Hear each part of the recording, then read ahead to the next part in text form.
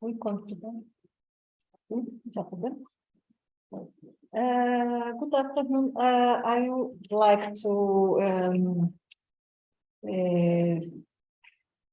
Jorge asked me to present Rodolfo Quintas. He was our keynote speaker on this afternoon, and for me it's a great pleasure because he was my student. Just for a brief moment in the PhD in digital media art, but I knew Rodolfo as a great artist and young great artist in digital arts in Portugal, and I read some of these great biography. Rodolfo Quintas is a Portuguese media artist, creating data mapping installations, painting, sculptures, and performance using interactive, generative, and artificial intelligence techniques. In a continuous dialogue between philosophy, science, and technology, Quintas' works often brings the invisible to the world. Yes. Yeah. Thank you. Well, okay. Yeah. Okay. Through simple elements like air, fire, body movement, cell biology, to discuss invisible systems of power and control in the social, political, and psychological domains. Well,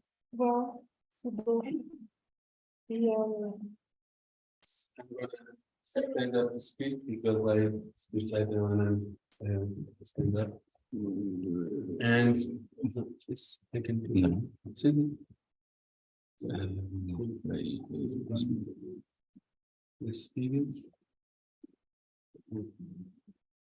I have 40 minutes, so what I did, I made a video from my presentation exactly 27 minutes, because often either in the middle of the presentation, I'm in the end, and I also don't like to read.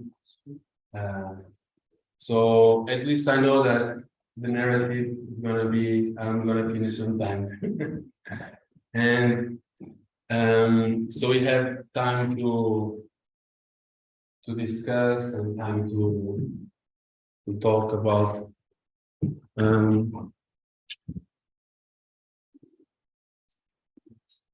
This is not mine. Mine is okay.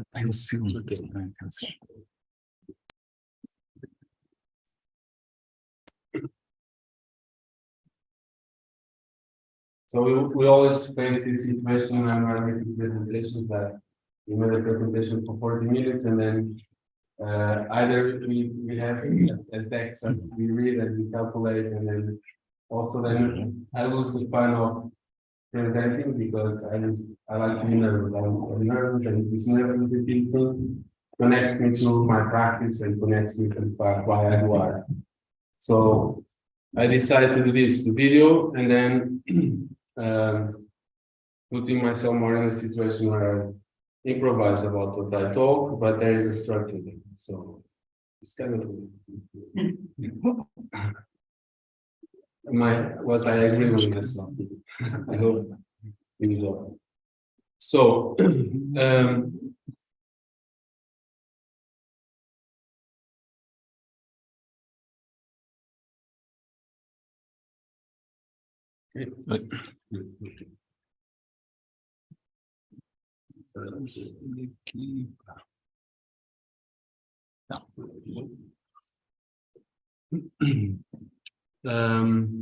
so my presentation is going to be, first of all, thank you for being here. It's an honor for me to present what I have been doing as in terms of my art.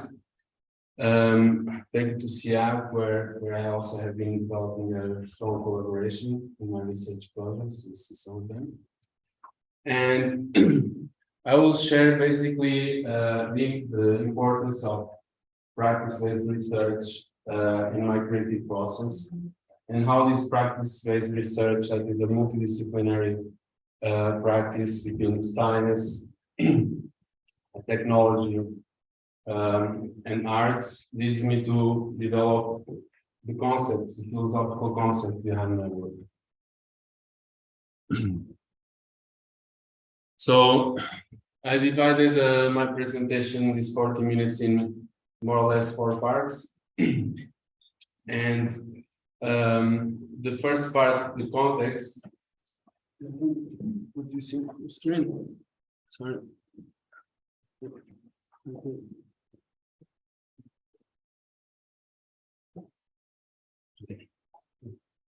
The context, I'm going to just introduce myself and tell you what I'm talking about in the present. So, and then I'm going to talk about the background, and then I'm going to focus on the research.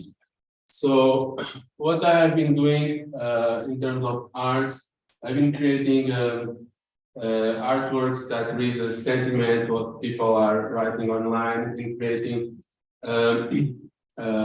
language-based, not with using natural language based processing sculptures that read what people are talking on social media, and then we train an AI with current words of the day to invent their own ideas about what's happening. So to gossip about society. And this, for instance, this piece here that was installed in Chiado Museum, we train this AI to read about what people are talking about, and based on the current words of the day, it invents their own ideas about, so it gossips about society. And what is strange is that most of the times it looks like it almost predicts the future. And other language works like this work is reading the newspapers and analyzing the sentiment of newspapers. And with this research, I presently have an exhibition called Reading Against the Grain that maps these words that read news or invent their own news. So this is the current exhibition I have in Faro, in the gallery in Lisbon, where I have this balance between the physical and the digital. That's something I'm interested in. What is archive of digital media and what is performativity? So this is the game of life, woman and hamburgers of Cristiano Ronaldo, of course. It was invented, but the Trump is qualified for the leaping game. So this playing between reality, so semantic mapping, and sourcing the semantic mapping of reality. And this works that it's reading some of the most important newspapers around the world and creating this database with more than 200,000 headlines a year about our current times, to then teach future AIs, or so we can learn about impact of news media on mental health. This is leading me to create also drawings about the systems behind the works, so the data mapping and the data plots between algorithms. So, and then to translate this is glass, engraved inside of glass, to create shapes that are distorted by mapping the sentiment of news media. So basically, then I use sentiment analysis to read the news, to understand the positivity and the negativity of news and how this impacts our mental health. And I do this in a scale of millions. And then I also translate them to color. So the more warm colors are positive news, the violet color are negative news.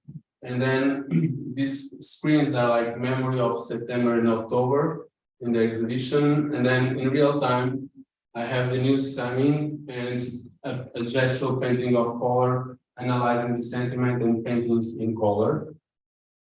But my background has been a lot connected to the body. I think it's because probably since young I was doing martial arts, and I was always this tension between body and mind, and I've been taking this thing to my artwork. And in 2005, I did one of my first computer vision dance performances and installations called Swap. That was coming from visual arts and entering a computer engineering master.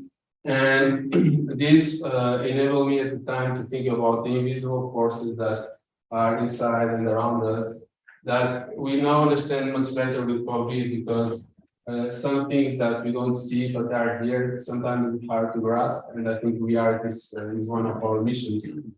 Other things I did, I was working with fire to digital distort sound, and so creating this e-visual system of power and control and transforming fire to digital distort sound, and there's some performance with that. Or this sculpture I did with Harvard University in Boston in the lab of cell biology. Well, sometimes works get very physical, where we try to create from simple organisms of cell biology, understand the most fundamental elements of life.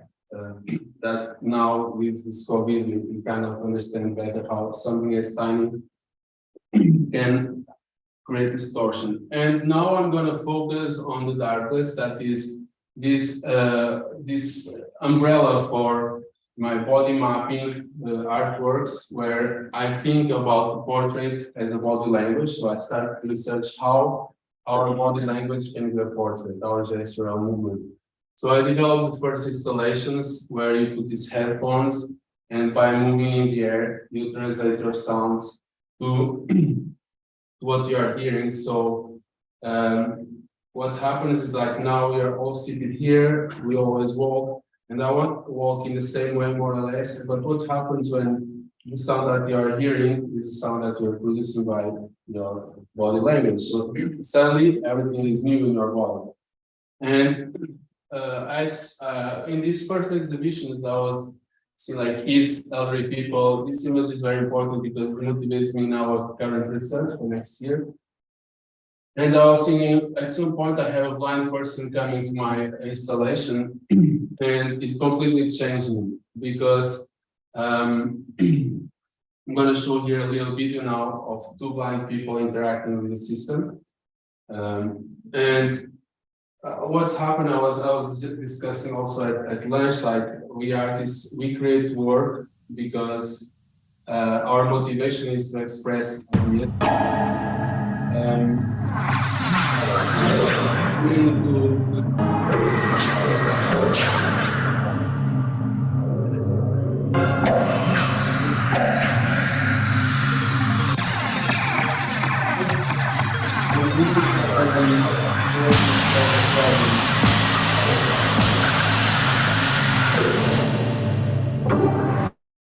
But occasionally,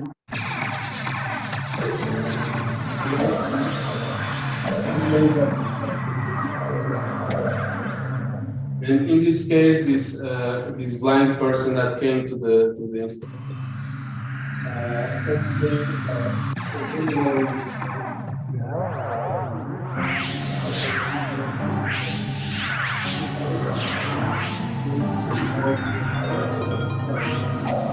well, he said to start first.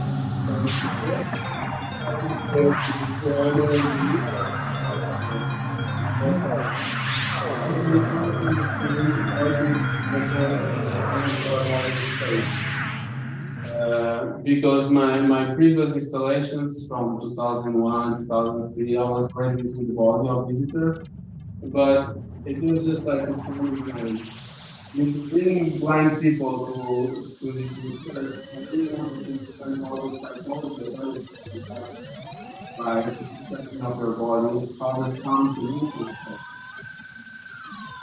So I started to be this studio session, and what ends to be interesting then in my future works is how working with blind people also bring me new concepts to understand and to create interactive installation in sound for normal visual people like us here, and how these two worlds could collaborate. So I formally created a workshop called Blind Sounds, where I'm not going to go very deep on it, but where basically a proposal that through sound we enhance the awareness of the body, the relationship with space, we train cognitive and creative development, and of course this has theories behind. Let me just tell you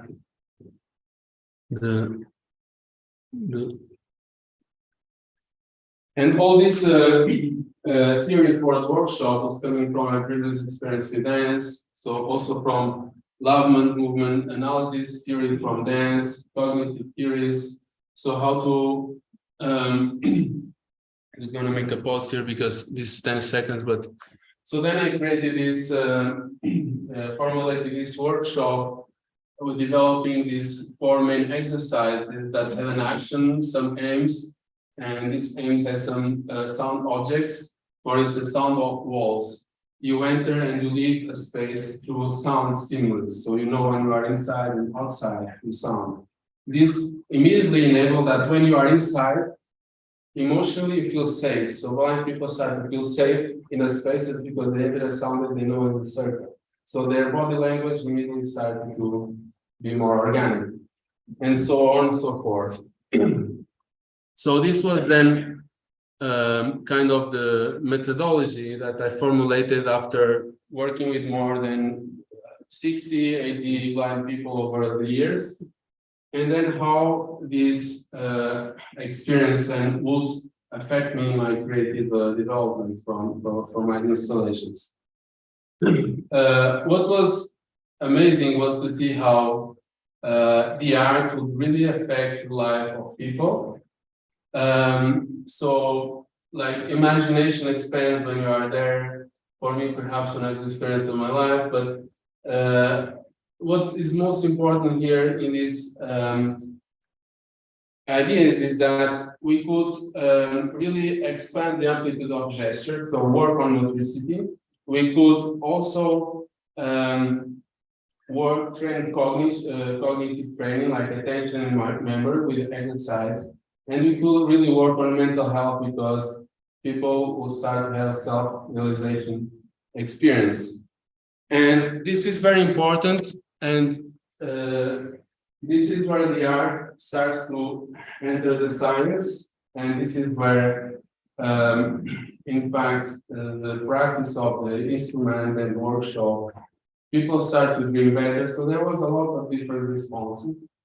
And this is I was talking at lunch with Anthony that has a background with therapy, and when you as an artist also enter the human directly, not just as aesthetical, philosophical, but you also enter the psychology directly, and someone tells you, oh, this changed my life, I'm feeling better, I want to connect with my body. And this is where this art and science, I think, can, where digital art can bring, I think, a future development for a lot of different areas like therapy, elderly people, mental health.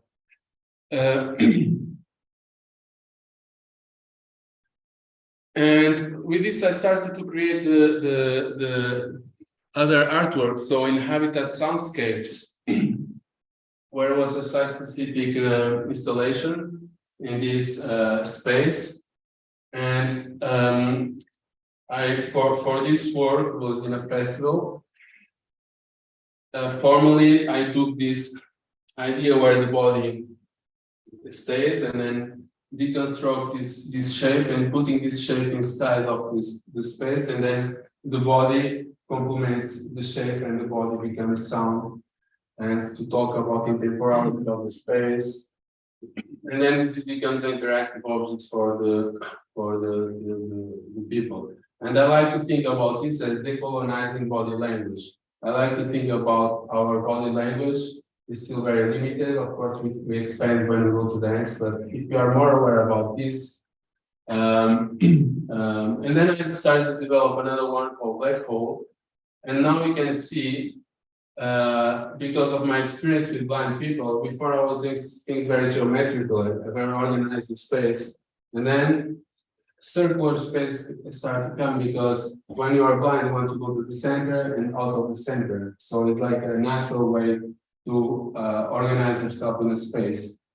So the installations start to become organic, and this black hole explores the idea that your body is not, our body is not under the earth or in the skies, is inhabiting this in between. And when you are blind, if you close your eyes for a few seconds, I'm going to ask you in a moment when we come to sound. We really don't close your eyes.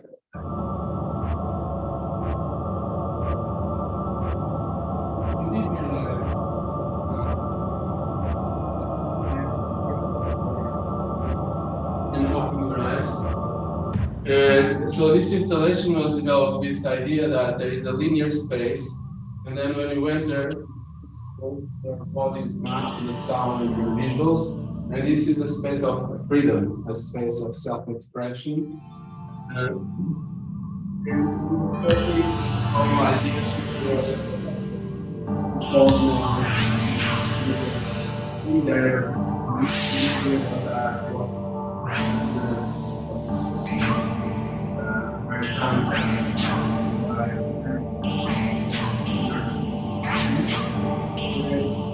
when you look for a body and you're making sound, your body is in place looking around.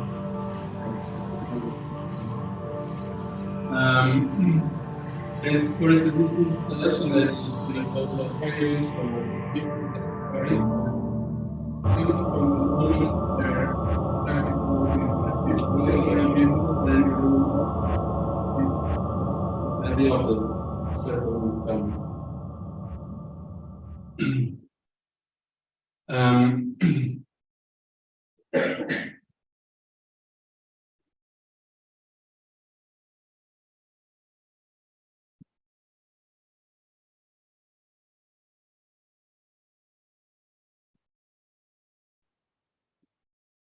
And then I started to take blind people also for performance. So take them to theaters with instrument and making performances. And what you'll see is a body portrait, is someone expressing their inner narratives through sound. This looks very abstract, but it's very poetic. And Louis here, that is a psychologist, a neuropsychologist, blind, suddenly is performing for people in the theater.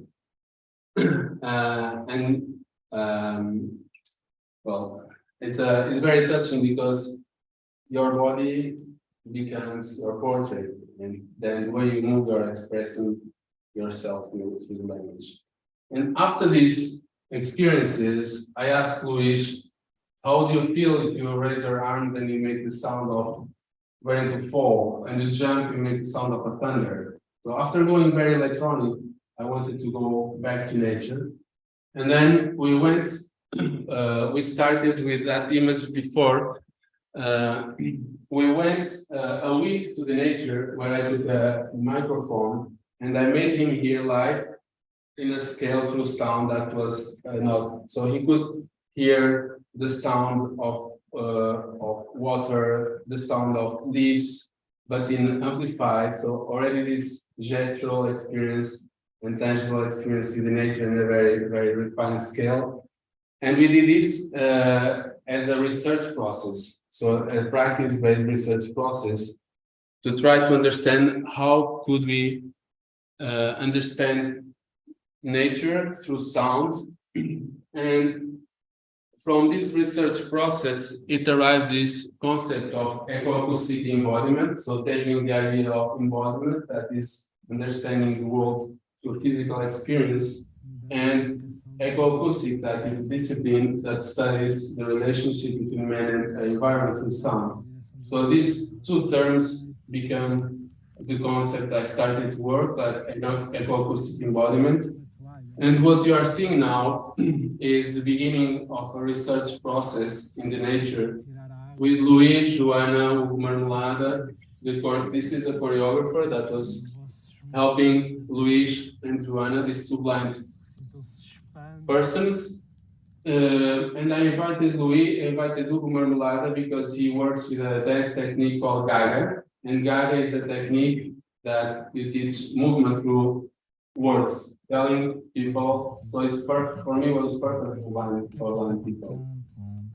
And so we were working for days in the nature,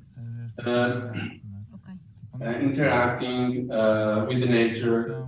And my question was, I want to hear you dance. And this is a weird question because I don't want to see you dance. I want to hear you dance, and I want to hear you dance with nature.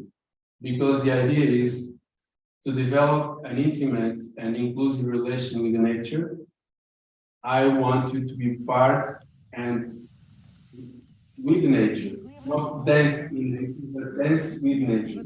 And how this dance with nature would be, because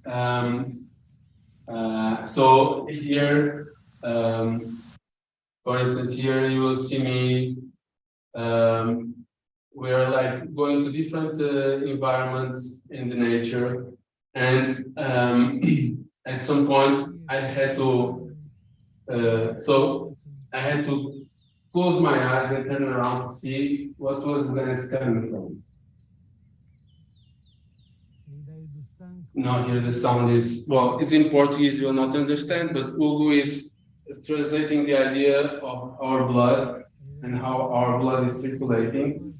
So then try to feel that our body is circulating and take this input, feel your body circulation, and from this blood pressure, create movement. This is a lot about that. Like you pay attention to your inner body, and from there you develop movement. Pode ser a água, as ondas, ou o vento, ou estas ideias de Gaga, ser mais suave, mas estragar uma casa toda, ou fogo, pode-me ser from Bratislava Dance Company in Israel. Lou was a dancer from the company. I found this technique fascinating, especially for digital art in the context of movement and systems, because it already tells you that they have everything you need to dance inside of them. So most of the times I was like that, with my back to the dancers, because we were struggling. Like who was moving, and this time of the great process, this is not working. I don't interest if movements are beautiful. I'm not going to see them. It's about how do we find, how do we make a distinction between a sound that is noise and a sound that is a gesture. Because if you close your eyes and I make something, but if then I make, you will understand that there is a way to create sound with your body, that the sounds already bring you the perception of a gesture. And if we can bring the perception of a gesture to sound, we create language. If we create language, we can communicate. So then we can create a dance performance with sound movement. And then we can, but in the beginning is a big struggle. And then doing this with nature is another struggle. From this research, I designed the installation, Can I Hear You Dance?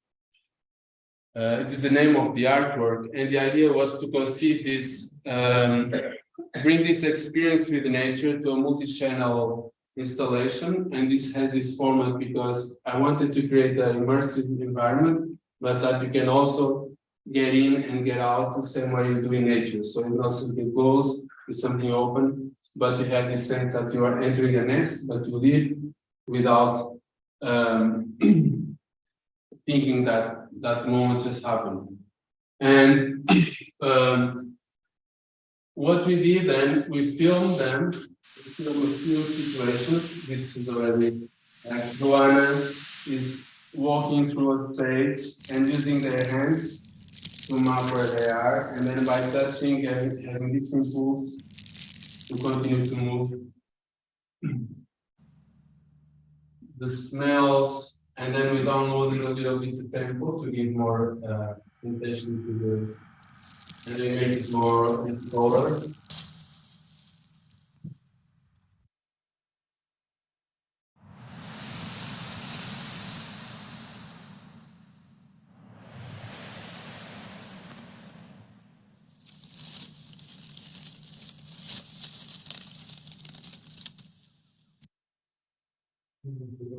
Well, no, but then we transported then this to the actual artwork.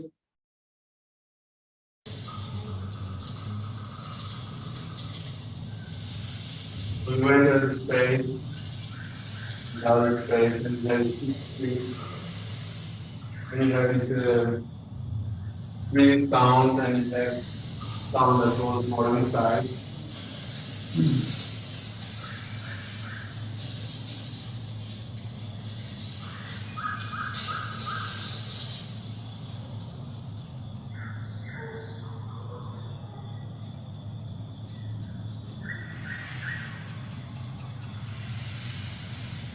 This work was very important to me because it's one of my recent works that is not interactive.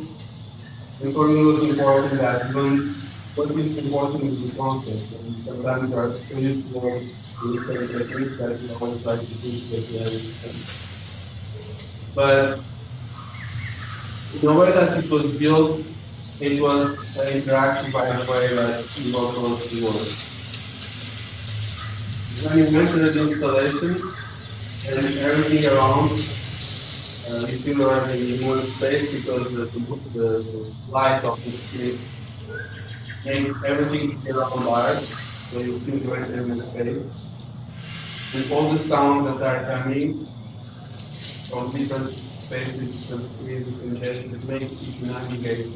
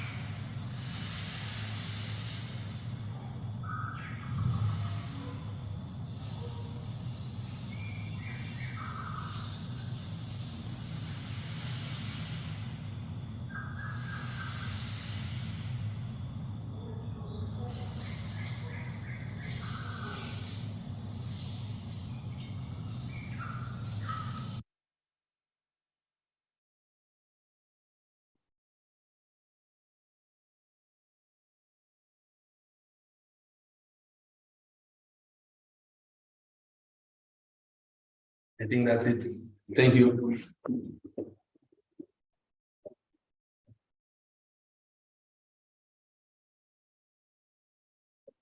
Thank you very much. I'm really sometimes. Thank you very much, Rodolfo. I would open to some questions, quick one. And but after that, before that, I want to share some experience which I had with Rodolfo Quintas, because the first time we met, he was trying to create a site-specific work in an empty chapel, and it's a work of video mapping. And he experienced many things. He tried to create some presence in this empty space, in this not it's a space was be a sacred space, and now it's not just an empty space. And he tried many things, and one of these solutions, it's very, very interesting and aesthetical, well done, and but he wasn't satisfied about that because it's very shiny, very, and he decided to recreate all the work and just left in this space the minimum signs of light, and it's a very, very beautiful work, and it's a little bit resumes the work of Rodolfo. When he talks about the philosophy in his work, it's a kind of Merleau-Ponty phenomenology, because he feels the events and he tries turn these events a kind of work of art. He felt the all these phenomena, and he tried to came into these phenomena and try to create inner these phenomena. And I think it's great capacity to be a great artist is for that, for this capacity of stay inside the things and try to be part of that. It's fantastic, it's amazing, and I like very much his work because of that. And now I open for this some quick question, if you have some. I'm sweating, so for me this is good because I think in the moment. And thank you, Miriam. And Yeah, that's the beginning was showing awareness of presence. We're showing us work and about, I'm not sure about, I was probably not how you did it in translating. I was wondering if you think something, how did it, so basically, I have these two researches, two big researches, one on the body and one on society that I'm trying to understand. This, like Miriam said, I think like artists are a little bit antennas to try to make things aware or visible or express.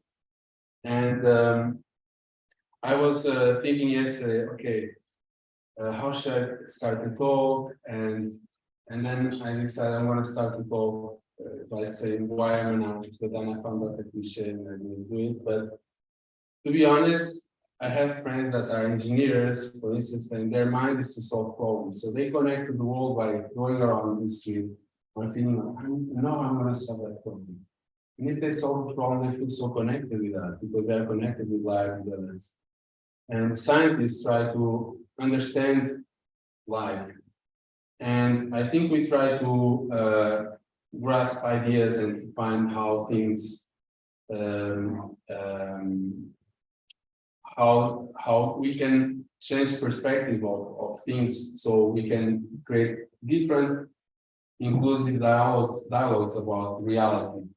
And the work I was showing in the beginning was because a few years ago, I think all of us felt stressed with news media and the impact of news media in our mental health. but it's something that you cannot grasp because you can talk between friends. And then I started to do a bit of research. So I saw some papers, some research on psychologists making test groups with 100 to 100 people being exposed to headlines and people not being exposed to headlines. And they concluded that people that are exposed to headlines constantly, they have the tendency to depression, to see the world in a more negative way. And then I thought, well, if I can try to make an artwork that is reading newspapers and then analyzing the sentiment of the headlines the same way as all the companies do at the moment when we talk online about something, then I can see if the headline is more positive or negative, and I can start to create a dialogue like this other thing that the art does, gives back, fights back.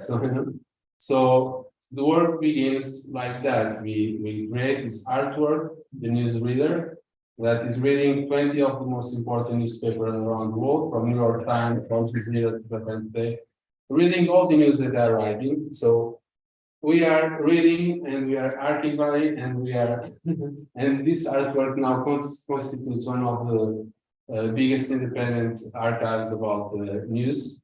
And then we started to analyze the sentiment the same way as other, first we like something called as a book of sentiment. It was not even AI, there was not like machine learning.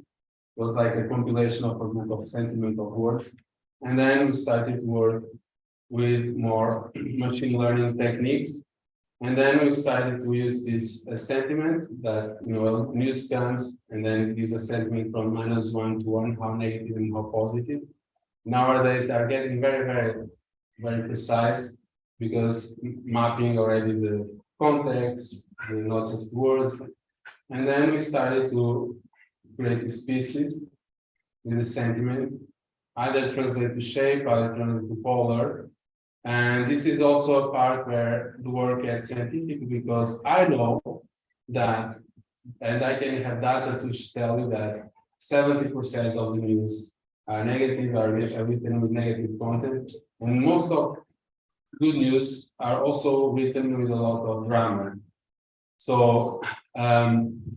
this is interesting because we are using the same methodologies that other parts of society, companies that try to manipulate us. I'm not trying to say that I'm not in a conspiracy theory with my work, but what I'm saying is that this is really what's happening. If I'm an artist working with data, I can also hack this data and show another perspective about the hack. So it's to open a discussion. If psychologists show us that being exposed to news headline constantly negative changes and makes our mental health worse, if I'm showing you that millions of news, if the artworks, not me, if the artworks are showing you that this is happening, so I think it's bringing this awareness, and I believe that in the future, news media platforms are going to have to be responsible about our mental health, the same way that tobacco industry, they have right that can cause cancer, and this took decades. Probably in the future, a platform has to tell you, you already watched this more than 10 minutes. From this on, your mental health can go worse, and and I think that is the core fascinating about why I work with digital art, why I work with data, why I work with information, is that. Quick one, and I think as the last, unfortunately, Antonio. About double-edged swords, I think that speaking of double-edged swords, if I had a website, a news website, telling me that you've been reading this content for 10 minutes, from here on your mental health may be endangered, I think then my mental health would be really endangered. I'd be extremely pissed off. So it's hard to know what to change and how. No, it's like, don't you get tired of thinking, yes, I accept cookies? No, we are not. This is done automatically with a system that with Python that is reading. We don't even touch, so it's an autonomous system. The artwork. No, I don't mean that artwork. I mean the relation to website to media that is said. Yeah. Maybe one day you will have to. Yeah, probably because I think what happens is that we don't know how to navigate anymore in the world in a way that we connect information. We pass from a time where we use systems and data information to organize and to make decisions to a moment now where systems and data organizes us. And this makes a fundamental shift in human psychology. And most of us, probably we are academics, we understand this, but I talk for all of us as an artist. And I think this is a fundamental shift that we need to grasp. We need to be very aware of it, you know. So I think this research, as the other research, you know, there are research that try to bring a perspective of how we should look at things in a different way. That's why the exhibition name is called Reading Against the Grain, because reading against the grain is a technique in literature that tells you to read the text with context. Who is the author? Is he a white man? Is racist, or is a woman? So read the text with context. And this is what we should do more, right?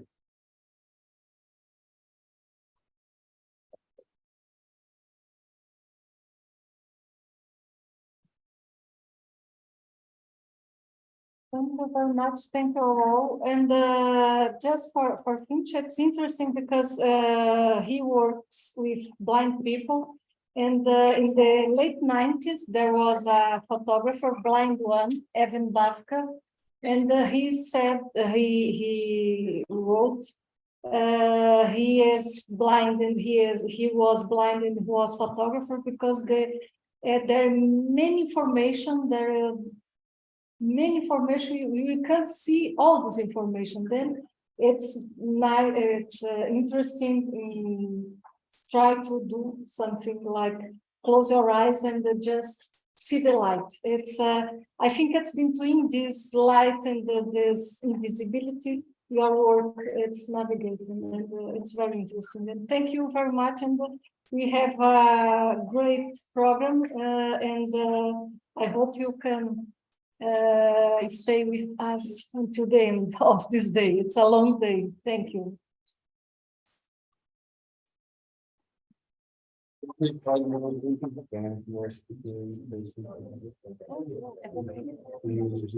to thank you on behalf of the EAI Alliance Foundation. And this is quite appreciate. Can you make a picture of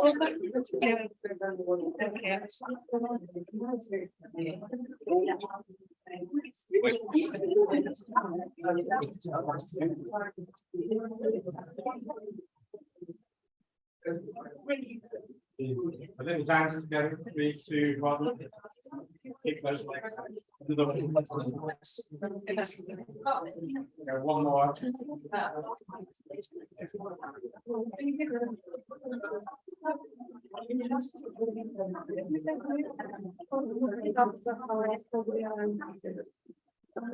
Oh my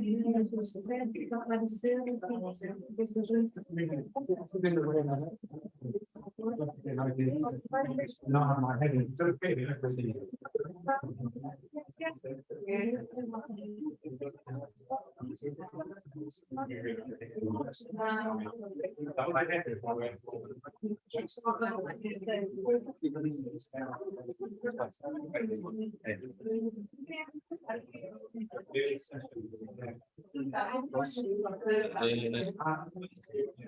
Thank you.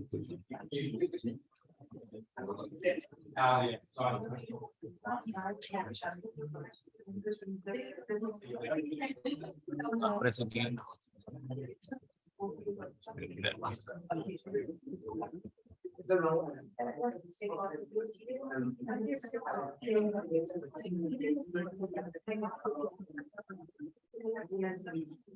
Thank you so much. Really lovely. I'm a dancer. I'm quite familiar with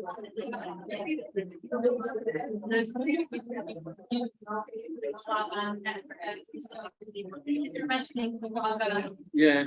very inner on it, all about the intentional, right? Like separates notation, structure, and what I think is and expectation of that. So what I did is that I got inspiration from the technique also in the idea of inner sphere and outer sphere. Yeah.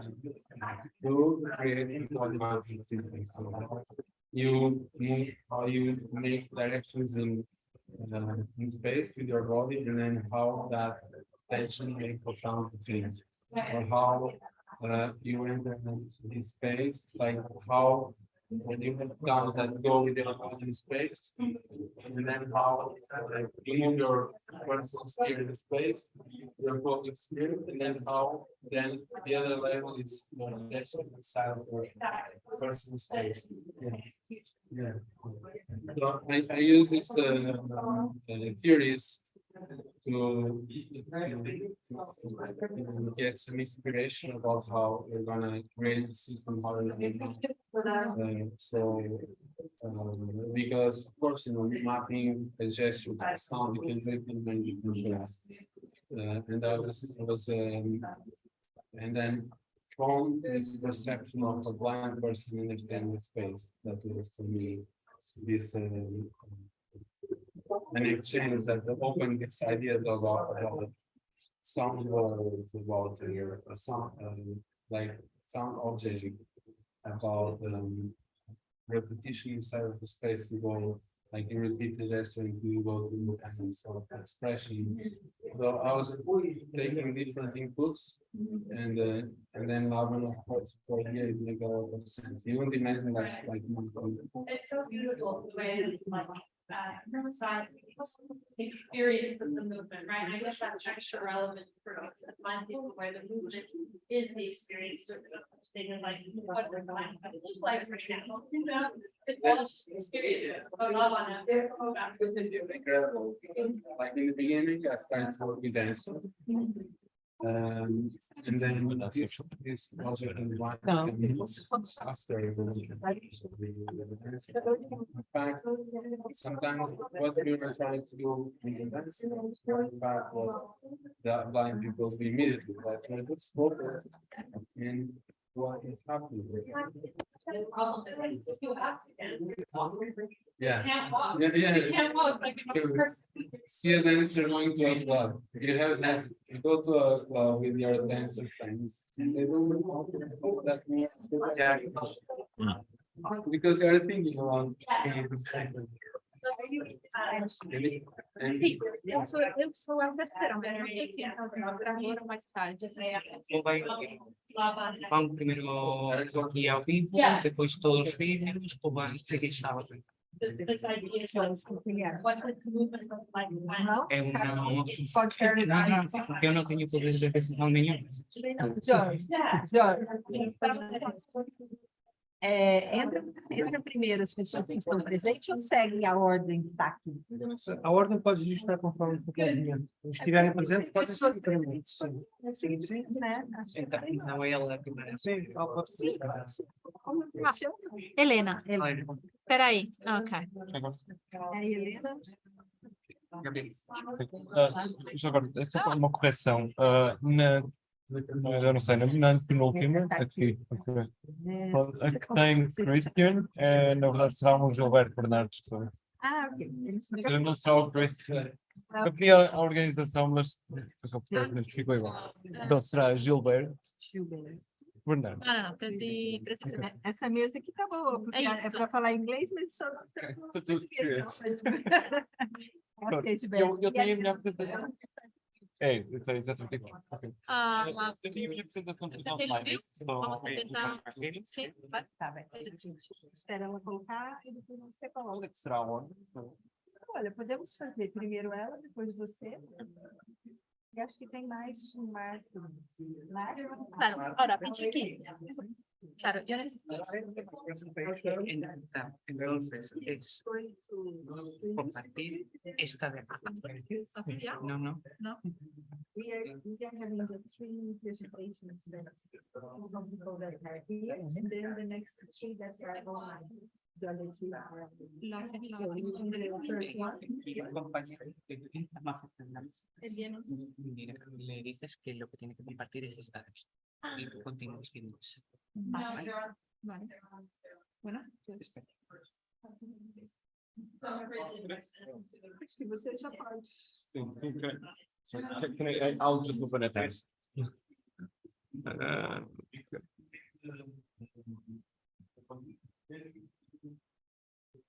Okay, but my slide is more, keynote is not online.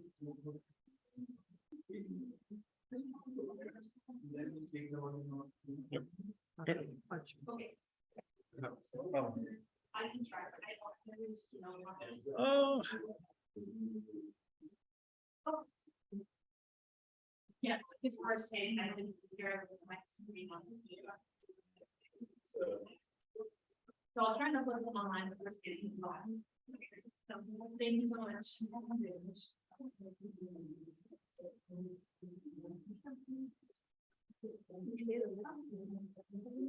Você ou não? Sento depois? Você que sabe. Você vai ser a primeira, se quiser já sentar. Faz.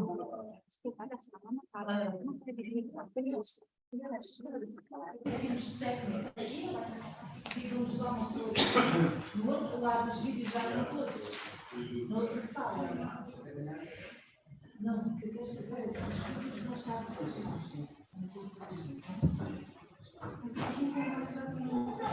Ô Rui, você sabe para quem que a gente quer os fotos? Não? Ali também não tem? Olha. Melhor de tirar tudo, não. Isso vai ficar aqui com a pessoa que vai apresentar. Não? É Aquela moça ali.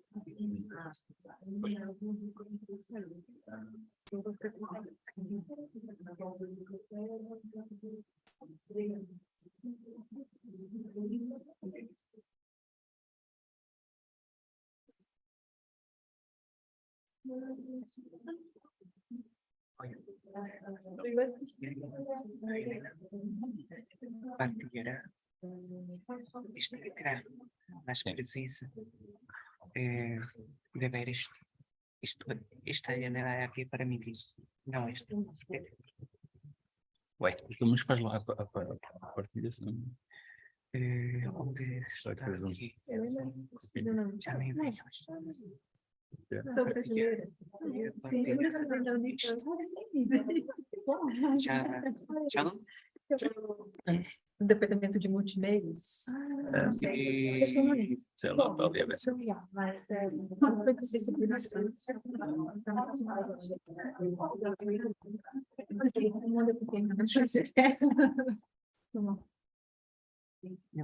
Consiga ou não?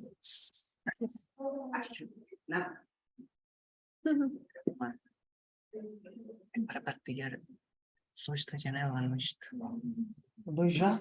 Para apresentar agora? Tem 3. 3 para apresentar agora? Os 2 vídeos. 3. 3 vídeos. si es un programa que te llevar a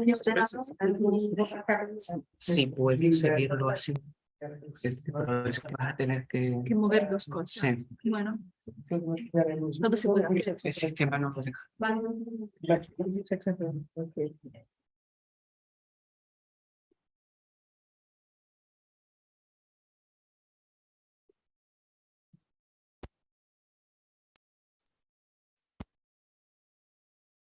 Não tá funcionando.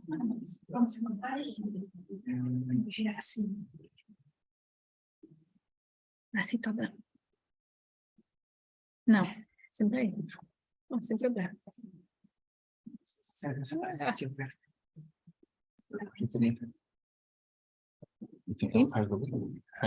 Ah, pode fechar essa, né? Isso que você quer. No, que quiero ver.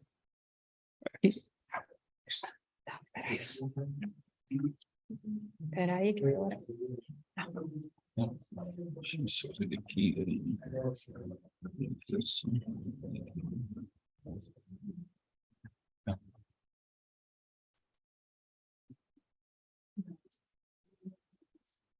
Está ok?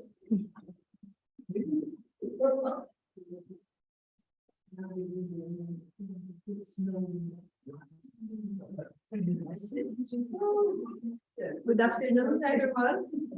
We are going to start the next panel. We have here three colleagues that are presenting here in this room, and we have also three presenters online.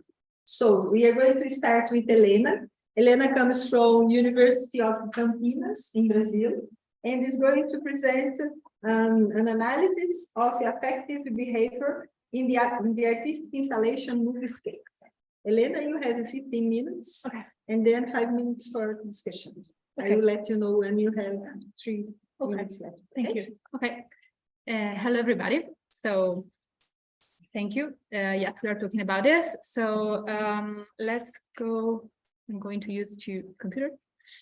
Talking about analysis of the affective behavior inside Moviescape. So, okay, our research is based on emotion recognition and the application of audiovisual modalities as driving components in examining the affective behavior of the user. So, about emotion recognition throughout body gesture, we know that is still a topic of debate. We find out during our research that there are three main categories, but the sound was not considered at all. And since we all came from music field, we were wondering, well, what about if we add exactly sonification to this? And so here we go. Why don't we place the user within a digital musical instrument with two modalities to verify which interaction is generated between these two as an affective result, and most of all, to analyze and observe the possible application of this technique in therapeutic and also pedagogic field. But what is a DMI? I think that most of you probably know what is a DMI. It's a digital musical instrument that is different from a traditional one because the gestural unit and the sound unit are not in the same instrument. So let's say, for example, this could be an instrument, okay, a DMI. It could be a musical instrument if we want. Everything could be, okay. We have just to compose it, to create it.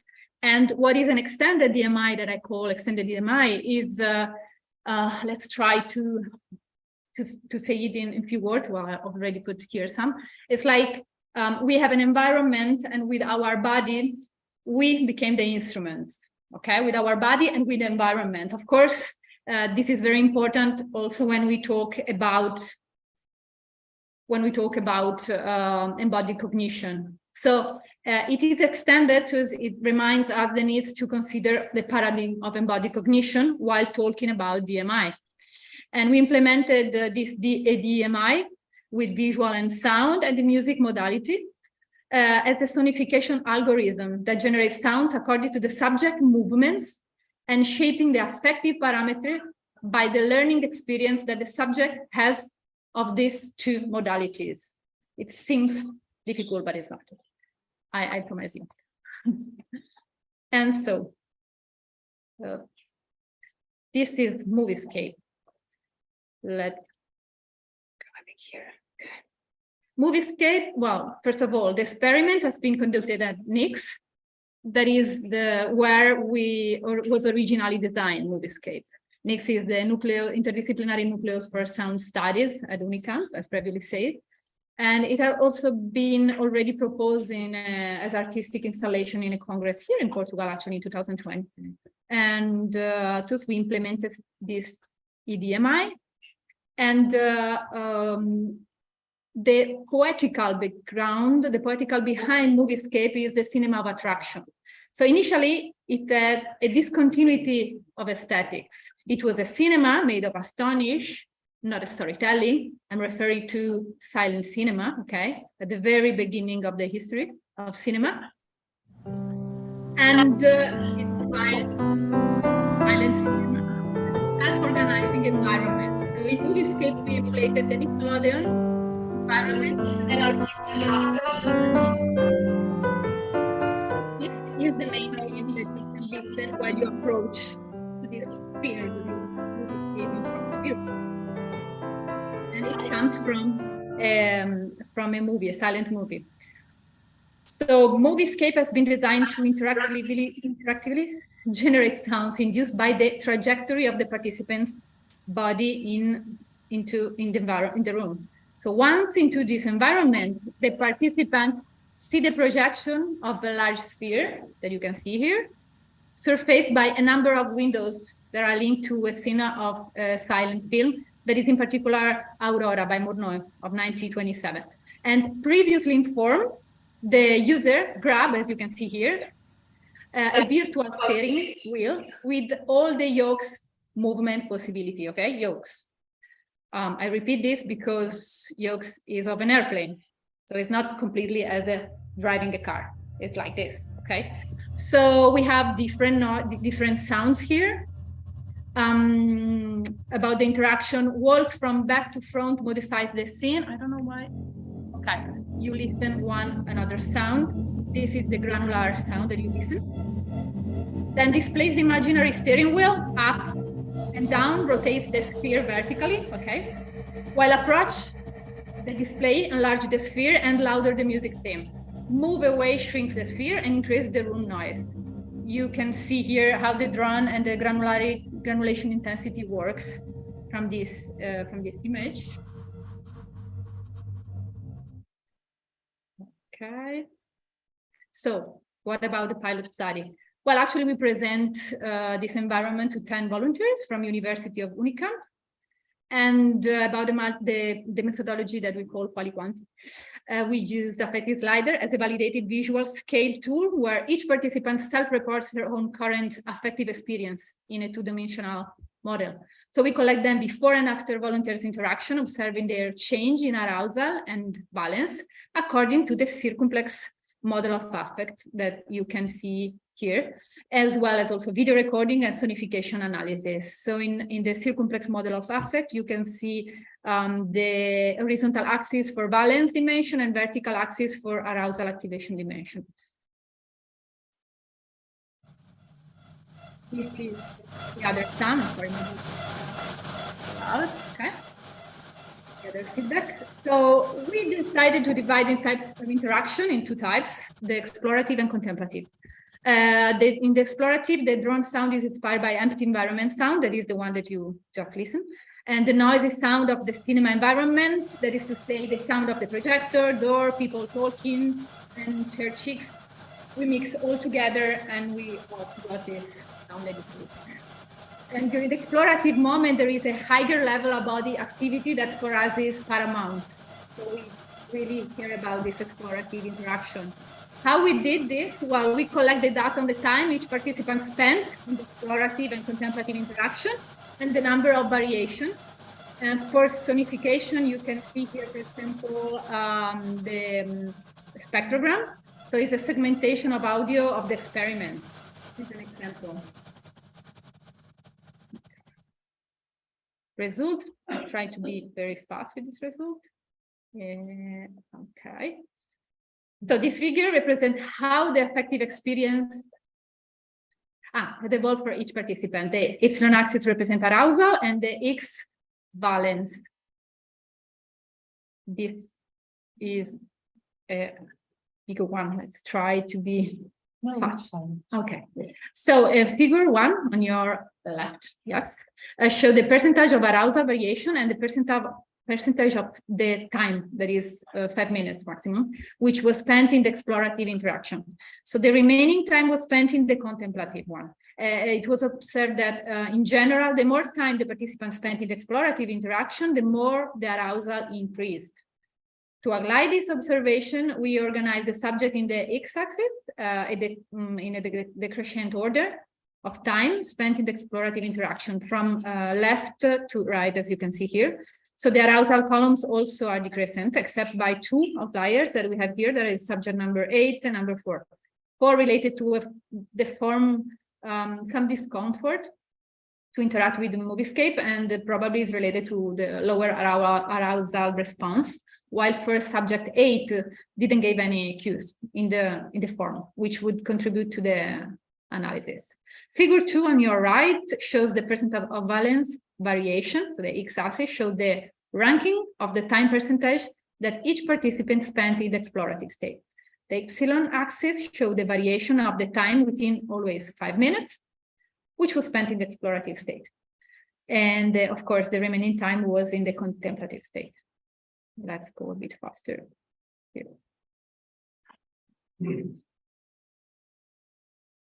So, oops. Yeah, this last graph that I show you display how the affective state of each participant evolved in the circumplex space. So the black line represents the trend of the affective states reported in the experiment and obtained throughout linear regression. Blue vector that you can see indicate arousal and valence increase. Red vectors indicate arousal increase and valence decrease. And yellow vector indicate arousal and valence decreasing. Okay? So what you can see here.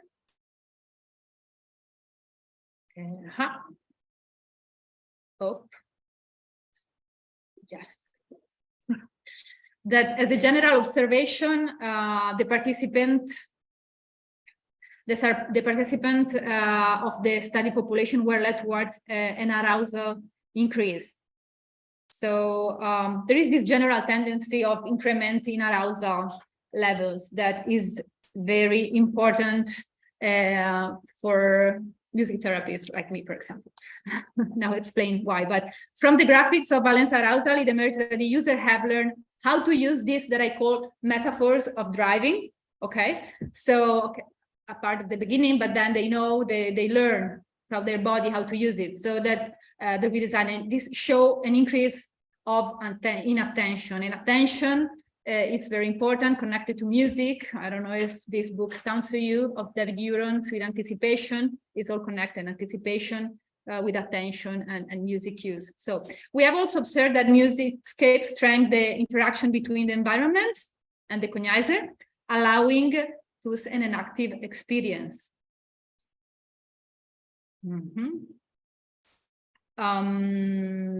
What about future directions? And not only future, okay.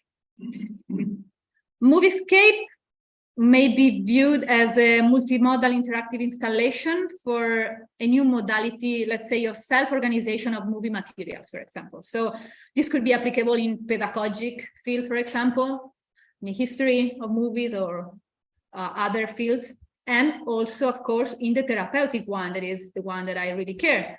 Because we have variation in arousal, that is, we know that variation of arousal distress regulates attention and modulates emotional responses.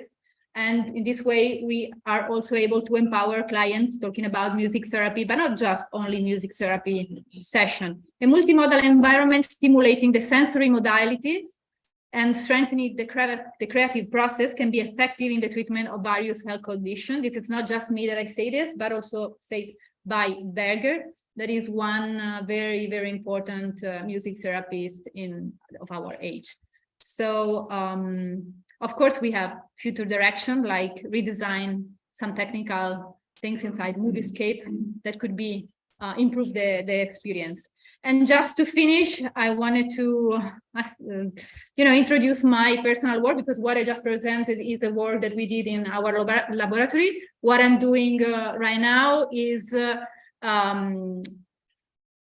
let's say, deepen in the process that happened within an extended DMI.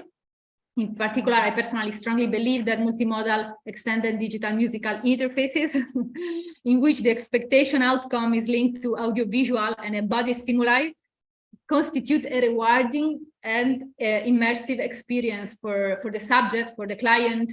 And these things just words, but the power is huge, because if we are in a session and we need to help the clients to overcome and to pass throughout the process, creativity, empowering are fundamental powers, fundamental words and fundamental processes.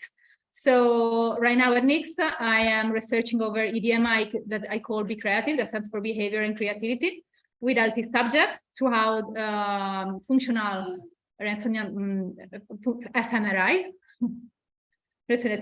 okay, sorry, and electroencephalogram, in order to demonstrate the importance of this embodied learning with subject that can be applied, sorry, emotions, in the therapeutic field and in the rehabilitation, since we are also going to do a case study with post-stroke subjects. So future studies should anyway investigate this connection further. And that's it. I thank you for your passion. And I know it's a lot of information, but anyway. Hope. Thank you. Thank you very much. Thank you. Now we can open for some questions from the room. Any questions? No? Well, I would, sorry, okay. Yeah, I may get why you decided at the end to switch from bi-manual to uni-manual, but could you elaborate? Oh, yes. Well, actually, because of course, when volunteers came to try Moviescape and we say, just grab a wheel, they was trying to drive a car. So it's like this and this. So it takes a time to understand that the movement were this and this, like inside the airplane. So it's effective at the end when you are instructed. If they give you instruction, it works. But we thought, well, maybe let's try to switch to probably also a wheel of a car, a more, let's say, intuitive one for people. But just this. Well, would you like to speak a little bit more about this idea of creative empowerment that you are working on? Well, actually, there will be a chapter that will come out in the book. Okay, in the book of Creating Digitally that Tony said before. And there I'm going also to develop this concept.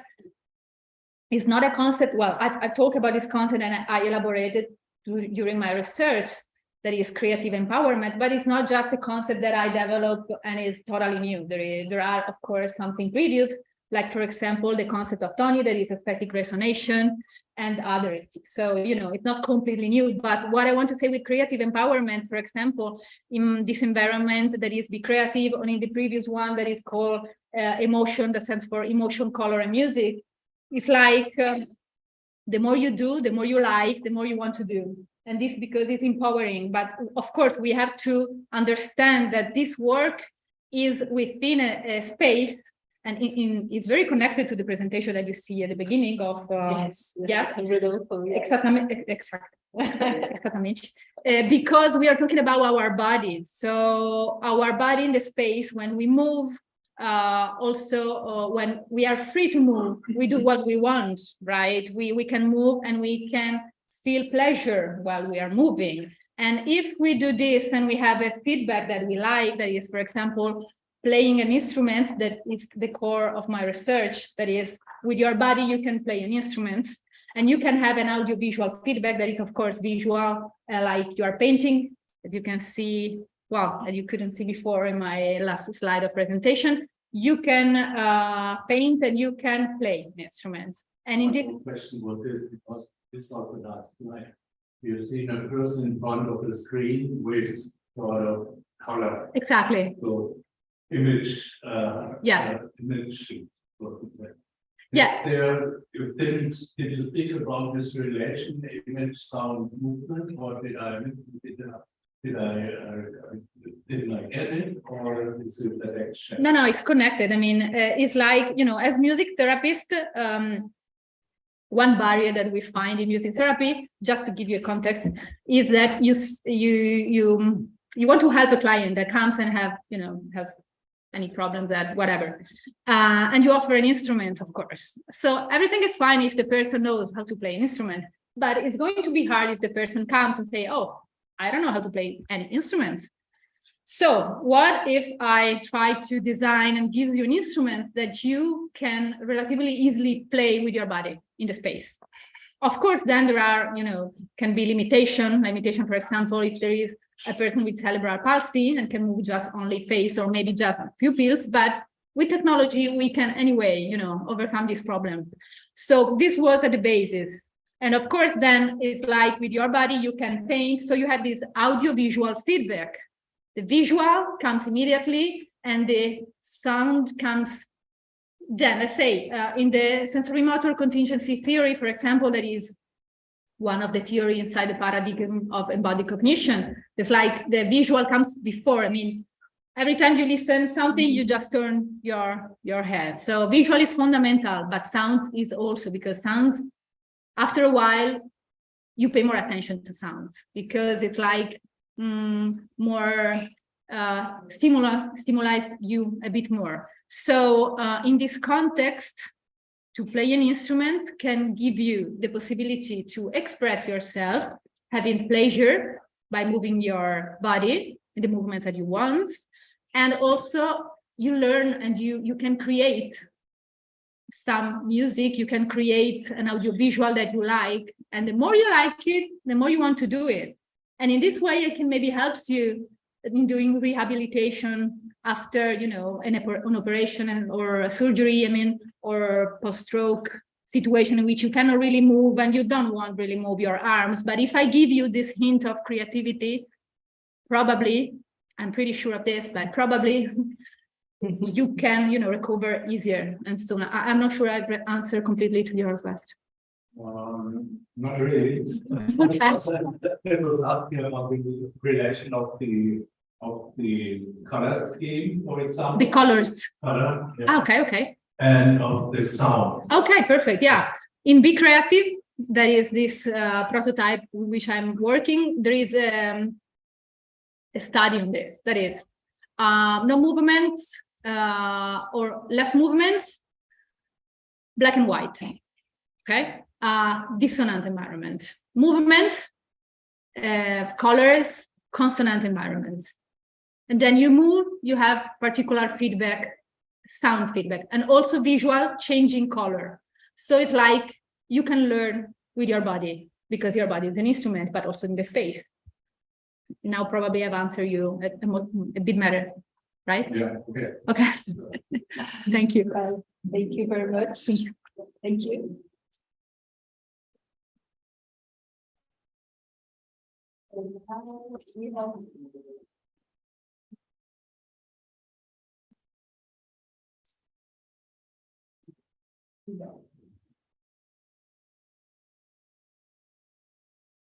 So now we have the presentation of Gilberto Bernardes from the University of Porto. That's called the Sinking Bridge, sonification of a stress-driven footbridge.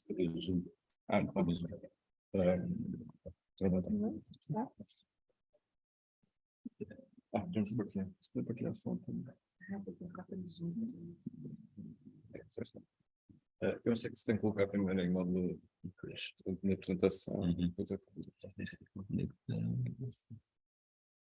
Ele abriu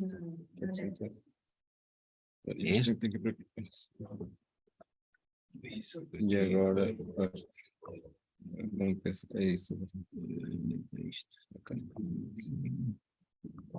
Ele tem que fechar, ele não aplica enquanto não é aqui. Atenção.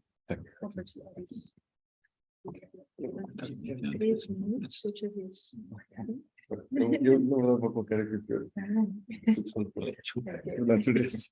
Eu te aviso. Tem um problema aqui com. Eu não encolho aqui nessas.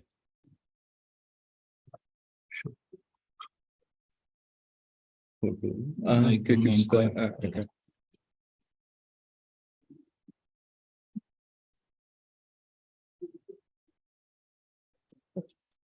So let me just start. Okay. Thank you. Good afternoon, everyone. I'm Joel Fernandez, and I'm one of the co-authors of this paper that was done mostly by the Christian that cannot be here, and two colleagues from the engineering faculty, from the civil and mechanics and department. So, and they actually came to me and said, like, we have like this amazing bridge on campus. We have been studying this for quite a while, and because it has like these very, very extreme vibrations and oscillatory patterns. This is a stress ribbon footbridge. So like all of the structure, it's actually quite responsive. And if you walk on the bridge, you can actually feel like very well, like some very strange behaviors, especially if a lot of people are walking or running or passing by the bridge or doing any kind of movement. So like they came to us saying like, we have been studying this, like these physical properties of the bridge for quite a while, but it's very hard actually to either communicate and to really understand like the response of the bridge in relation to human actions.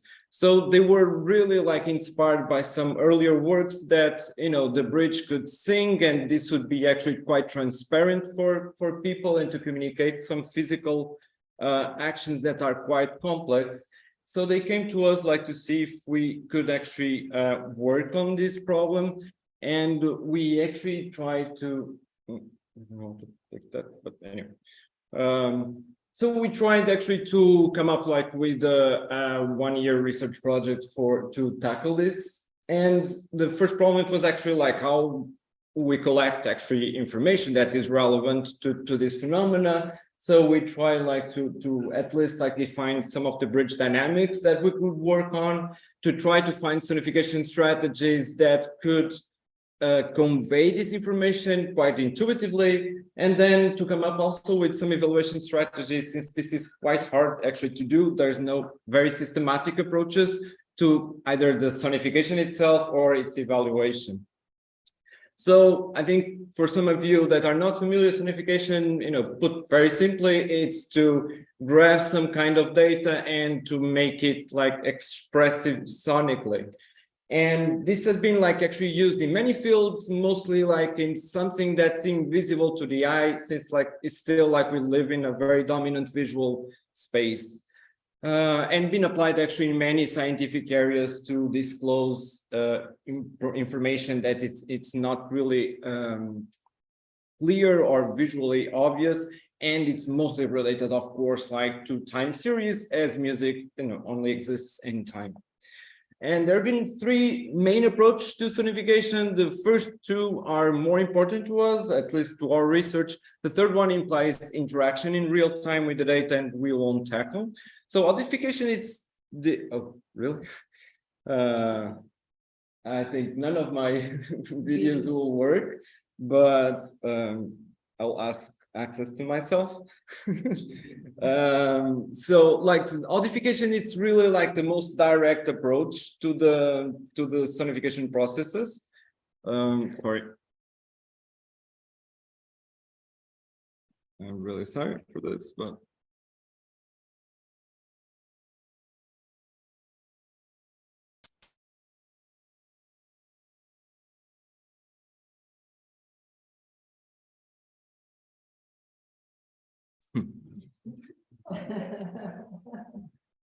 very good.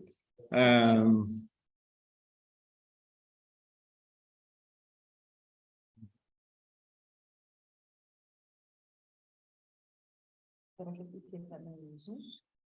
I think okay. So at least like I'll be able to jump back and forth from this, I guess. Sorry, okay. Yeah. So I don't know at home if you can. I can keep like this. No, that's what that's.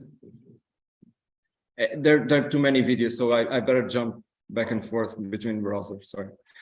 So the audification is like a very direct approach to the data. So we just grab the data. Typically, we need to translate it to the auditory domain. So for example, like if we play this example, this is like seismic data. This exists in a very, very low range, like in a sub-auditory domain. And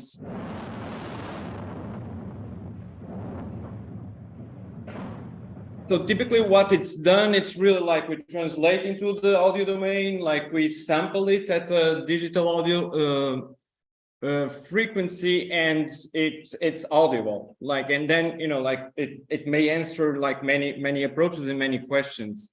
The second approach, it would be actually parameter mapping, and it's a more high-level approach to the problem. So we identify actually patterns in the data, and we typically like relate them to events, to musical events. And in this case, for example, it was actually to provide blind people with experience of this pavilion from the Mies van der Rohe building in Barcelona.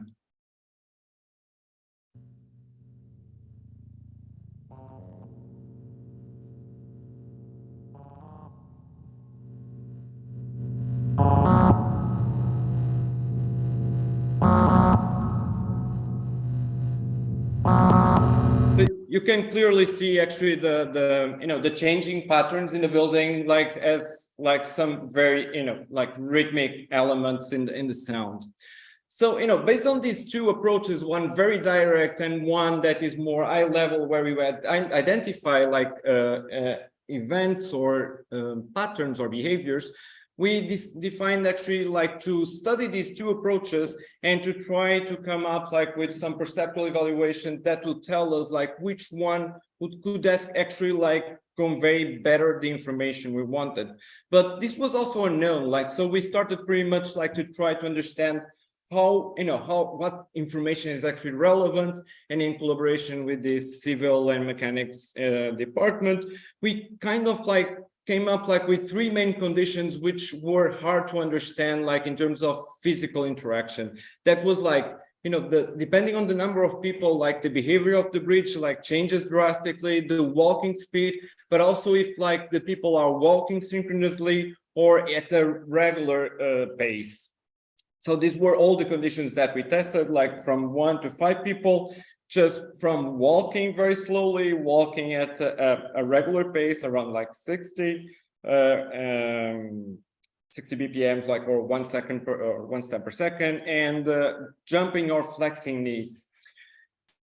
The second question was really actually how to capture this data, and we did actually by using a very standard approach. So we placed two seismographs, like, and we capture like acceleration data, since like, and in particular like the y-axis, since like the vertical oscillations were the most important to us.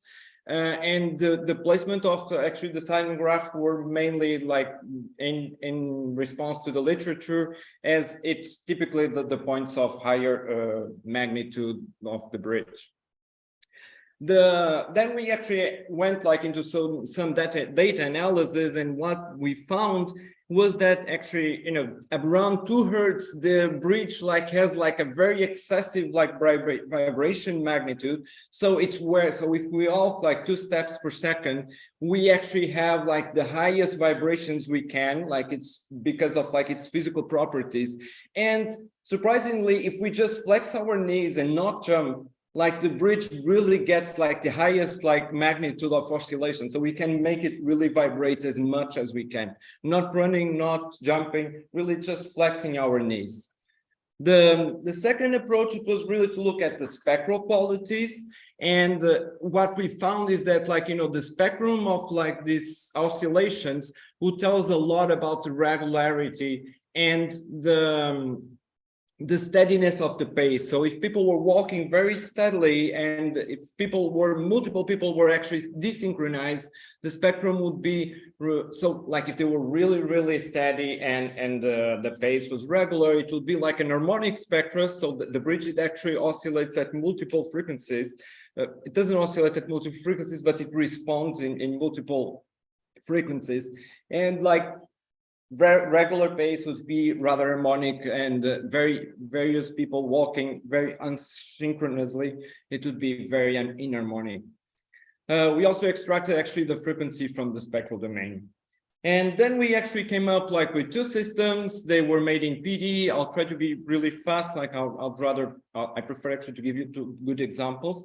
So the first one was audification. We pretty much like did the same approach, like we grabbed the data, we put it in the auditory domain, And we used a little bit of this information to enrich the quality of the synthesis. So for those of you who know, we use like FM synthesis. It's a very, very simple but very powerful technique still today. It was using the X7. It was like a very, very known synthesizer. Basically we map like the parameters of the synthesis technique according to what we see on the left. So the number of people was translated into pitch range. So, you know, as higher, like as many people, like the range on the pitch would enlarge. The walking by the tremolo and the steadiness of the bass for the richness of the sound. So it would be a more rich sound or a more like simple sinusoidal sound. So this is an example, and you'd see also on the video, you see the analysis.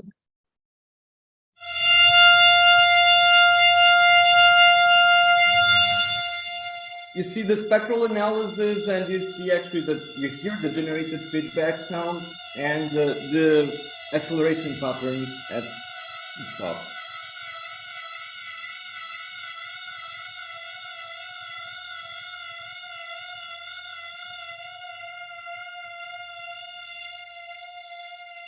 Okay.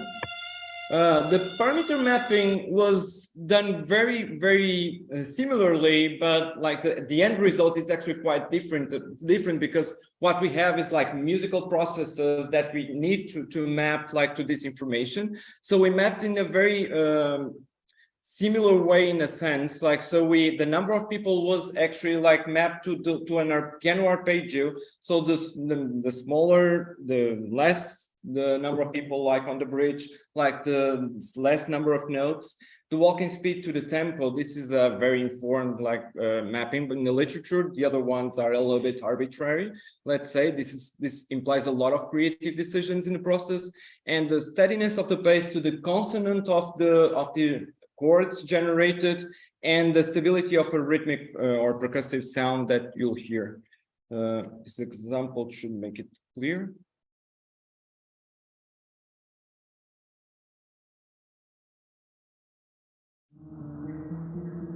Wait, sorry.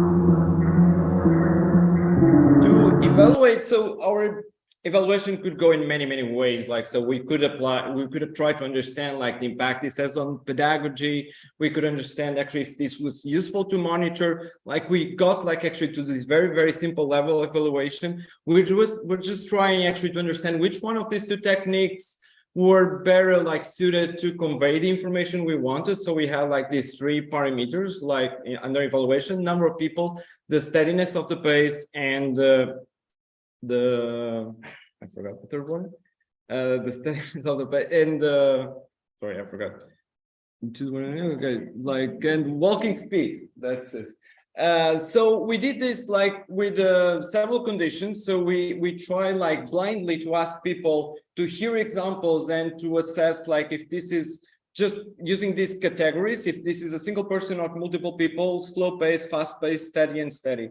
We created like 90 examples which actually match all of the possible combinations, and we were interested actually in answering three main questions, like if which one of the techniques was conveying better information, if training was actually necessary actually to convey the information, and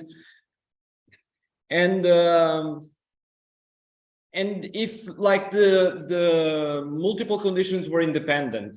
So we collected information from 33 or responses from 23 participants. It was not very expressive number, but I will tell you like the main take-home message. So parameter mapping seemed like to be way better like in disclosing this information. So a much more like abstract, higher level approach seems to convey better like this level of information. And in general, like 21% of higher correct responses. Training does improve the responses, but not as much as we thought, in fact. And the variables actually behave like we need to look at this in a more like proper statistical analysis. But the multiple conditions seem to be independent. So there's not many difference like, or not many correlation between them. So in conclusion, like what it seems to be a better like strategy, it's really like to use parameter mapping, like this higher abstraction of level. Acceleration data, like as stated in literature, it's like a very good way actually of exposing this physical phenomena. And what seems like to be here like the difficulty, it's always like how do we establish these mappings, and there's no very much like design guidelines. Perceptually, I think we need to still seek like more better like mappings as in the previous like communication where there was a question actually related to that. How do you map like, you know, color and sound, color and movement, whatever like this relation may be, it's still like very difficult and even to evaluate. So we made actually a suggestion, but there is very little grounded like literature on how to evaluate this properly. All of the contents are available, software and the analysis and all of the results, so you can actually grab this from GitHub. Thank you. Okay.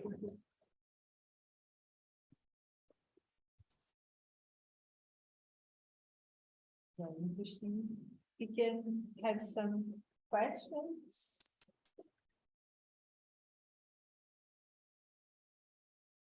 Any questions? No. So I would like to know if I understood well. Why did you choose to start all this experience with all these experiments with 5 people and not with 20 people? Because you would have a different result. Sure. Why only few people? Right. The experiment like started actually like very much like raw, like so we went like actually with the seismograph like, and we were actually just experimenting with the bridge. Like the expectation it was that like too many people, like the damping effects that happen on the bridge would actually zero everything. So there's like this phenomenon, which is it's the same thing in sound. Like, so there's this damping effect. Like if you have multiple people, unless they are walking really, you know, in a very narrow space, it would actually zero like almost like any kind of effect or oscillatory patterns. So having way too much, like it's interesting in terms of research actually to show that. We didn't know that in to start with, but like from 0, I'll say from 1 person to I think like 10, it would be already like also almost the maximum range of activity. So, yeah. So anyone else? No? So thank you. Thank you. I know, so it's not a question, it's more of a thought. I've been having this problem with sonification in general, that they don't like music. And in this research, you show that music is much better than just sonifying things. So, what's your thought on that? I do, yeah. It's a very good question. Yeah, we were surprised also, like because you know, the expectancy it was that like a more like direct approach would be, you know, you'd be more attentive to information, and the second one you'd be actually distracted and not really paying attention to the parameters changing.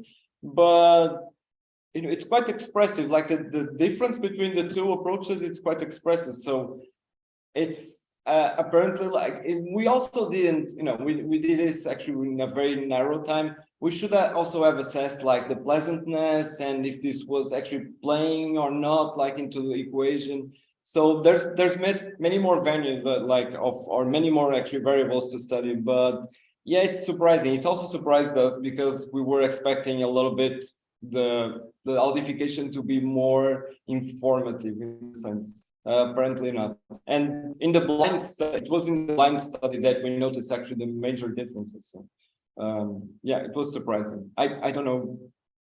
I didn't thought also that much about why this could be happening, but it's good news, I think, in the end. I think so we can hear better music and better information. I was intrigued because you said that you expected more differences between different kinds of people, professional. Right. And you didn't find It's, as much as you thought you.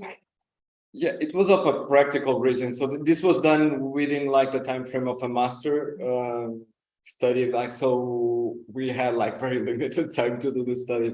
So when we actually sent like the perceptual study, it was a very long study. So we, in order to examine every kind of combination, maybe there's a smarter way to do this, like we couldn't grasp it. So what we did was really like to do all possible combinations in the study. And we assessed them all. It was a very long study. So in the end, like we collected like 23 responses, and but the surprising part, it's like, even though like we got better results in the musical part, like there were no musicians involved. So it means that actually like, the musical parameters somehow are still like appealing and understood by most people. So, or at least better than like a very raw and crude approach. So this tells me that at least, I think. But we need to enlarge the number in order to say anything like more concrete. You're welcome.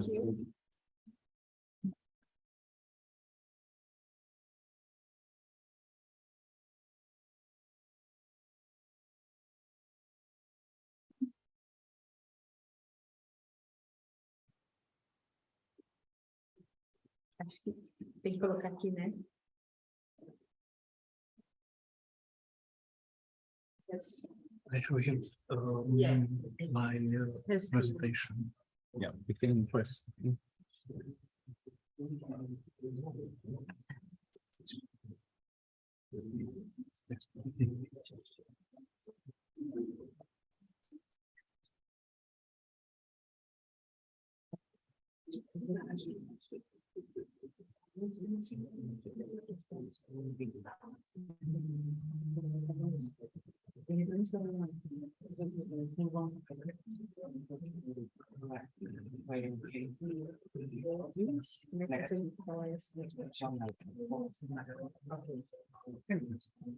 So now we have the presentation of Martin Casarda from the Pan-European University. That's called Faith, Death, and Marketing. Is a book the same product as yogurt or a car?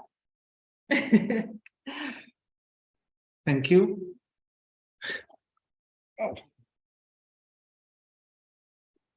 Well, let's go.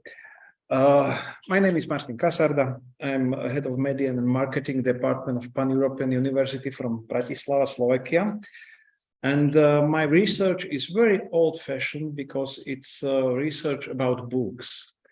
In a time when the Gutenberg Galaxies changes to Zuckerberg Metaverse, it's really very old, but I think it's interesting. We all know books as a part of our lives. We are scientists, we are readers, but what do we buy when we buy a book? Umberto Eco said that books are our moral map and education in faith and death. The book represents a very specific product in human culture, and but we have a problem. The big problem of books is overproduction. It's from 18 November 2022. New book titles published this year, 2,430,000 of new titles of books. it's really too much. The book is not only an object of social and cultural events, but also a product of industry and trade. It is not a fast-moving product, nor an object or long-term consumption. The book is a specific product, therefore, when selling it, it is necessary to work with it also taking into account the context of culture, not only direct trade. Marketing question. Our study will deal with some of the background necessary for an awareness of the specificities of the book as a product of the cultural industry and consequently its successful placement on the market and sale. It is big difference between yogurt from marketing point of view between yogurt or car and book, of course. When we talk about a book, it has elements of both categories of fast consumer products like yogurt, but at the same time as a car, because when we buy a book, we buy it for 5, 10, 20, all life years. Book, it has elements of both categories, but at the same time, it is not possible to classify it in either. It's not a fast consumer product, it's not a durable goods. The book itself has another specificity as a commodity. It's probably one of the most varied products we will come across on the market.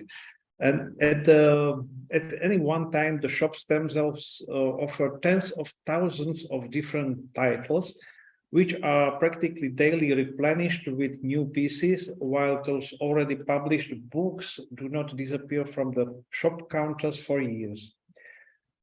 They simply do not spoil, they often sell slowly but steadily.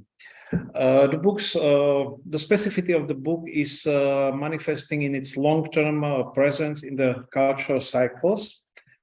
Since book production is part of the construction of value systems, literary production goes beyond the utilitarian value of consumption, and it's part of the creation of cultural and social context, which is also reflected in the direct support of book production in the state.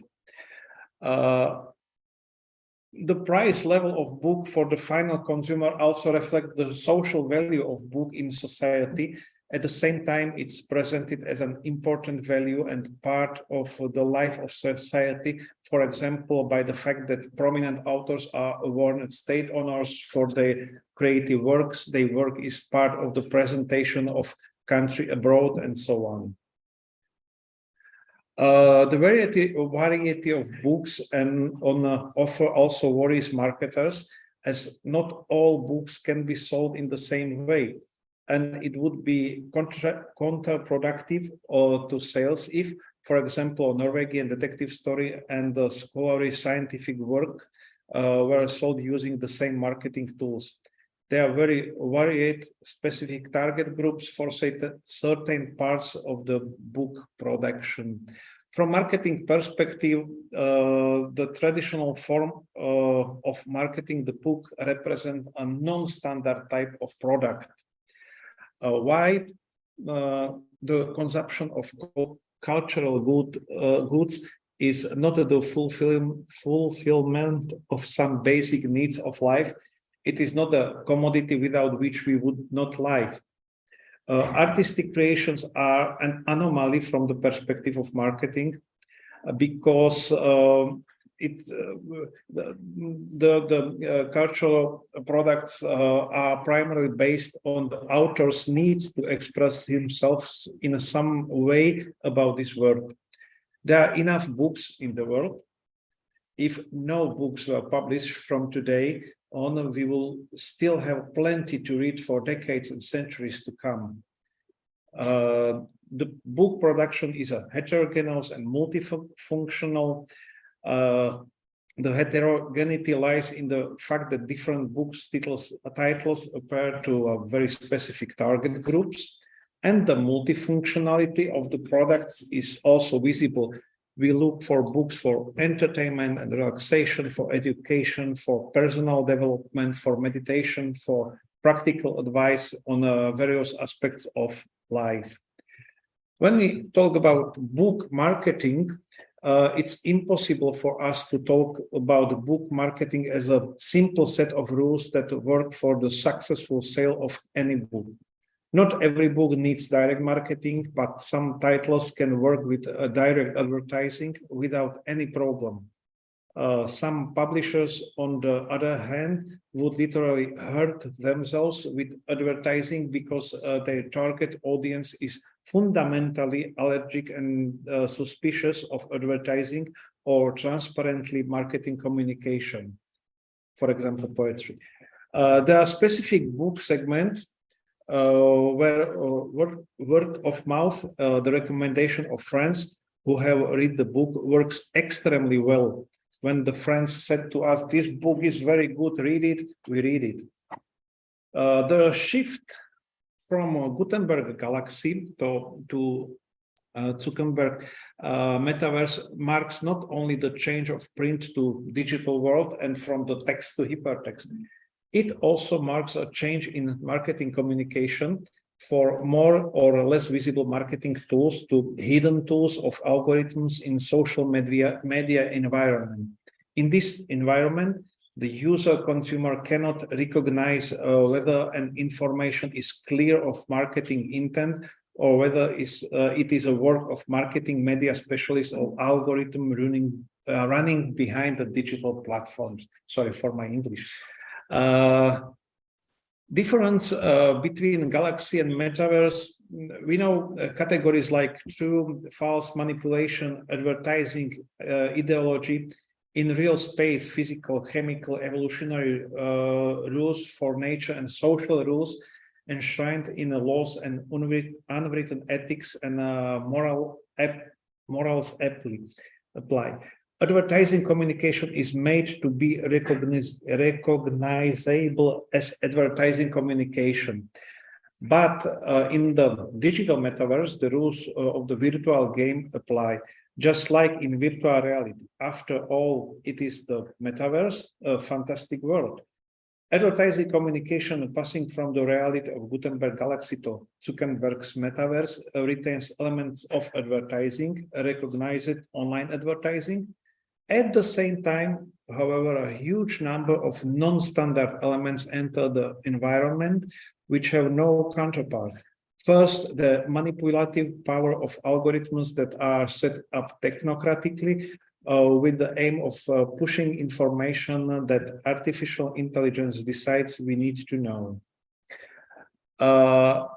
There is a lot of communication in the online space that originates from word-of-mouth marketing.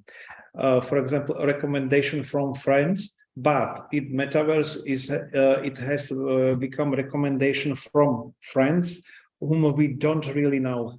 These friends are called influencers. They use ordinary language. They speak to us privately.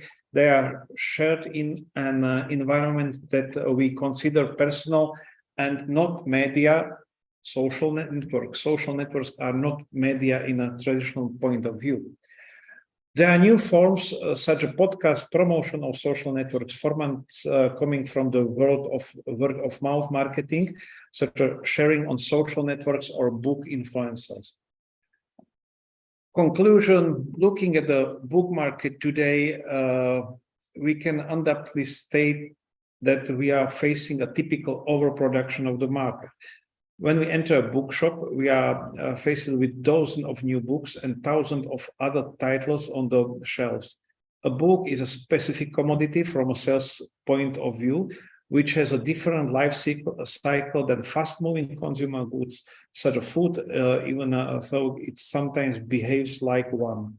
On the other hand, books are not like durable goods like cars or refrigerators, especially in that it doesn't go through improvements, modification, model lines, the way technicals think to do. Therefore, we can conclude that marketing a product as a specific as a book, it is own way of selling dreams, stories, experiences, knowledge, that is to say, to educate about fate and death, And these are categories where sometimes the technocratic rules of business sales and the material world may not work. Thank you, and read the books, please, read the books.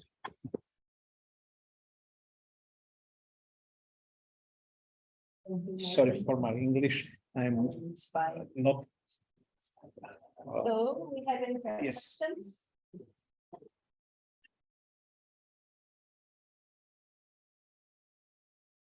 Thank you very much. My name.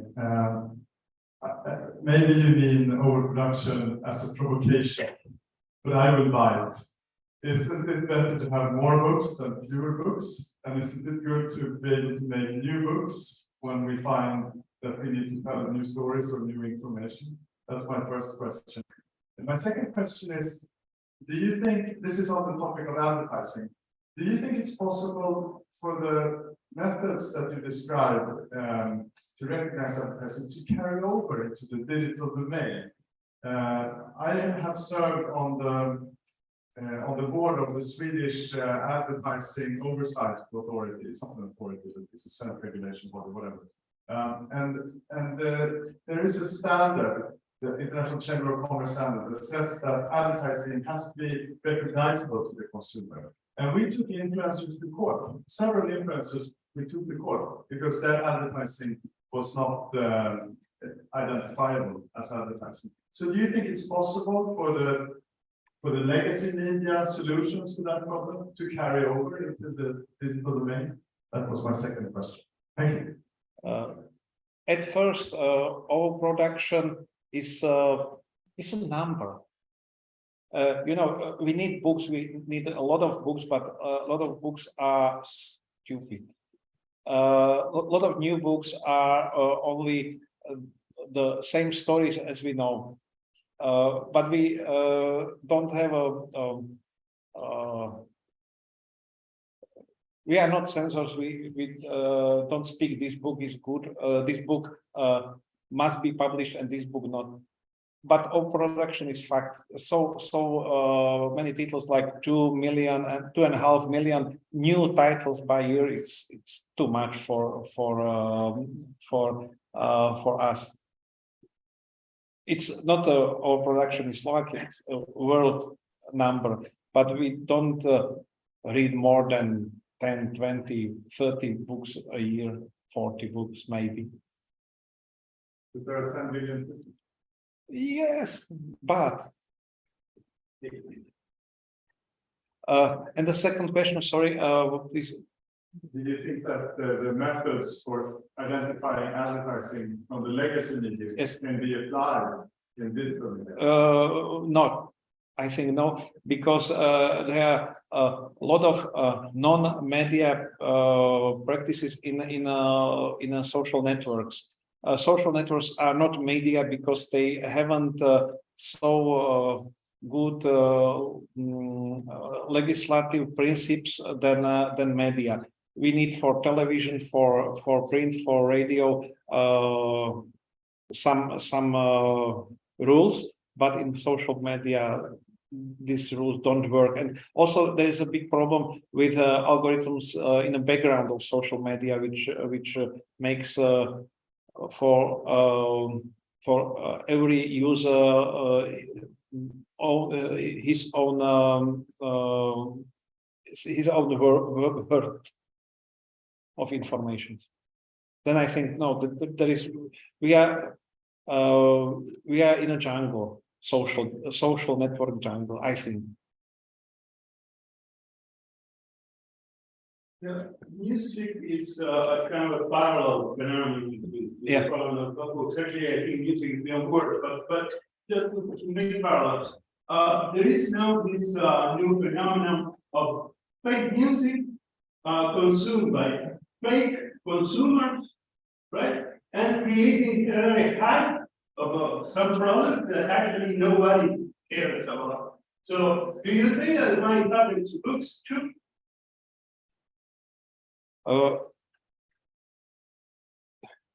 It's yes. We have in a world of books, we have a lot of fake books, and a lot of fake advertising for fake books, which are not good, but you know, we are in a year 2022, and it's fact, and we don't change it with the words that it's bad. No. So what do we do? I don't know. We are in the jungle. Well, in this sense, I would like to ask you, you were saying that how to sell a book, and thinking about all this change from the Gutenberg galaxy to the metaverse. So how do you see the strategies the editorials are using to sell a book in a different environment in this moment that we are going through all these changes? Some books are really products as a yogurt. Really, it's a Norwegian detective stories are products like yogurt. They need advertising like yogurt in television, in a print. It's a normal way. Another books don't need advertising because this advertising is not functionally for poetry, for example, or for scientific books, because the target group is maybe 500 people in the world or in a concrete state. That we don't have rules for every book. We have books for some categories of book, or marketing rules for some category of books, but not for all books. Not every book will be a bestseller. Well, any more questions? No? So, thank you very much. Thank you.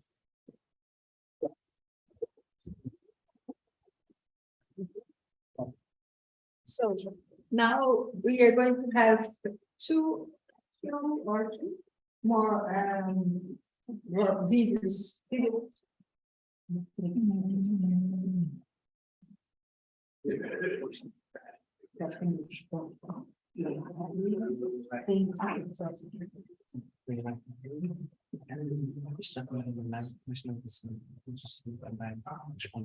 So we go to the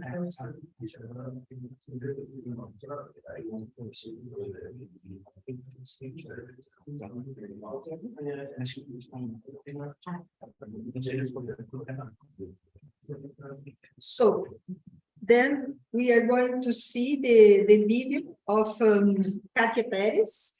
That's titled "The Impact of Hybrid Animation on the Future of Animation," from the University of Algarve, Unidicom, and EAI.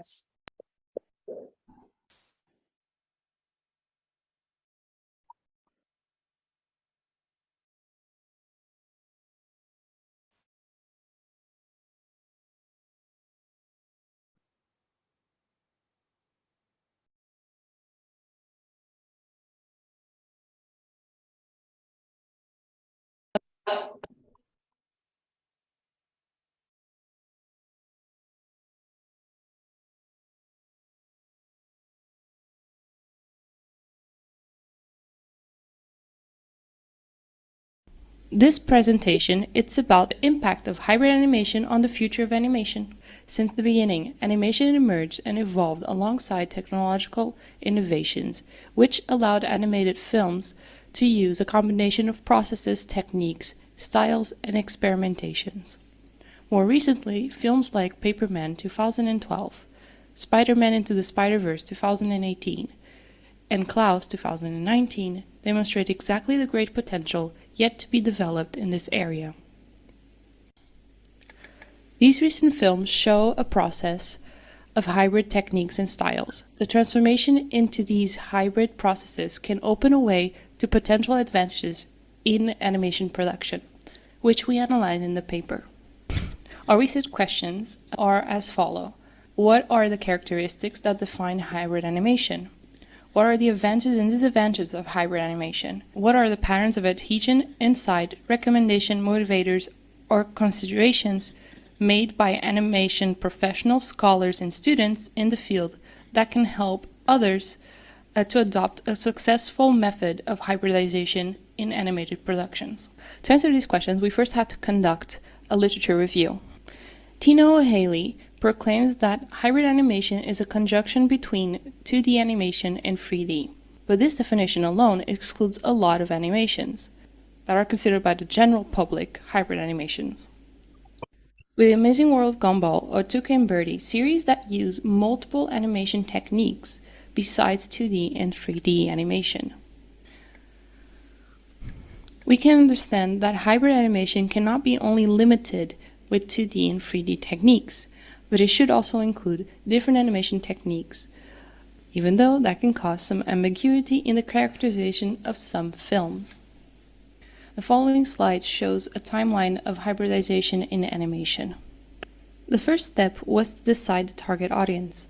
Due to the nature of the study that inquires about the future tendencies of the industry, its production process, and the end result, the target audience chosen was professionals, academics, and students, all members who directly impact the industry now and in the future.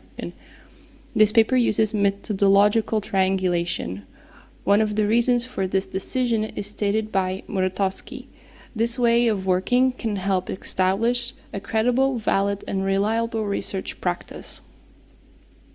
In the present study, this methodology makes use of 3 different types of methods: a combination of literature review, quantitative methodology, and qualitative methodology. Thus, this study employed in its analysis primary data derived from quantitative and qualitative methods and secondary data derived from the literature review that prove useful in selecting and conducting the primary information collection.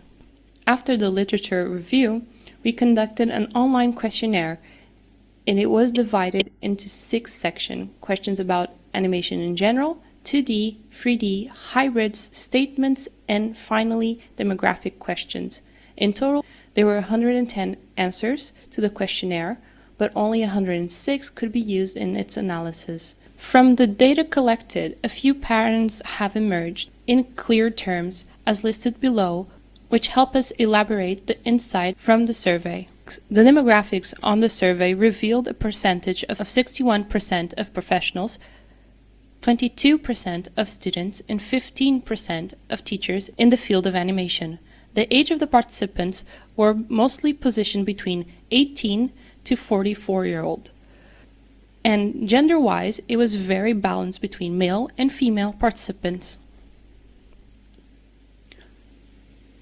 Globe-wise, the majority of answers were collected from the United Kingdom, Portugal, USA, and Canada.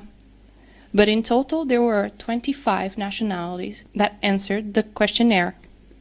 Although we understand that this sample is still fragile, it can be at this point indicate a path of analysis which we will further continue the research by disseminating the survey and the interviews to more participants. The results of graph number 1 confirm that the dominant preference is still 2D animation. Amongst the industry, the results on the preference between 2D with 65% and 3D animation techniques with 35% enables us to understand the current state of preference amongst the participants. In graph number 2, another clear result is indicated in terms of the definition of hybrid animation. The participants identify hybrid animation as a combination of 2 or more techniques with 64%. The second most chosen option was the one that incorporated all the above. In the third graph, the results indicate that the participants considered that the biggest advantages of 3D animation are the following: the potential to create new approaches to visual language, the potential to create a unique style, and the creative freedom. In this third graph that corresponds to question number 9, we see that the biggest advantages of hybrid animation for the target audience again demonstrates a primacy of creative choices rather than technical options, but also demonstrate a great willingness to create a new visual language.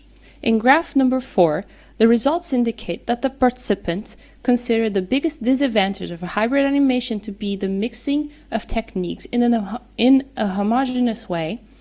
This confirms the information revived in the literature review, where directors also highlight this difficulty. The second most chosen option was the difficulty in mastering the necessary skills, and the third, the time costs resources. In graph number 5, results indicate that there is a symmetry distribution in relation to the neutral position. That is, the difference between the agreeing answers and the disagreeing answers are only 4.4%. This data highlights that this topic is somewhat polarizing. The increase of hybrid animation production is evident since the introduction of CGI, seemingly initially as a way to cut costs or labor. The fact that the question is phrased declaratively may lead to the reluctance of the participants who prefer 2D to agree with this statement. In graph number 6, results indicate that 37% of the participants agree with the statement, yet another 37% strongly agree. In return, 5% of the individuals disagree and 3% strongly disagree, demonstrating a high degree of consistency amongst the respondents. In this question, the participants highlight that the hybridization as an advantage for 3D technique because they mostly answered that the conjunction 3D animation with 2D elements has a greater artistic expression. Thus, the contrary to the previous question, the participants consider this type of intervention more favorably in the future. In this last graph, graph number 7, it's noteworthy that the participants consider very likely with 51% and likely with 28% the possibility of creating their own hybrid project if they had the possibility. Thus, they constitute an absolute majority of 80%. This implies that there is an interest on part of the industry in developing this technique, even though the participants are aware of its disadvantages. In summary, it can be observed that the conduct experience contributes to a more contemporary state of art in this issue. Hybrid animation might be more present and further developed in the coming years, since for artists and studios, the ability to create a unique and exclusive visual language is a great temptation and advantage in the current market saturated with stylistically consistent 3D animations. In face of pressure for reinventing, hybridization appears to be a very appealing approach, since in addition to its great creative variety, it's inseparable from evolution of technology. The main contribution for this research was to understand the contemporary state of hybrid animation and to collect insight, its processes and adherence in order to help others use it. It is also intended to give voices to the creatives of the animation field so that they can express their interests and desires to relate to the topic, which can contribute to a more contemporary view of the issue which literature review alone cannot expose because of the absence of recent studies.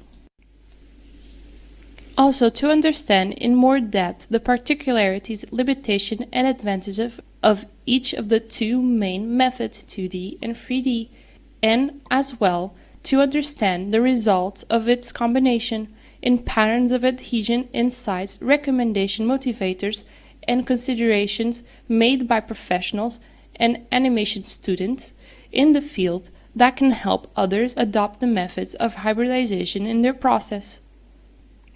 One of the main contributions is the need of studios or schools to promote training in broader techniques to students so they can apply such knowledge in professional environments.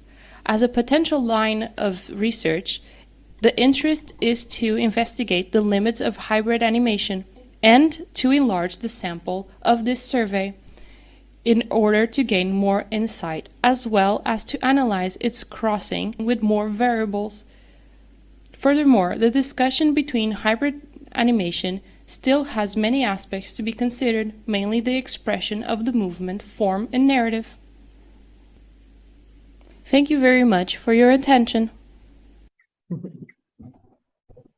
Thank you very much. I think she's online, Francisca. Hola? Hello? Hola. If you can open your camera. Yes, I will try. Oh. Hello. Well, thank you very much. Are you open for the room if anyone wants to make a questions to Francisca?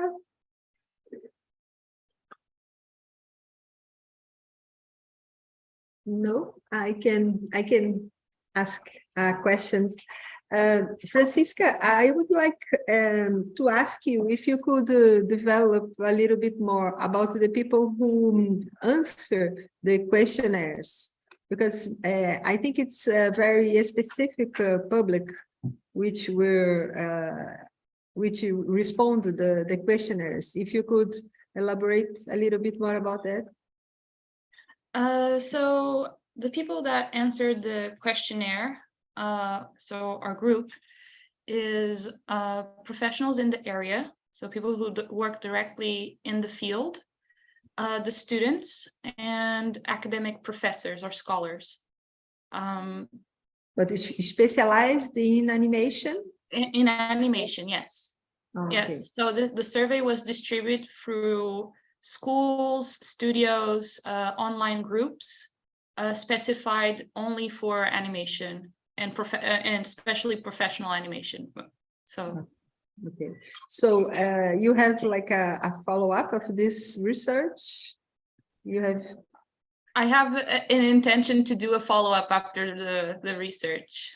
Currently, we're thinking about expanding the range of the research, because we only had some time to do the actual research, so the results are depending on the time that we had. Okay, so it's not a PhD research or a master's degree research? It's a master's research. Ah, okay. Okay. So this is the paper is based on a master dissertation that is far bigger than the actual paper that we presented. Okay. So now we are going to continue this research then? Yes, yes, yes. Okay. Thank you very much then. Thank you.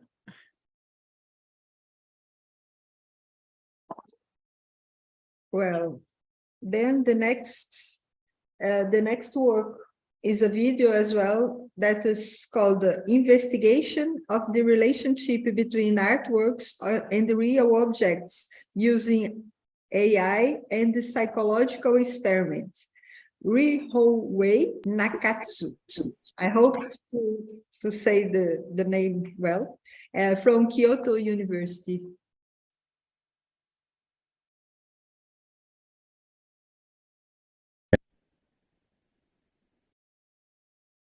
My name is Rihouei Nakatsu. I will talk about investigation of the relationship between artworks and real objects using AI and psychological experiment.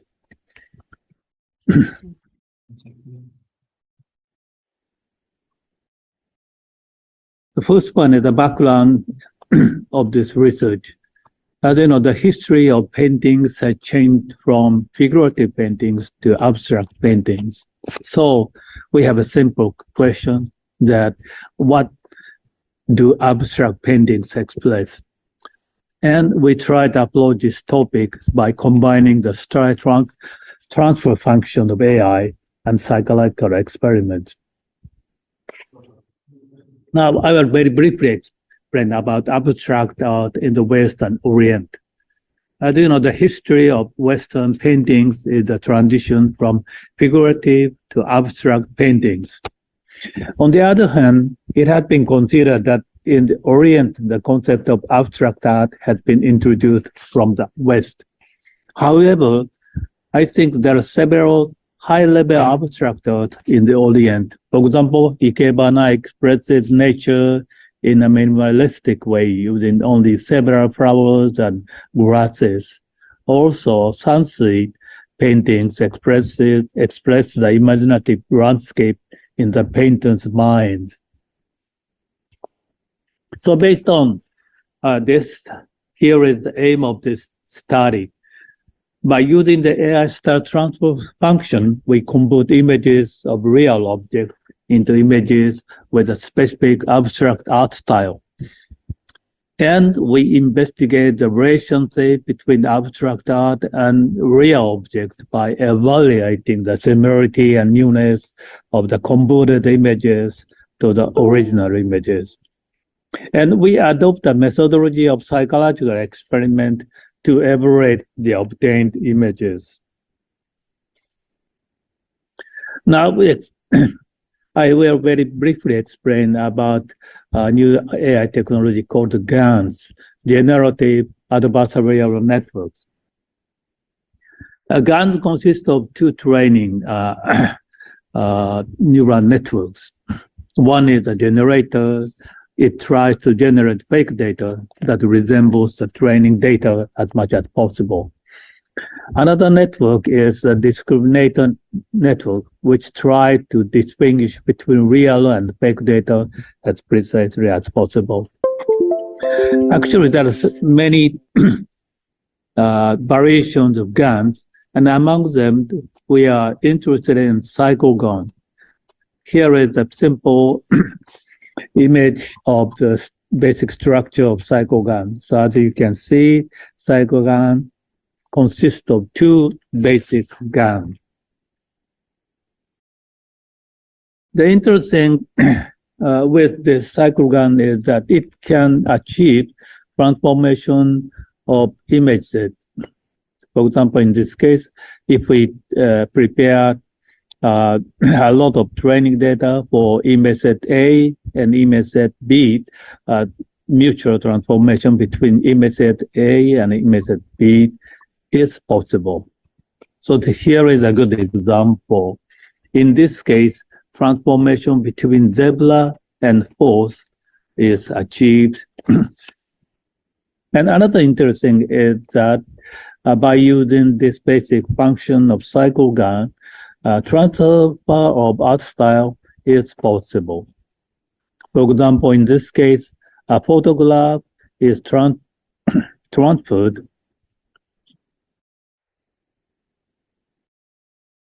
into Monet style, Van Gogh style, and Cézanne style.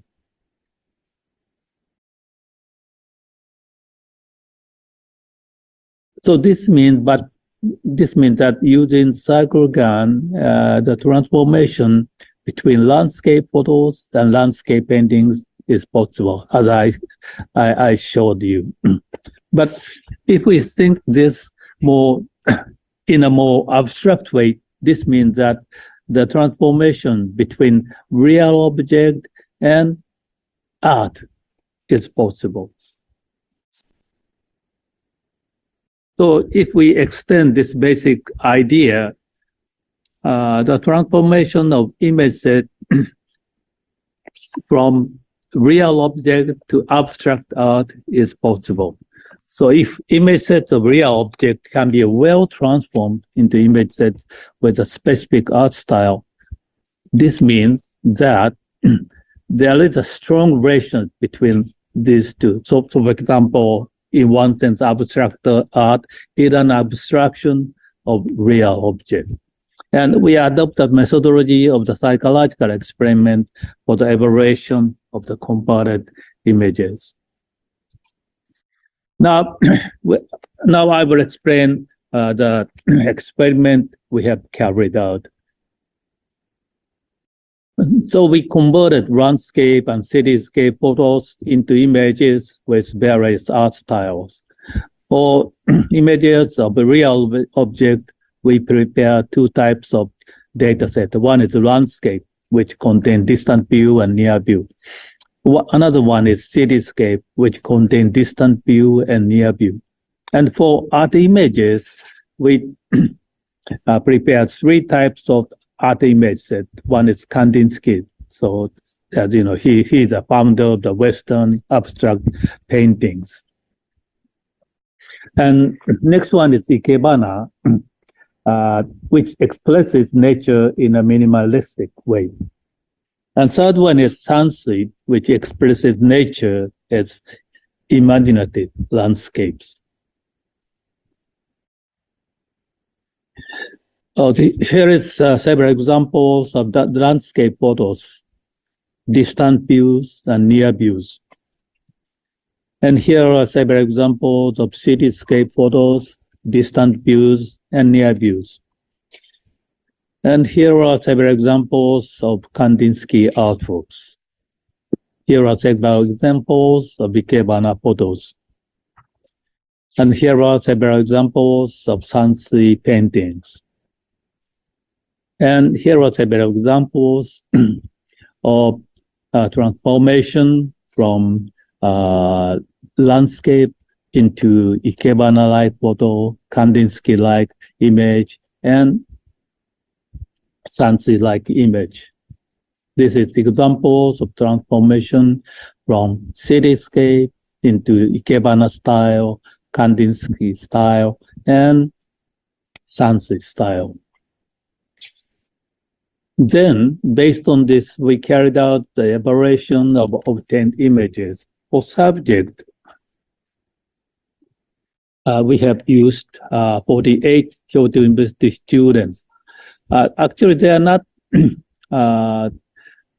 art experts, but they have aesthetics enough to elaborate art, as we select students who like art and who frequently go to museums.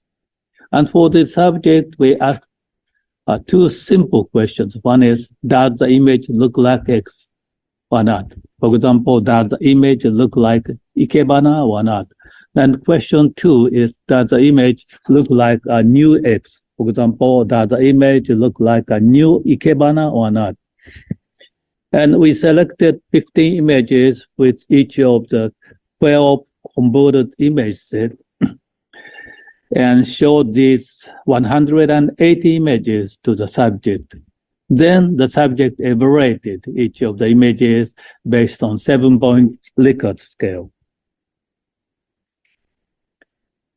And I will explain about the analysis, how we did the analysis of the psychological experiment result. Psychological experiments are composed of 3 factors. One is types of scape, landscape or cityscape. The next one is view, distant view or near view. And third one is art genre, Ikebana, Kandinsky, or Sansi. Then, based on this, we carried out 3 well ANOVA.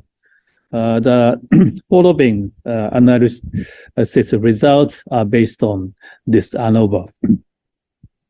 The first one is the evaluation of the similarity with the original. So in this case, I will very, very briefly explain this one. Landscape is evaluated higher than cityscape. Distant view is evaluated than near view. So this is in one sense, it's reasonable. But if we look at the result, in a little bit more detail, for example, for each art genre, very interesting result was obtained. One is that Kandinsky artwork was evaluated higher than Ikebana and Sansi. And on the other hand, Ikebana was evaluated lower than Kandinsky and Sansi. So let's summarize this one. For the similarity with the original, the landscape was evaluated higher than the cityscape, and the distant view was evaluated higher than the near view. So this is in one sense what we expected, so it's reasonable. However, the similarity between Kandinsky and the landscape was higher evaluated for the art genre. So this was what we did not expect. So we saw that the distance between Kandinsky art and landscape is very big. but the result was opposite, on the opposite. Also, the similarity between Ikebana and the landscape was evaluated as low.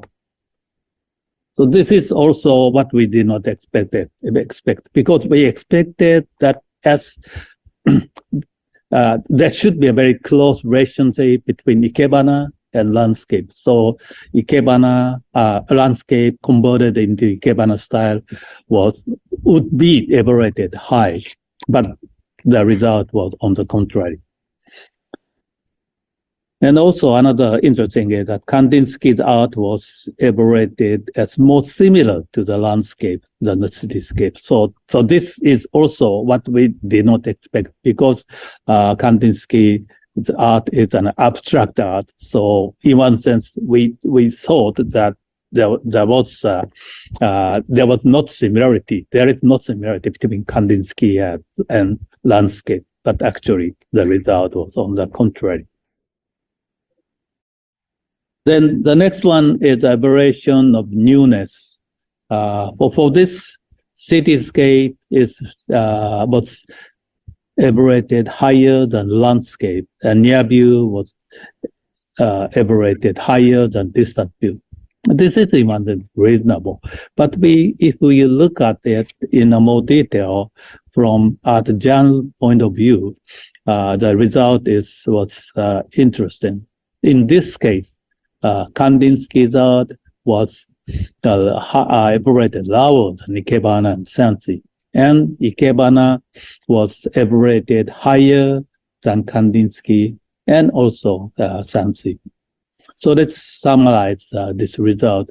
For the newness, the cityscape was evaluated higher than the landscape, and the near view was evaluated higher than the distant view. So this is, in one sense, reasonable, and this is what we expected.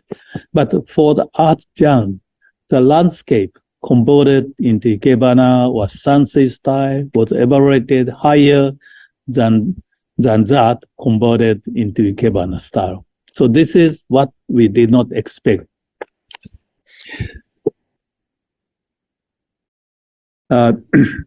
Because, we saw that there is a very strong relationship between landscape and Ikebana and Sansui. So this means that even if landscape would be transferred, converted into Ikebana or Sansui style, so subject would not evaluate them as a new Ikebana or new Sansui style, but actually they evaluated them as a new Ikebana or Sansui style. And finally, the interesting is cityscape converted into Sansui style. So this is, it's an integration of Sansui and cityscape or evaluated as a new art. So it's an interesting result. So let's summarize the result of our experiment.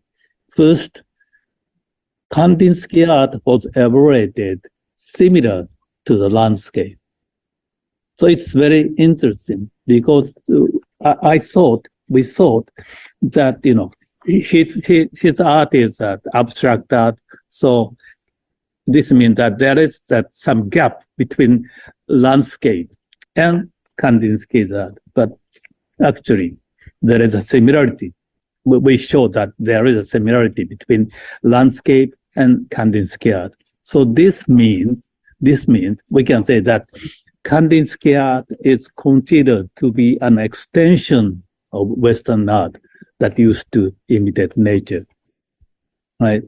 The next one is landscape and cityscape converted into Ikebana style was evaluated at new art. So also this was what we did not expect.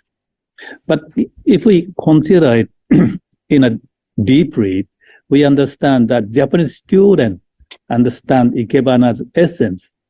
So they have a very strict aesthetics toward Ikebana. So the simple conversion from landscape or cityscape into Ikebana do not look like actual image, actual Ikebana. But at the same time, they think there is a newness in the converted images. So this means that Japanese students understand Ikebana's essence, so to speak, minimalistic abstraction of nature.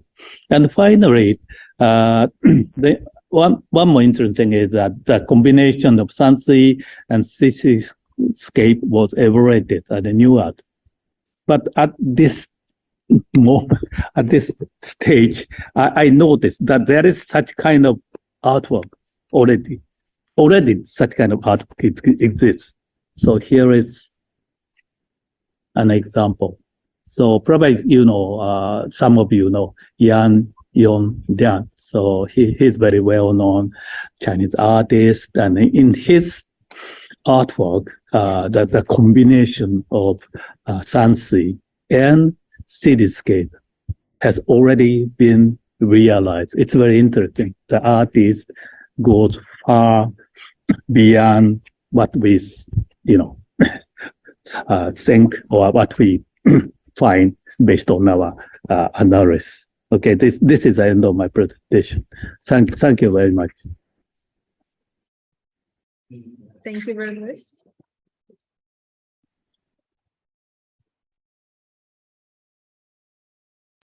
I think we always está online yet. Well, thank you very much. We have a question for you in the audience. Hi, I'm Damian. Great work. Something that I don't know, my interpretation from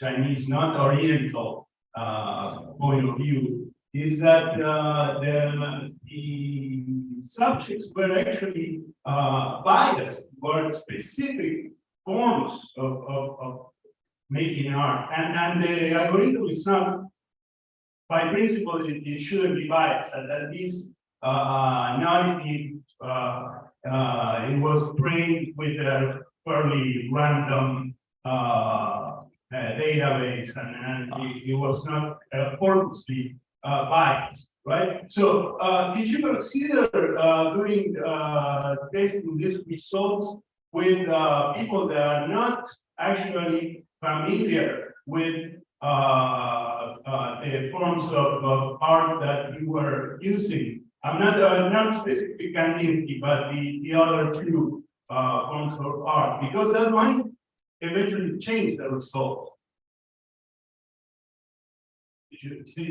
Was I clear? Should I understand? Should I explain it again?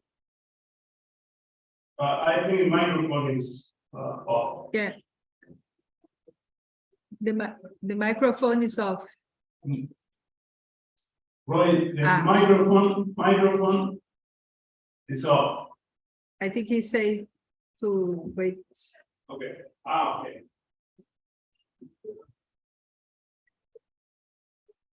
No, we can't hear you.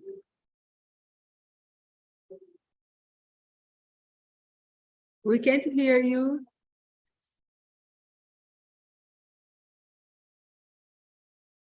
Is there a chat? Maybe send me that.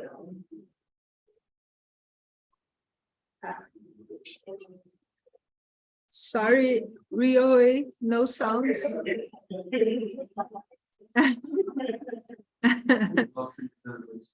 Lost in translation.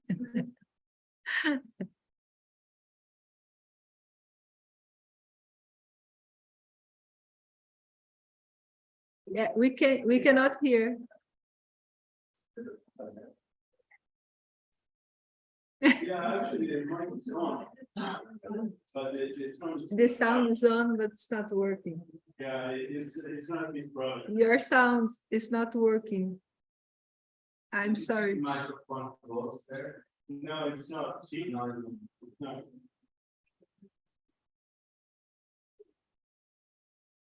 Yeah. Maybe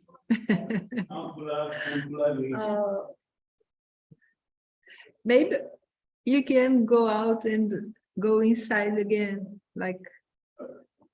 Okay, I'll email you my question, okay? Well,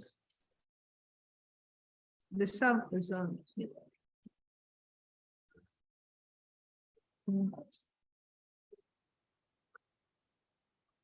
No. No, we cannot hear you. I'm sorry.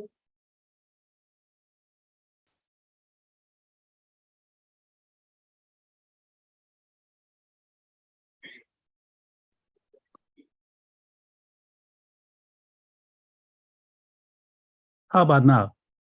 Yeah, it's working now. Hmm.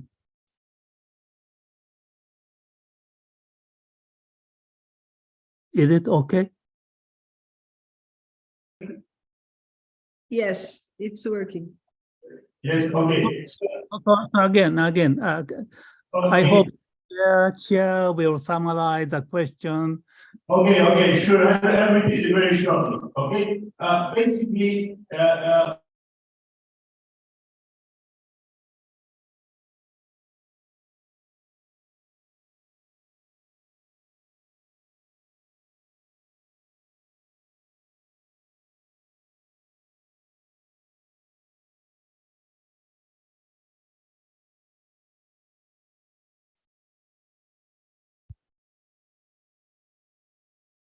So sorry, I cannot hear the sound of the audience who is asking me some question.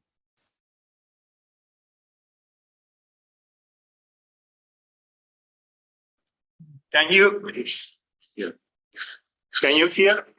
Yeah. All right. Yes, I can hear you. Yes. Did you try to make the experiment using subjects that are not familiar with the types of works that you were doing, particularly the Oriental works? Because my interpretation is that the way that they are interpreting these results are actually because they are familiar with these specific words. Okay. Actually, we received this kind of question several times. The reason we did not use a student with background of art is that we think that we should rely on intuitive capability of people to understand art instead of of course art specialists had a lot of knowledge about art, but because of this they are biased sometimes. So instead of using such kind of people, to use simple student who like, of course they like art and they go to museums many times, even though they don't know, they don't have enough knowledge, still they have capability to understand, to evaluate artwork. I think that is very interesting, important and interesting. And we carried out several other experiments, and even in that case, yes, when we try to publish our research result as a journal paper, we received many, similar opinion. Please use, people with the art knowledge or something like that. But we understood that sometimes this kind of knowledge would, work in a different way. So instead of using art specialists to use student, I think, sometimes it's very useful. That's my answer to you. Okay, thank you. Yeah.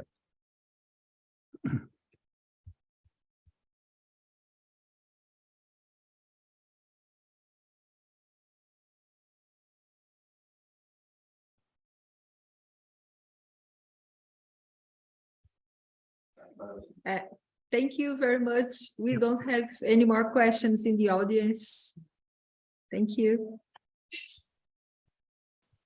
So we have the last video to show that is from University of Lapland, Joanna Hakila, Shadow Display Design Concepts for AI Enhancement Environments.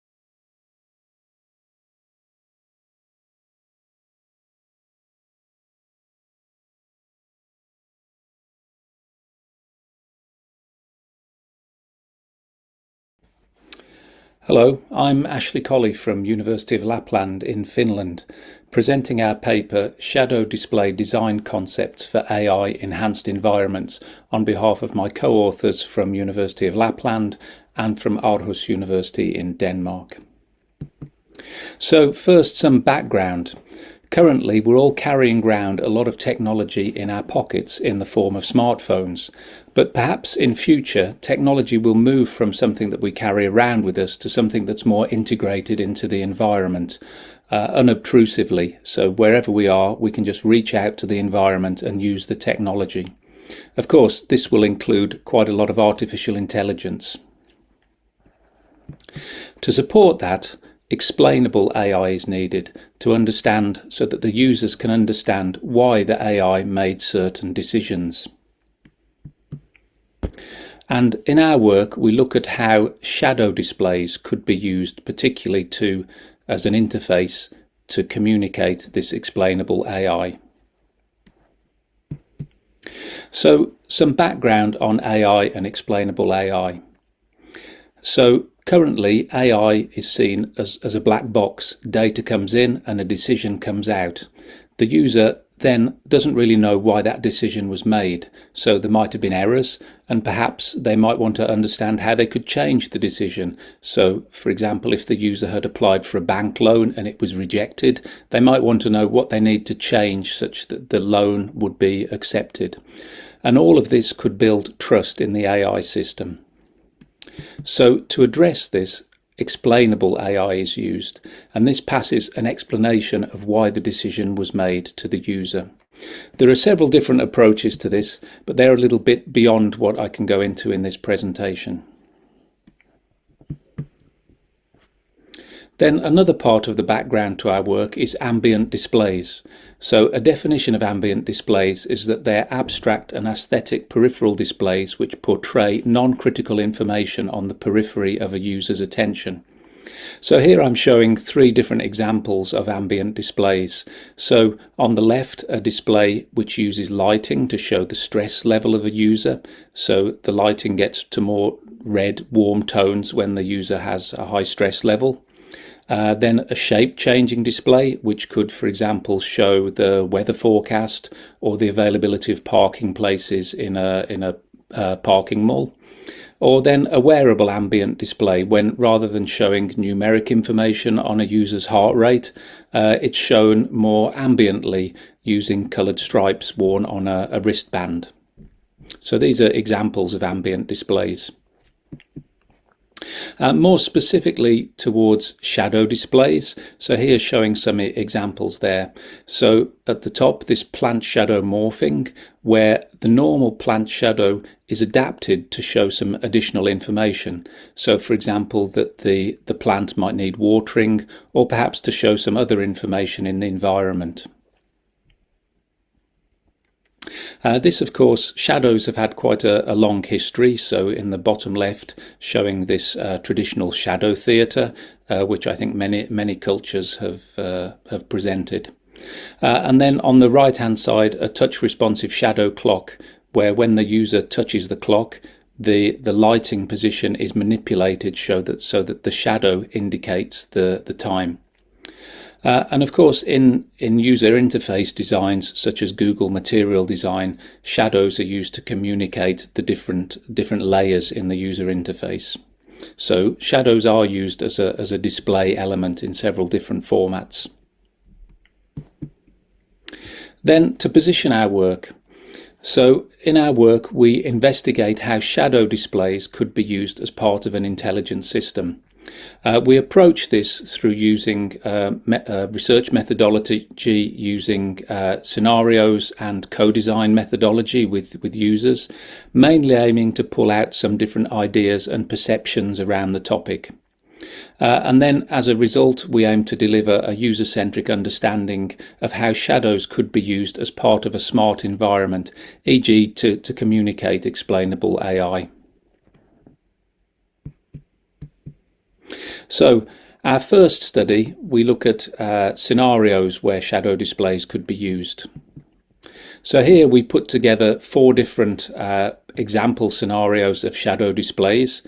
So if you look carefully at the images, you can see in each of them there is a shadow which represents some communication between the environment and the user.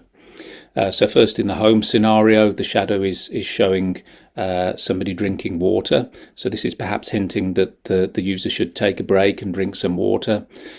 Similarly, in the office environment, the shadow of the hand is reaching across towards the water or some other tools that it's hinting that the user should use. Then in the presentation case, the shadow is supporting the presenter by using some indication to point at different things in the presentation. Then in the exhibition case, the shadow is used in a navigation mode. So in a museum exhibition, the shadow is guiding the user around the exhibition. So these were the 4 scenarios that we put together. The home was the least liked scenario and the exhibition was the most liked scenario. We evaluated this with 77 participants in groups and each group just gave 1 response. So altogether we had 34 responses. Some example feedback we got from this was about scenario 1, that some of the users commented that they didn't think users would notice the shadows.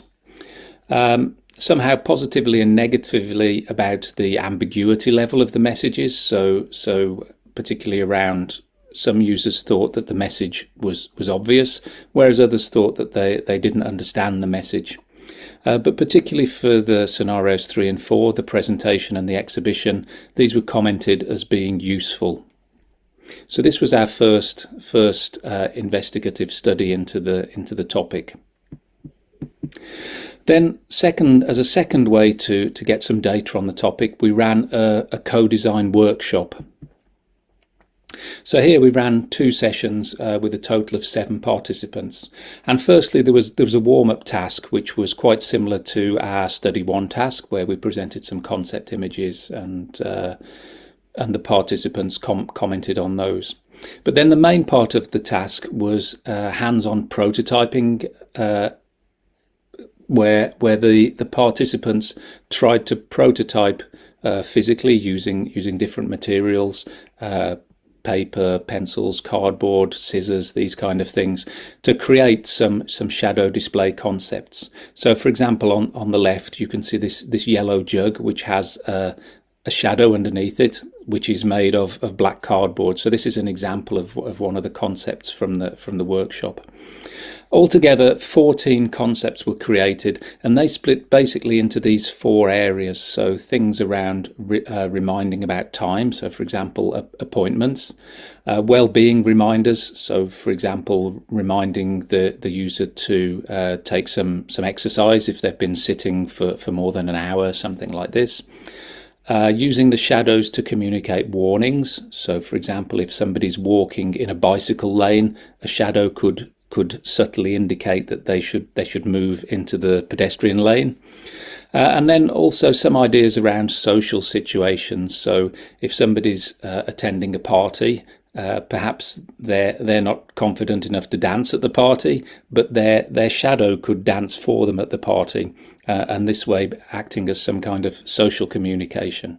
So this was a summary of the concepts which came out from the co-design workshop. Then shortly putting all this together in a conclusion. So the idea of our work was really to make a first pass and to try and highlight the design potential of shadow displays, particularly in these smart environments.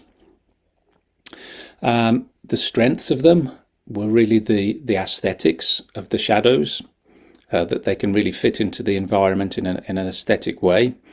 Also these experiential aspects, so through the shadows it's possible to communicate quite strong feelings. Also the obtrusiveness, the unobtrusiveness, so that they don't add any extra displays into the environment. They're really natural and fit unobtrusively in the environment. And also the ambiguity in some contexts can be seen as a strength. The weaknesses will also reflect some of the similar issues, but perhaps depend on the context of use. So firstly, that they can be very difficult to notice. Again, this is the flip side of them being unobtrusive, and that they're very difficult to interpret. Again, this is the flip side of the ambiguity.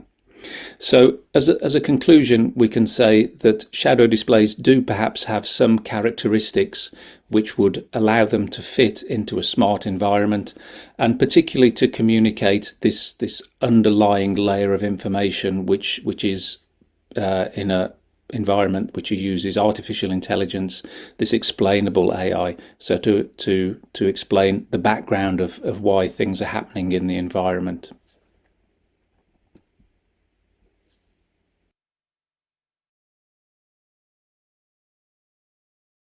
Thank you very much. I would like to know if is there any questions?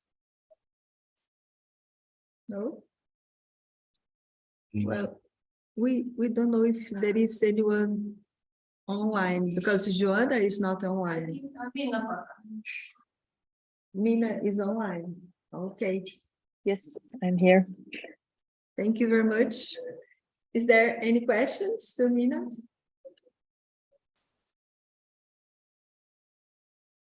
No? There is no question from the audience. I would like to say that I found a very interesting research that you presented here, and I would ask you if there is something else that you would like to add to the presentation, some aspects that you could share with us in terms of the way the research was developed. Yes, so this was doctoral students' work in University of Lapland, and I was there like from the Aarhus University, and why I was there, I was helping them with the co-design aspect of it. And we have done this kind of studies also before, and it's very important to take users into the co-design or like future users in there. And then we provided them these kind of concept ideas during the co-design workshop to kind of get them knowledge up that what it could be in the design. And of course, it's interesting to actually notice that when we presented the concept ideas in the earlier study, that many of the people, they found those kind of health reminders as not so interesting, but then in the co-design, they were designing those kind of notifications for themselves. For example, that they need to get up from the chair and do some exercise. So it's interesting that they were so different in those two studies, what they preferred seeing as the shadows. Oh, thank you. Very, very interesting. Thank you. Thank you, Mina. Thank you.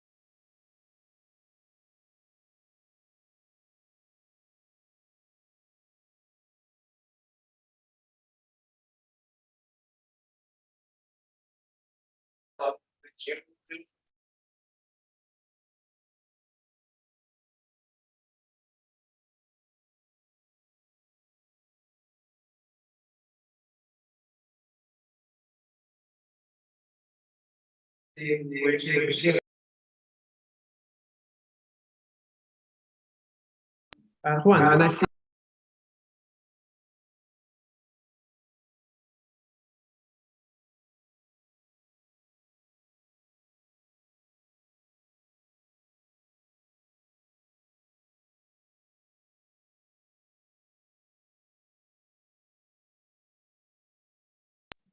Hola, hola. Hola, hola. Chiara, will you be using your own computer or? I can take my position from home slides. Yeah. I need to have access to the, You need to?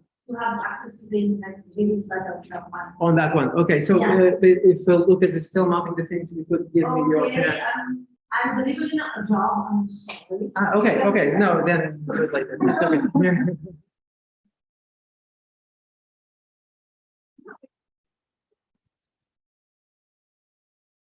So we have some very nice 6 papers on various subjects that in some way relate to either geometry, computer graphics, the visual arts, 2 or 3 of these. And we'll start with Lucas Oliveira, who will present a paper called In Musicality, a collection of VR drawings and music as an artistic application of hybrid immersive models. By the way, this is related to the workshop that will happen tomorrow in the coffee break room.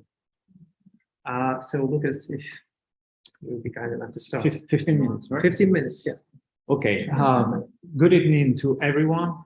And yeah, it's fine. Good evening, everyone. To everyone, thank you so much for being here and for the attendance and the participation. I will present In Musicality as a collection of VR drawings and music as an artistic application of hybrid immersive models. And let's begin for some definitions about what is hybrid immersive art. It's an application of hybrid immersive models. And you can say, well, yeah, that's pretty obvious, but what is a hybrid immersive model? Okay, so a hybrid immersive model is a set of physical and digital associated media. What is associated between that? Okay, we have on the one hand a spherical perspective. This is the core of the hybrid immersive model.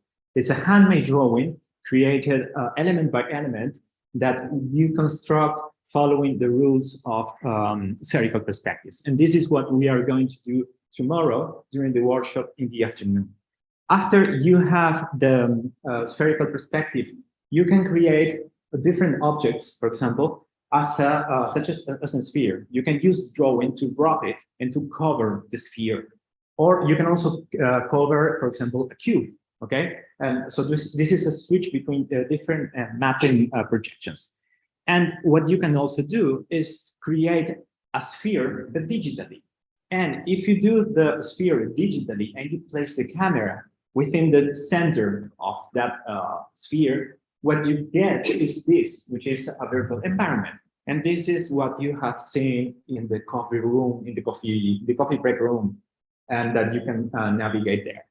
So that's why there is this associated media that all of them come from one original drawing. There is also the possibility of creating not a rectangular perspective, that was the first one, but this is a cubical perspective, which is another case of immersive perspectives. And our work with Antonio was the relationship between the cube and the sphere, for considering the cubical perspective also as a special case of the spherical perspective. So this is the format that you can see on the other room, and the one that we are going to work tomorrow, which is the equirectangular. And it's the same projection that you use for representing the world map. This is the cubical one, and this was the first PhD that I did with the definitions of the cubical perspective. This is another case called azimuthal equidistant, and he's the master of this format. And all of them have the same graphical information. And this is a key for understanding what we are doing. All of them share the same information, but they have a different distribution. So they are different maps of the same information. I created an artifact because when I started doing this kind of drawings a couple of years ago, this was more or less the map between the original perspective, the VR visualization, and the objects. So what I tried to do with the artifact that I'm presenting today is this. It's joining the spherical perspective directly with the VR visualization and the objects. Before it was a bit cumbersome. You need to scan the drawing, then cut it in coded Photoshop, and then created the VR environment, which is very normal for working, for example, with photography. But in our case, we wanted to have something more direct for a live conversion.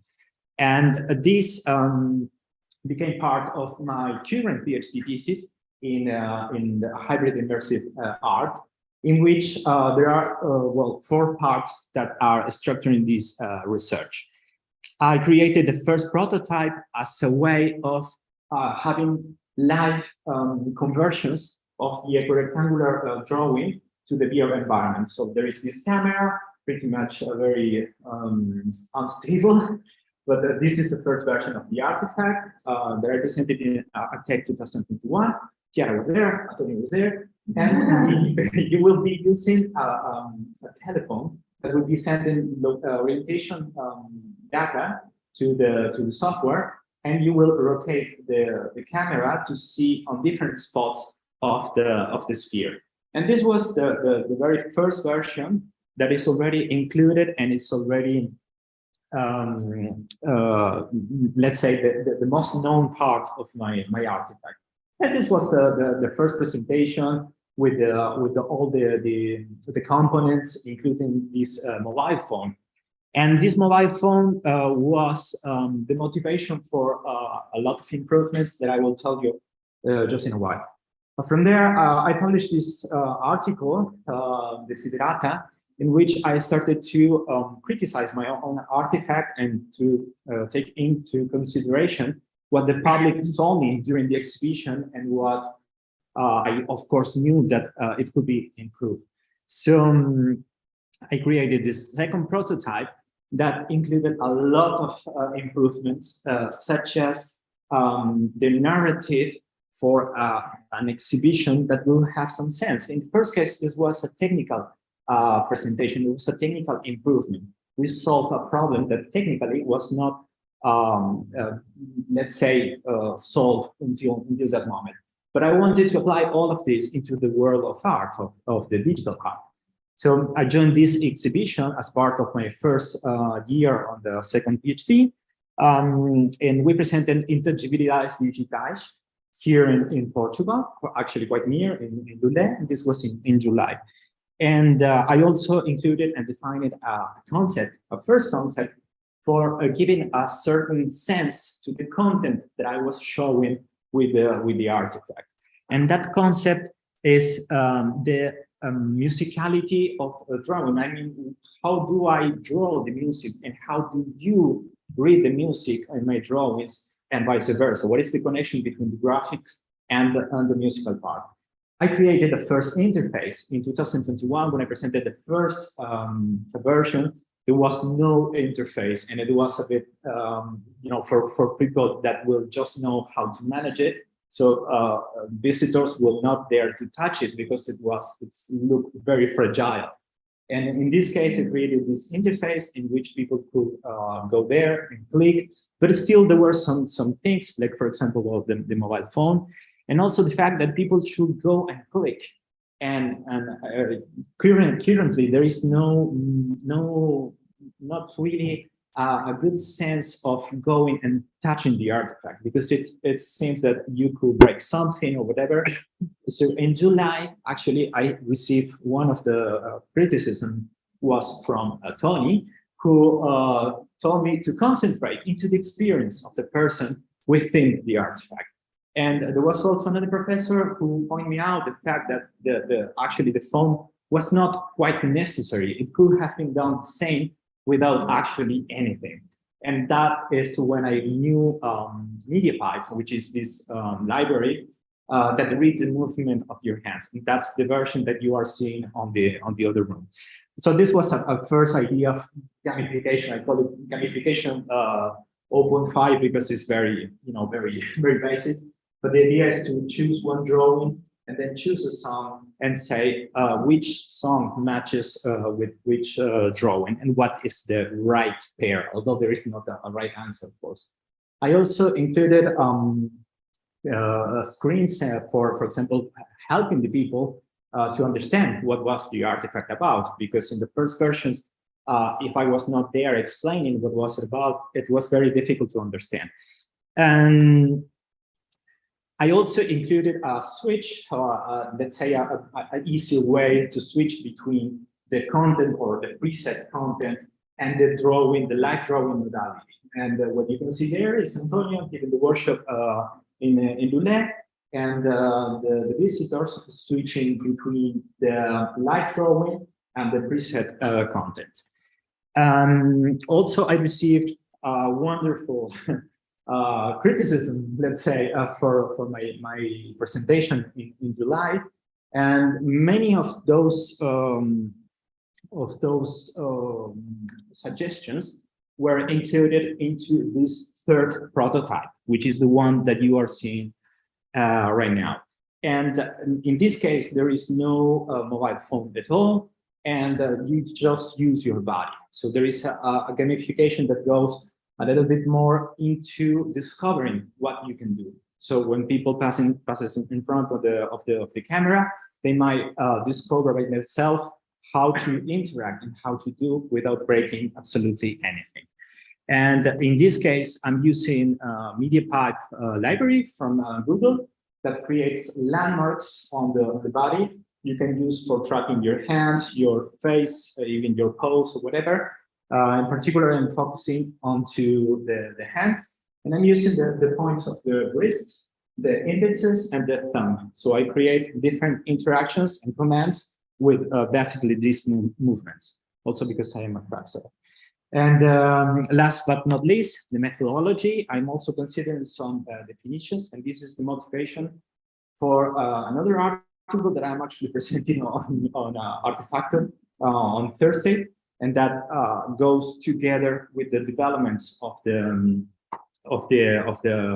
artistic practice, let's say. And this is important to have also a roadmap of what we want to do and what are actually doing. And my methodology has, let's say, 3 different axes, which are a more positivist approach, a more humanist approach, and an practice-based approach, which is at the center because it's changing between one and the other. So to finish this, I will show you how to operate the artifact, and I hope that it will work because actually Zoom is using my camera, and I'm not so sure that it will work. But let's try it. Let's try it. No, I'm not going to fake it. So I'm going to cut the music so you won't have. Okay. There we go. So should turn on. Perfect. So with the right hand, you move the drawing, and you can navigate by moving to one side or to the other. With the thumb and the index, you can close your fingers and you zoom in and you zoom out. Okay, and then with your left hand, you command the mouse, and the mouse can be clicked by using your thumb and your index fingers, meaning pinching, and you can change between the different drawings and the different songs. And once you say, okay, this is the song and this is the drawing, you can just confirm the match and you say, okay, this is it. And now you try another pair with another song and another artist, and that's it. Okay, so I invite you to come across the coffee break room and to interact with the artifact and to also give me feedback about how easy it is to comment this, because for me, it's kind of almost very natural, but I want to know how do you perceive it. So 13 minutes, too. Yes. Perfect.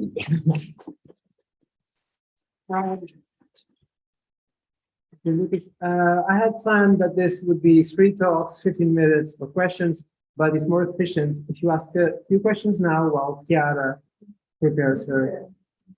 Yes, because we have a hard stop at 19:30, which is dinner, and I don't want to lose any of you. So, questions for Lucas? Yes. So I worked with geometry for training algorithms. You think a lot about manifolds and how you might use a specific metric, the geodesic metric, to generalize any algorithm that works on a sphere, for example, to any smooth manifold. So I'm wondering if you could ever generalize this to any manifold and not just the sphere, if you can just like swap out a Riemannian metric in code. Well, actually, it's a wonderful observation, and I think that your work must be pretty interesting to see, because I would say that the first time that I heard the word generalization and geodesic was in 2018 when I met this guy, and he has been working really into exactly that, into generalizing. And what we are actually trying to focus, for example, in the case of the cubical perspective, we try to generalize thinking in terms of the sphere for drawing. So for now, that is let's say the work that we are doing is the generalization for drawing methods and for creating the spherical drawings. For this, it could eventually, of course, be applied. And what I would like to do actually is, because you can also read the zip coordinate regarding the closeness to the screen. So I want to create some commands, like, for example, you say, okay, I want to draw a line, so you can indicate with your fingers where is the line, and you can interpret that position, creating the geodesic, and therefore creating the spherical perspective on the fly. So I think that there are a lot of things to do in that term, and yeah, we should keep talking about it. For sure, yeah. Theoretically, this works for any starred manifold. Okay. Okay. Yeah. And yeah, so anything that's topologically the same as the set of rays from the fixed point. And the thing is, you're right. Yes. Oh, okay. Okay, so then we continue. Second question, but we'll talk later. Dinner. Meet us for dinner.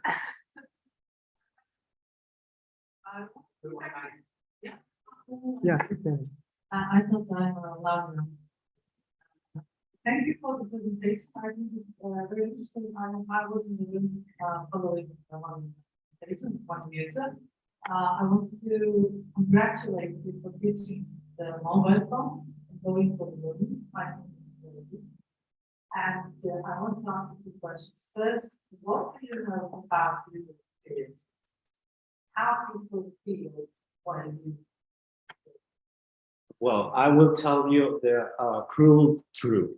I have been following the people that has been interacting with my artifact and asking them everything, like how do you think, how do you experiment this, how do you feel that if it's too sensible, is it too difficult to use? So I try to gather as much information as I can, but I haven't had a big flow of people interacting with the artifact. So for example, to conduct a study and to get, let's say, more metric information. So for the moment, I can't say more than yes. There were some weak points here or strong points there.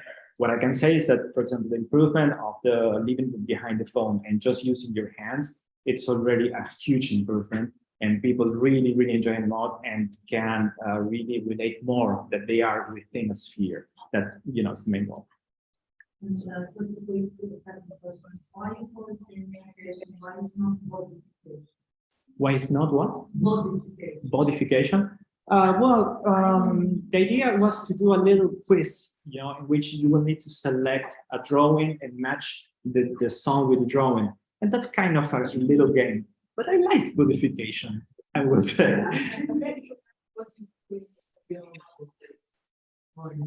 Okay. Then I will also read your papers and your articles because it could be very interesting. Meet us for dinner. Thank you so much. Thank you all. And if you have more questions for Lucas, let's save it for the general session of questions at the end of the third. So, yeah, we'll also talk about spherical from a different point of view. Our paper is called 2009, Spherical View of La Fenice di Venezia. Large format equirectangular drawing with a gigapixel resolution. So, Chiara, 15 minutes. That's too much now. I think it's too much. Yeah. Okay. Okay, I'm okay. You have to put the presentation for. Yes, it's for here. Zoom, for Zoom, for Zoom. For Zoom. Okay, sorry. You have to make the outside the presentation of the final. Make the final. Make the final. Okay. The final. Slideshow. Yeah. Okay. Then. Can you share that? Is it?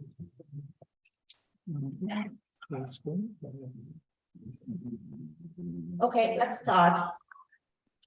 What do you want? First time? All right. First slide. Okay. 15 minutes, but fair. 15 minutes. No, it's okay. Wait, sorry. It's okay. Okay. Okay. No. It's ready. It's ready. Hello, everybody. I am Chiara Masino Trinzatto. I am a VR professional. I would say I'm a low-tech VR professional. I'm working as a VR illustrator, and I collaborate with VR photographers and VR videographers in my practice. This is a project I did during between in 2020 in the age of COVID, and I show you an introductory video to know what we are talking about.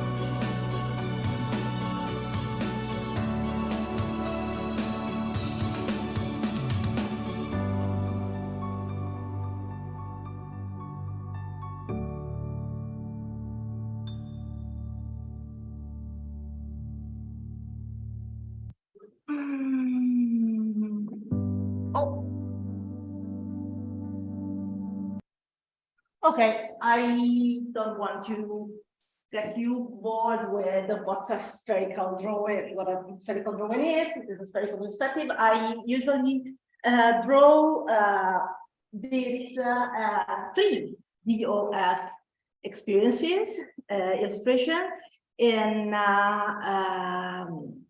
equirectangular perspective. So I choose a point of view and I draw the whole visible environment from this point of view. And on a single surface, we can see here, this is the main room of the Venetian Museum that is called Palazzo Grimani. And this is the sphere. And I made a few, you visit the QR code, you can see the interactive panorama in VR mode. So, oh, excuse me, please. You can see the whole virtual tour because this is an illustration part of a big project, of a big virtual tour, and it is half photographic and half illustration. But there's a kind of lift in the interface that you can and you can experience the photograph and the illustration in the same, from the same point of view. So my question here and the developing of this artwork and this permanent installation, art installation at the La Fenice di Venezia comes from two questions. Can I draw big spherical perspective in large format spherical perspective of a complex space like a theater, and if yes, if I can do if I can get a gigapixel resolution interactive panorama, and if this is making sense, and if I can build a narrative with this artwork, and how I can do this with an installation, and how I can show the complexity of the spherical perspective and make the general public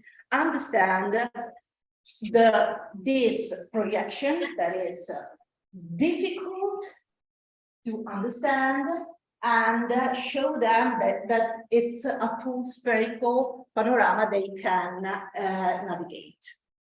So this is La Fenice di Venezia, is an opera house, and it's an Italian theater kind of building. That means that it has a stage and it's a horseshoe shape, and it has 5 tiered boxes and a royal box. That is the place where you can enjoy what you see on stage to the perfect way. What happened during the pandemic? They closed the theaters. We were, everybody was at home, but the foundation, La Fenice, find a way to let actors and singers perform by reversing the geometry of the theater itself, making an installation called Iglia, that is a keel of a ship, and they removed the stalls, all the stalls, and they put the orchestra here, giving space, and they put the stalls on stage.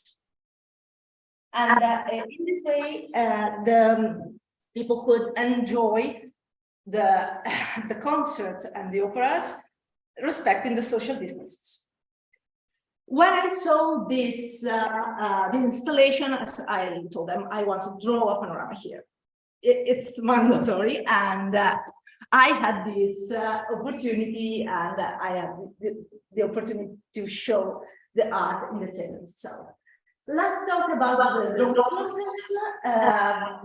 Usually, in my experience, in my practice, my work, I draw on small format, in A4 format, or I draw on digital, and so I had to develop a particular workflow to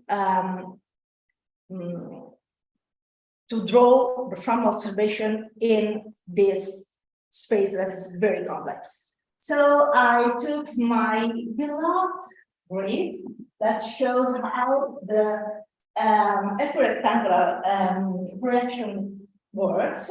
That is having along the horizon, there's no distortion, and the distortion begins from this part that is almost 45 degrees. If you look up or down, 45 degrees. So we have what we call the 4 cube faces, that is front, left, right, and back, and up and down. So I took a very big sheet of paper and I cut an eighth of the whole sphere, and I put it on a canvas, on a sheet of paper, 1 meter by 50. And I choose my privileged viewpoint. The privilege is privileged. Why? Because it's not reachable in a normal theater setup. It's in a place that it was in the normal theater setup is in the middle of the stalls, and I had to climb on a scaffolding to reach this point. But it was very good because the big chandelier, I could see the big chandelier. So after choosing the viewpoint, I started drawing. And how you can manage such a difficult and in terms of geometry space and really full of decoration. It's over decorated because this theater has a rococo, really fully decorated, full of gold, flashing and glowing. I put on my viewpoint on the ground the polar coordinates with some paper, and I used a laser pistol that give me the angle,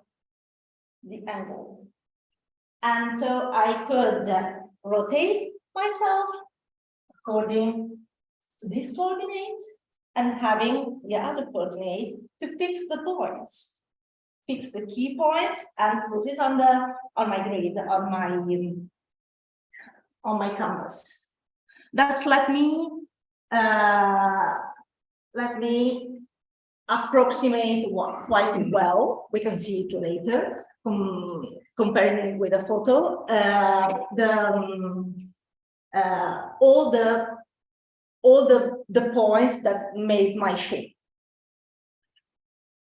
So, okay, this is while I was drawing, and I can fill the intermediated space by guesswork because I had some fixed point. They were there, and this is what I got after the day in the theater all by myself. Was amazing, I would say. And then I refined it I colored it with dry pastels, and then I inked it. I would say I had much time because we were again in lockdown, so I had something to do. And I got this artwork 1 meter by 50. And this is the picture, the panoramic picture that my colleague Luca Pascon, that is a panoramic photographer, took from the same point of view for reference. Next problem is this digitization of an artwork of this dimension and done with this technique, because dry pastels is going to melt if I put it if I scan it, and the scanners could have some little distortion that when you wrap around your image to make an interactive picture, is going to give you some troubles. So we captured the illustration in several parts with a macro lens, with a Sony Alpha 7R Mark IV and a Sony 100mm macro lens. And we got 1 gigapixel panorama by stitching it. And if you click on the QR code, you can see the panorama if somebody wants, or I move on. Okay, and this is the installation. The installation follows the principle of the hybrid dimension model, as Luca told as well before, and it showed the original artwork and a touch screen with the panorama, and another screen with the making of video, and it's a way to experience this an artwork like this for a general audience. And at the bookshop, there's also a paper square kit. And yes, this the conclusions are that yes, it's possible to draw spherical perspective in large format paper and obtain very detailed artworks by guesswork mainly. And get a really high resolution VR images by adopting the right workflow and with a photographic digitization instead of scanning, and making an installation that gives a narrative, that builds a narrative inside space. Excuse me, I was too long. No, right on that. Thank you very much. So, questions while is a Mingzu Wei here? Because the third paper is by Mingzu Wei from Purdue University, a comparative study of 4 3D facial animation methods. Okay, so if she doesn't appear, we step to the fourth. Okay, no question. Yeah, waiting for questions. If any, if not, we are going to. Because I want the next person to while we ask you a question. So, here I am. Wait, Tony, just 1 second. Is Hong Mei Kong from Osaka University here, a deep learning approach to generate 3D models of fluid art? No. Yeah, I'm here. Oh, you are. Oh, but you are online. I didn't know. I had not the indication that you were going to be online. Okay. You can watch. So thank you. Okay, so your presentation is by definition ready. Okay, so let's just give Chiara a few minutes to answer Tony, and then we move on. Tony, please. Mine isn't really a question. I just want to say congratulations to both of you. You started off at least fantastic work. I just want to say congratulations to both of you. Thank you. For the presentation, because I think it's fantastic work. One way to spend COVID. Yes. Way time got leave that. License. I think my mind is very well based here. So it's like I keep talking, so we talk afterwards. Another we can do there. So thank you both very much. Super work. Thank you. Thank you. I actually had 2 questions. Okay. But I will leave it for the general session because I think I should precedence to the audience. But I have a few questions for a very interesting paper. Now, I will ask once more if Mingzu Wei from Purdue University is either online or here for a comparative study of 4 3D facial animation methods. Apparently not. Perhaps she will appear online later. And so we step on to the 4th paper, who I know is here. So it will be presented, I believe, one with a video then. A deep learning approach to generate 3D models of fluid art. Yeah, I'm here, but yeah. So Hong Mei Kong from Osaka University, will you be presenting with a video, right? And then respond to questions. Is it? Yeah. Okay, so please, Juan, if you could pass the video, and then we'll field questions. Okay, I send the video. Yes. Okay, I thought I already sent the video to the organizer, but okay, I send again. Juan, do we have the video? Yeah, I sent to, I already sent to organize. Yeah, it's here. I will. Deep learning approach to generate 3D models with art. Apparently, Juan, wait, our technician will look into it. If not, then we'll take care of the next paper before yours, and then we'll recover the video. Or would you prefer to do it live? What would you prefer? Oh, hi, I'm seeing you now. So we have two choices here. If you prefer to show your video, we can just do the next lecture first, okay? And then we show your video, we recover your video. Or if you have it ready and you prefer to do it live, we can do it live. What do you prefer? It's entirely to your preference, okay? I think it would be better to have the video because The video, okay. Okay, I sent the link of video. Could you play the video on the side? Okay, Juan, could you please check for the video as soon as possible, and we'll do the next lecture. He just sent you the link on the chat. He just sent you the link on the chat, the Zoom chat. Yeah, so that's the link, right? And then this. Yes. So first of all, Hong Mei Kong, and I apologize. Am I saying your name correctly? If I apologize, first of all, it's our screw up. So, yeah. But don't worry, we'll get it done. We'll get it done. Okay. So with your permission, we will pass for now to the next lecture. To the next paper, I'm sorry, while we wait for our people to set up your video, okay? Yeah, no problem, okay. Okay, thank you so much. And actually, this is awkward because the next lecture is by Manuel Flores and myself.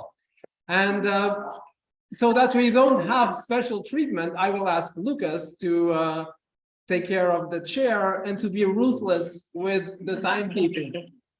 It's always bad to have your PhD students lording over you. So I'll just prepare. Now we will see if you were a good advisor or not. I will prepare. Okay. So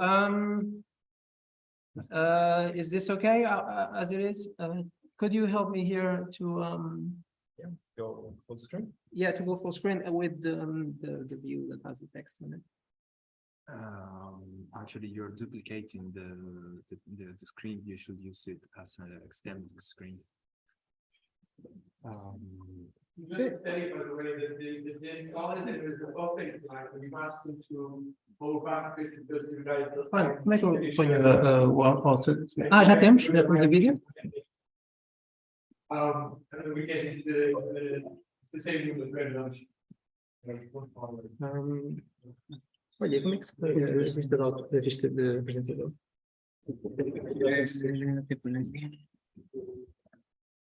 You should change to extended screen instead of. Como era? Era este? Este. Depois fazemos como se já isto aqui, acho que com isto, depois vamos com outro.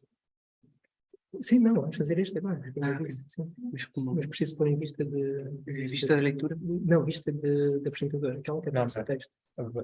But you should change to extended view. Yeah, wait, yeah. É o último. Sim, não, acho que mais. E o que é para fazer? You need to. We should this. Duplicar, expandir. Okay, and now. Agora vais para o lado. You should have to. Okay. Okay. So, check if Lucas, 15 minutes. It's okay. Lucas, 15 minutes. Wait a minute. No? Okay. Okay. We have to, no, we have to put the final Zoom, the final presentation. Final presentation here. Okay. Then you make the Zoom here. This way, won't you be sharing? Oh, yes, you know, it's fine. Maybe because it's maximized. No, because Yeah, let me reduce it. And then we can do. It's too much trouble, just forget it and just do normal. Here. But it's not good. Oh, technical. Okay, so we can. Não, minimiza aqui. Pois, também é isso. Pá, aqui. There we go. Okay. Agora tem que fazer o produto final do corpo. Let's. Não. The launch. Yeah. Sim. Now we go here. No, we present. Okay, check. Okay, 15 minutes. Working. I'm Antonio Rojo, you know, this is Manuel Flores, and our paper reports on a didactical experiment that aims to improve the teaching of visual education in elementary school with the creative use of off-the-shelf AR and VR software. Now, this experiment is based on the conceptual reformulation that turns perspective into a naturally immersive concept related to mixed reality.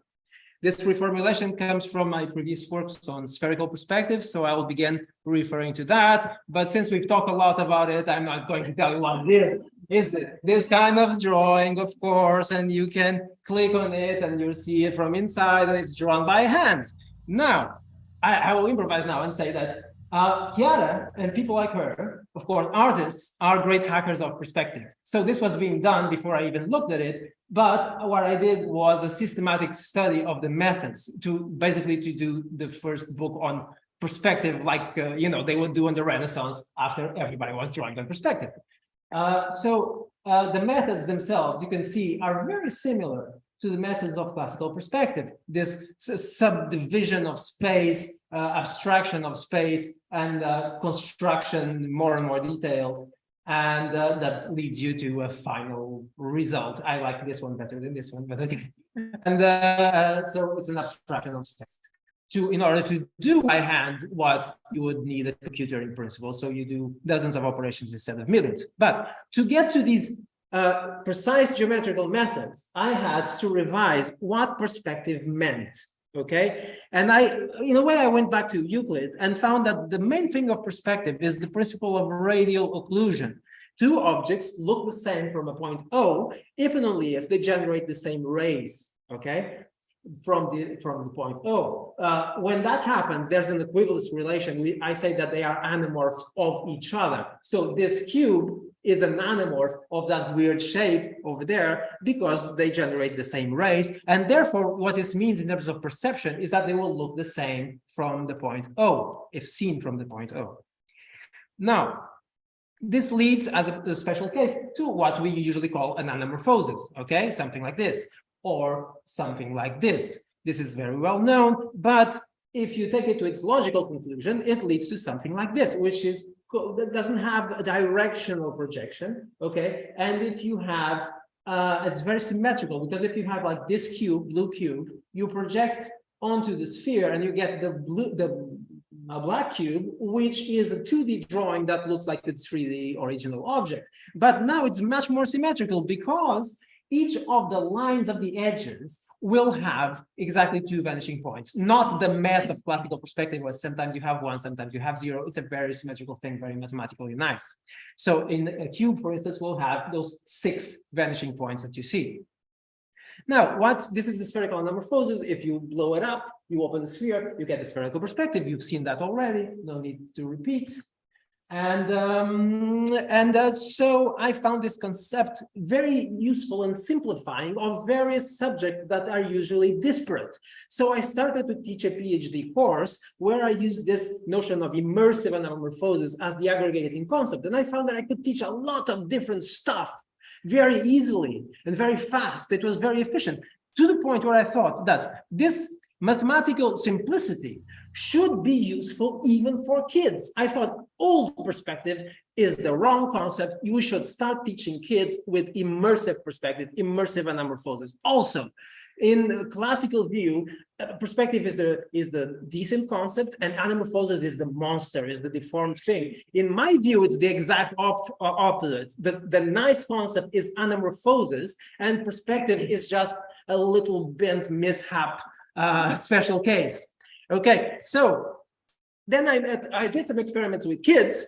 This sounds bad. And then I met Manuel Flores. But you know, it was just one class here, one class there. And then I met Manuel Flores. He was our PhD student, and he was a teacher of elementary school. And so I thought, the evil plan, I will get the kids to learn what I want. And then, and Manuel found it useful, and he decided to make his PhD about that, to apply this thing that he learned on the PhD course, but teach it to kids, which of course means that it has to be made very concrete and well, very visual. And so I will shut up and let Manuel explain what he did. Okay, thank you. And I study 37 students, 14 and 16 years old, of 2 classes of 3rd cycle elementary education public school in the north of Portugal. These students never had perspective classes before. The experiment was integrated in the official program school program, by connecting with the classical study of Dure machines. Students were invited to consider the concept of the radial occlusion in practice by modifying the Dure perspective machine into an amorphous machine, using a string to project a box onto the floor. Once the anamorphose is obtained, students are asked to imagine the lines that extended the box's edge to infinitely, both on the real box and on the projection. In classical perspective, we get only one vantage point for each line, but using VR, we can see the vanished lines pairs of the immersive anamorphoses. Students use the anamorphic cube as a trigger to create an augmented reality app on their phones. This app created a new virtual anamorphic of the box. The advantage of this 3D model is that we could extend its edge to infinity. Students could move the viewing direction to see where the lines converged for all 6 vantage points of the cube. VR allowed them to see that the same thing could to be done by elaborate physical painting on the walls and the ceiling. This would be impracticable in class, but VR made it visible. The next step was abstracting to string of the Dure machine by replacing it with an equivalent orthographic construction draw with a roller and square. Note that these students will only learn descriptive geometry in the year after this. Anamorphose allowed the introduction of this advanced topic in the pleasant and visually impressive way. The next step, the abstraction, is to make the projector face curved by making a cylindrical perspective machine using a flexible acrylic panel. Students draw that they see through a peephole, and they release the panel from the machine. When the flexible panel is allowed to unbend, the drawing on its surface is no longer a cylindrical anamorphose, but a cylindrical perspective. After seeing these instructions, students are ready to meet a proper spherical perspective, the equirectangular spherical perspective. We choose equirectangular because the perspective has similar distortions to the cylindrical case, but it is full spheric perspective. As an exercise, I suggest the students represent the room of Van Gogh from the painting Bedroom in House using an equirectangular grid. This was a collaborative work helped by the use of the VR Panorama mobile apps that allowed for interactive process of trial and error. Students could check the immersive view and go back to drawing on flat the correct mistakes. This enabled an immersive learning experience in which the student could feel inside their own drawings. Students were awed when seeing that they handmade drawings created an immersive environment. They could observe from inside, interactively and immersively, using their phones and cardboard glasses. The present experience suggests the usefulness of the concept of the immersive anamorphosis in elementary school visual education when materialized by the modified Dure machine and assisted by augmented reality and virtual reality. This team found both the enthusiastic response from students, the clarity with which they faced very abstract notions, and the quality of the work obtained. We hope in the future experiments to obtain a more quantitative test of the effects of this experience on learning results in subsequent years of the visual education. Na primeira? I think Não tem nada. no, I think we're done. And I will add that you have the video, yeah, okay. No, wait. Sorry. Oh yeah, it's not showing. Okay, we have a little video of the bedroom in Arles. Of course, you've seen already historical perspectives, but this was done by kids, so to see how they fare. While they are preparing, 12 minutes, that's not bad. While Lucas is preparing to show it, I'll say that the weak part of this was the evaluation of results. The kids were very enthusiastic, but we wish we had some more, quantitative way of testing if they actually gained anything from it. And that would be to follow them to the next year and see how they fare when they find the same subjects in the form of content.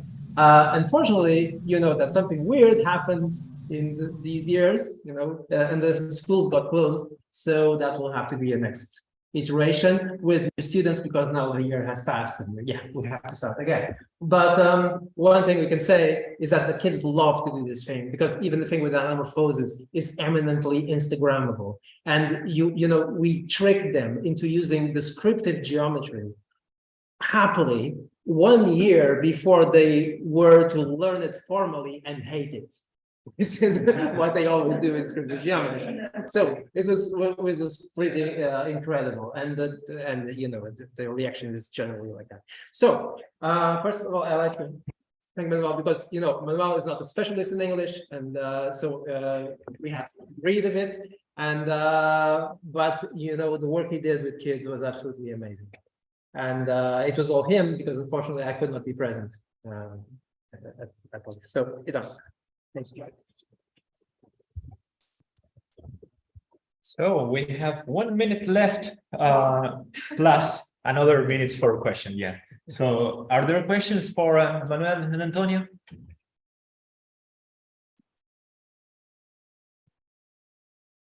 Okay. So if there are a question. Just our video. Oh, the video is ready. Okay, so we'll pass to if you have questions for Manuel later, you can do them on general panel thing. And we're going to start with a deep learning approach to generate 3D model of fluid art, Hunmei Kong, Osaka University.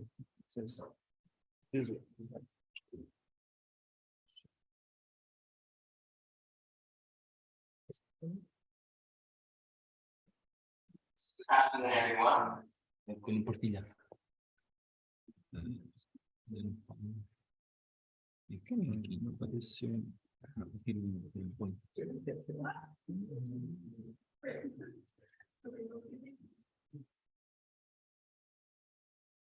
Okay, just a little moment while we switch the sharing thing. Ok, partição. Bom. Não, era o último. No, porque é complicado. It's duplicated now. I switch it back. So now yeah, okay.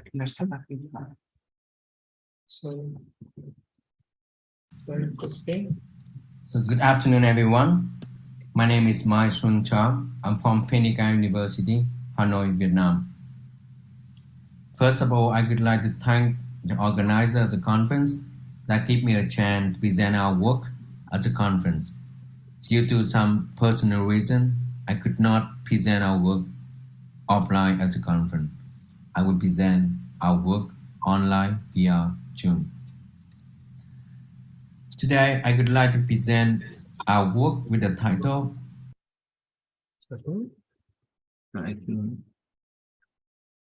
Okay, we seem to be cursed. Thank you. I beg once more for your patience while we restart. A deep learning based. So good afternoon, everyone. My name is Mai Sun Cha. I'm from Phenica University, Hanoi, Vietnam. First of all, I would like to thank the organizer of the conference that gave me a chance to present our work at the conference. Due to some personal reason, I could not present our work offline at the conference. I will present our work online via Zoom.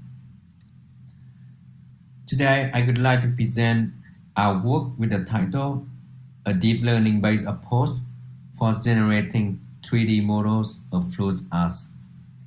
This is a joint work with Dr. Mai Kong from Osaka University, Japan, Akihiro Yamada, Takashi Suzuki from Topanen, Japan, Professor Naoko Tosa, and Professor Yohei Nakatsu from Kyoto University, Japan.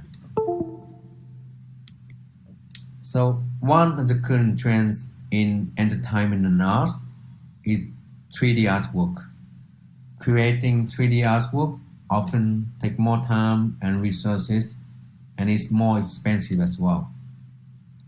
Reconstructing 3D artwork from 2D photos and videos is a way to reduce resources of creating 3D artwork. One of our co-authors, Professor Naoko Tosa from Kyoto University, created fluid art based on fluid phenomena.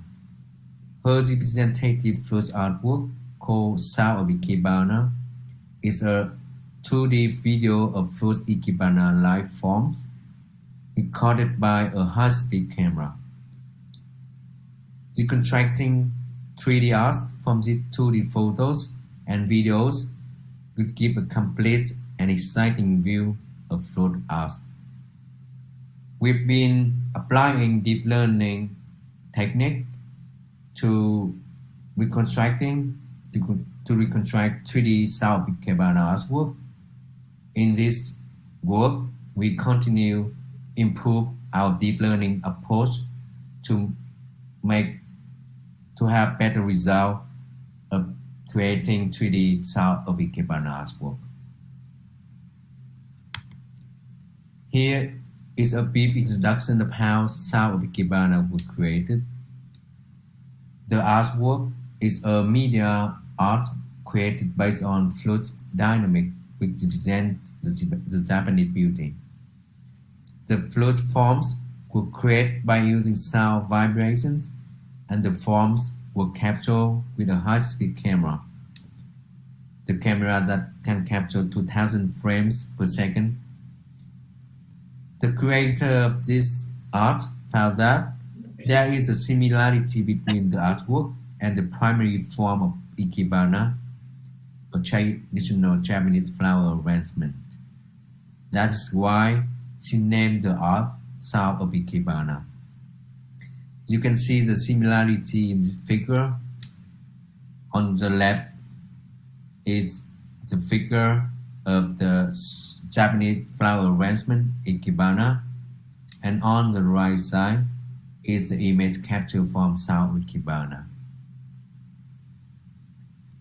The videos and photos extracted from Sound of Ikebana are beautiful, but we can only enjoy them from a particular point of view. It is nature to expect to view the complete 3D view of these artworks. If we could do this, we could further investigate the relationship between Ikebana and the Sound of Ikebana. However, the current 3D sensing technology cannot capture the small size and fast-moving flows with high quality. Therefore, we need to use some 3D reconstruction techniques that can reconstruct the 3D arts from 2D videos and photos. So here is the previous attempt at creating 3D Sound of Ikebana. The method called face-only correlation, or POC for short. In this method, multiple high-speed cameras were set up around the front view of the color materials to capture various photos from multiple viewpoints. As you can see in this figure, then the 3D point cloud data of Sound of Ikebana was approximated. To create the surface mesh of 3D arts, previous work applied Poisson reconstruction algorithm to approximate meshes from 3D point cloud. This figure shows some examples of 3D reconstruction obtained from POC and Poisson reconstruction methods. As you can see that these meshes require further manual editing to obtain a clean 3D mesh. So we sought to improve this method. So this is our previous work to improve the POC method. In this work, we use multi-view 3D Sound of Ikebana photos as reference of shapes for 3D deformation from a sphere. And instead of using Poisson algorithm, we use alpha shape algorithm for better approximate surface mesh. And our previous work used an advanced deep learning technique called cyclogram to learn the textures of the mesh from the style of Sound of Ikebana. And our previous work learned the 3D model by keeping projected image around the deforming mesh looks similar to 2D Sound of Ikebana. Here are some results of the previous work. These are the images captured from Sound of Ikebana, and these are meshes reconstructed by our previous work. As you can see that the message is quite simple and the texture of the mesh is not so smooth. So we continue to improve our methods. So in this work, we propose a new 3D generation process for the Sound of Ikebana by adding new faces with an added GAN network called Washington GAN.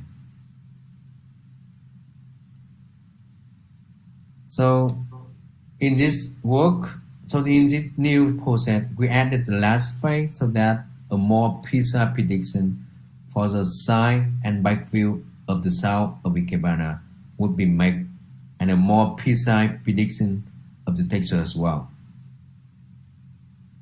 So as you can see in this figure, our new process has 3 phases. In the first phase, the point cloud for the sound of Ikebana is initially created using POC approach, and then the alpha shape method is used to produce a surface mesh replicating the front view of the source artwork. And in the second phase, we use NVIDIA Calling application to generate ND and 2D projected image from an angle. And the information about the mask and angle is also stored. We also use the cycle gain technique to transform the sound of Ikebana style into the projected image as well in the phase 2. And then to reconstruct the mesh from the projected image, we use the IBR network to reconstruct the meshes based on a sphere by optimizing the loss function. As you can see, details about the loss function in our paper. And in the last phase, the phase 3, which is proposed in this work, in this phase, the shape and the texture of the uncaptured part of the mesh are predicted using Washington GAN and the IBR network. We also use NVIDIA Calling application to generate randomly numerous viewpoint information, and at each training approach, we obtain projected image of the mesh respected to the angles, and we update the DIB network to continue deforming the mesh in the second phase based on Washington GAN. In this way, we try to make the projected image look similar to the real frame image via Washington GAN. So here, the DIPR network plays the role of the generator in the GAN structure. It generates a new sound of Ikebana by taking projection image around the mesh concerning the reference angles. So here are the results of our new process. These are the images captured from the sound of Ikebana, and here are the meshes reconstructed by our new process. As you can see that the meshes are more precise and the textures of the mesh are also more precise compared to our previous work. So in this work, we propose a new process that can improve the 3D transformations from 3D transformation of sound Ikebana from 2D photos and videos.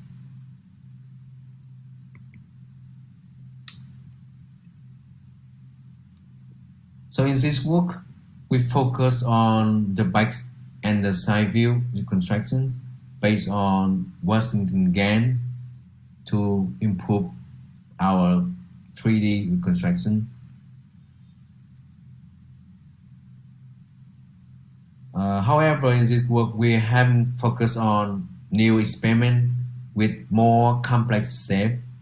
So in next work, we will improve the texture quality and also reconstruct more complex shape.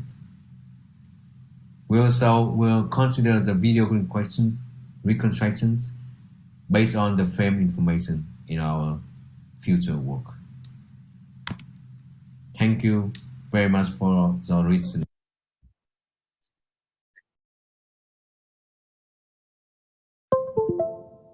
So, are there any questions?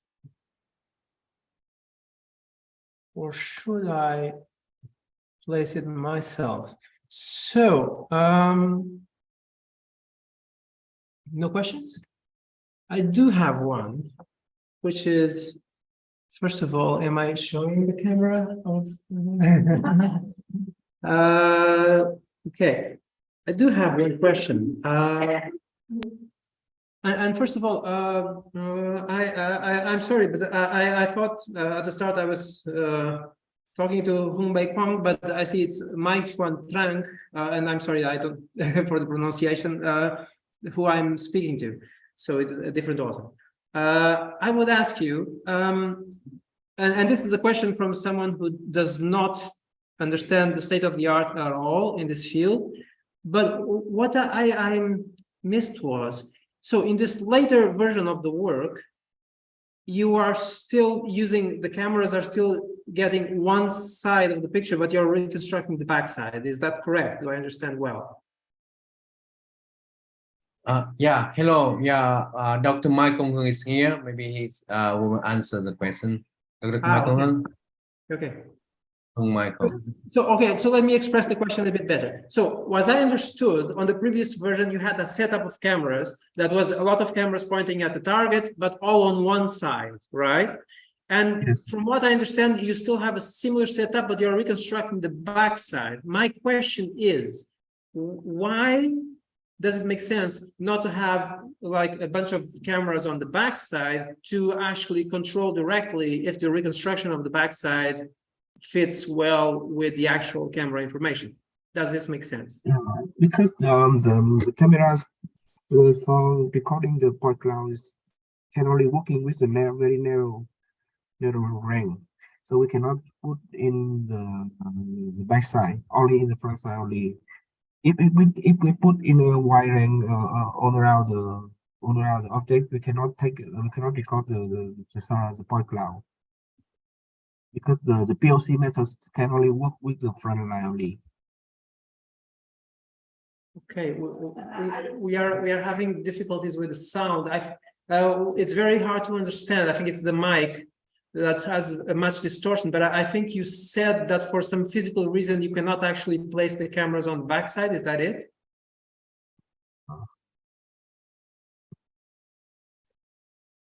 I think my voice is not quite clear, but yeah, the POC methods, I think the POC methods. I actually, it's very hard to understand what you're saying, but maybe Mai Xuan Trang could communicate to me, because I can hear him well. So Dr. Hung says that it's physically difficult to set up the camera in the backside. It's one reason. Another reason is that because using many high-speed camera like that is very expensive, so that we cannot set up a lot of camera. That's why we only set up the camera on front, and then trying to use the deep learning technique to reconstruct the whole 3D mass of the 3D art. That is our objective. Okay. So the control on whether the reconstruction makes sense, you're sort of maybe in a sense comparing it with some metrics with what's happening on the front side. Is that it? Because the difficulty I see is, how do you know that you're actually reconstructing if you're not shooting it from the back? Well, you don't. Yeah, but if you have a physical impossibility, that makes sense. Yeah, of course. Yes, another question. They can use only one camera and have it on table. No, because it's a high velocity thing. It's a kind of a drop, and then you have this liquid, and they capture the thing. Yeah. Well, they could, in principle, surround the whole thing, right? No, but there's a physical difficulty that I did not understand. Or apparently there's a physical difficulty in actually placing the cameras on the back side. They are also trained in the algorithm to reconstruct as it would be Yeah, but it would be so they are giving nice to then check with the backside camera. Yeah. So I think the justification is that you can't. Okay. Yeah, another question, please. Oh, yeah, the mic. Yeah. So when you think of the diffusion model is very popular nowadays, more than the GANs. So did you have a look at that? Did you try that, or you just I'm just curious because it's very new thing, the diffusion model.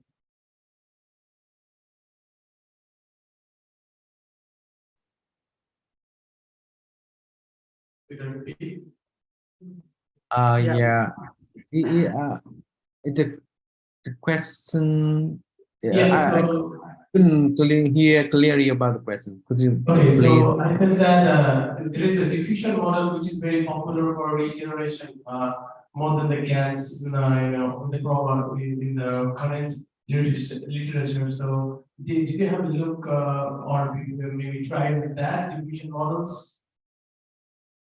Yeah, You mentioned about diffusion model. Yeah, we are still concerning about that, and then we may be trying to use diffusion model in the next in our future. We're going to compare with the recent GAN technology. Maybe, yeah, as you said, that diffusion is kind of hot trend right now, and then that is our plan to try to use diffusion models in our future work.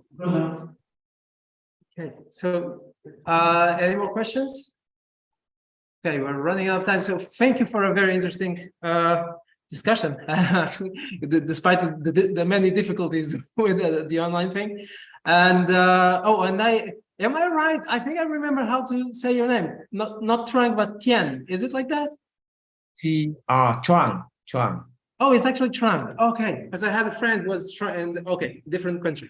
Okay, thank you. So thank you again. Yeah, thank you very much. And okay, and next paper is by Sara Antinozzi, who I think is with us for questions late. Hi, Sara. So you are there. You made it. Hi. Yeah. Good evening to everyone. Nice to see you. So you did make it. So it's a paper on something I like, which is cuneiform signs. So it's geometrical feature identification of cuneiform signs on microsurvey reconstruction by Sara Antinozzi of Salerno University. So we have a video. Let's play it, and then Sara will answer questions.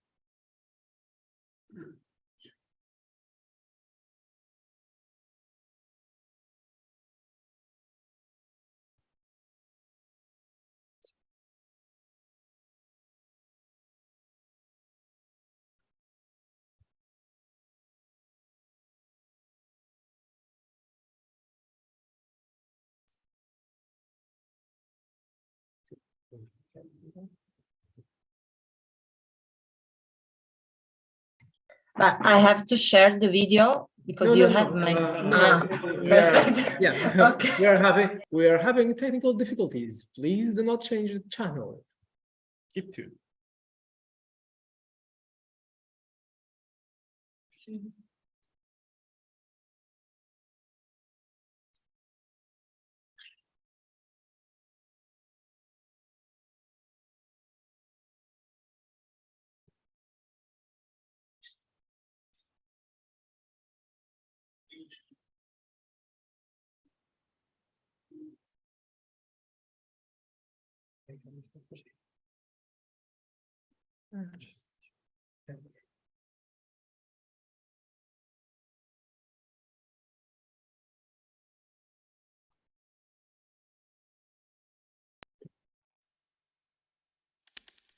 Well, while we wait for the video to start.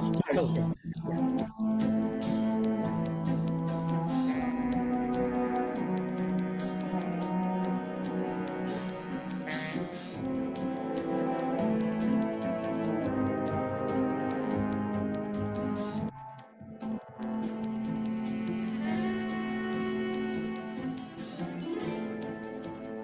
According to the increasing possibility offered by technological innovation, New ways of visualizing and exploring cultural heritage items are now accessible in an exhibition context.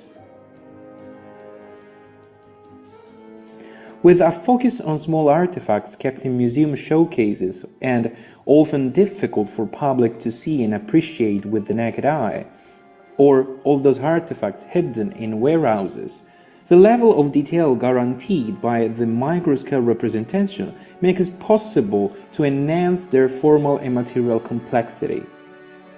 Thanks to this, it is possible to emphasize the value of assets that are difficult to appreciate in their traditional exhibition configuration for a renewed public enjoyment of cultural heritage. Nevertheless, small-scale items provide a complex challenge owing to the level of detail and accuracy required. In fact, three-dimensional reconstruction of very small objects, usually under 5 centimeters and with sub-millimetric characteristics, suffered from the still high cost of the most popular equipment for that purpose, i.e. active sensors, as well as the requirements for professional expertise when employing less expensive methods, i.e. passive sensors.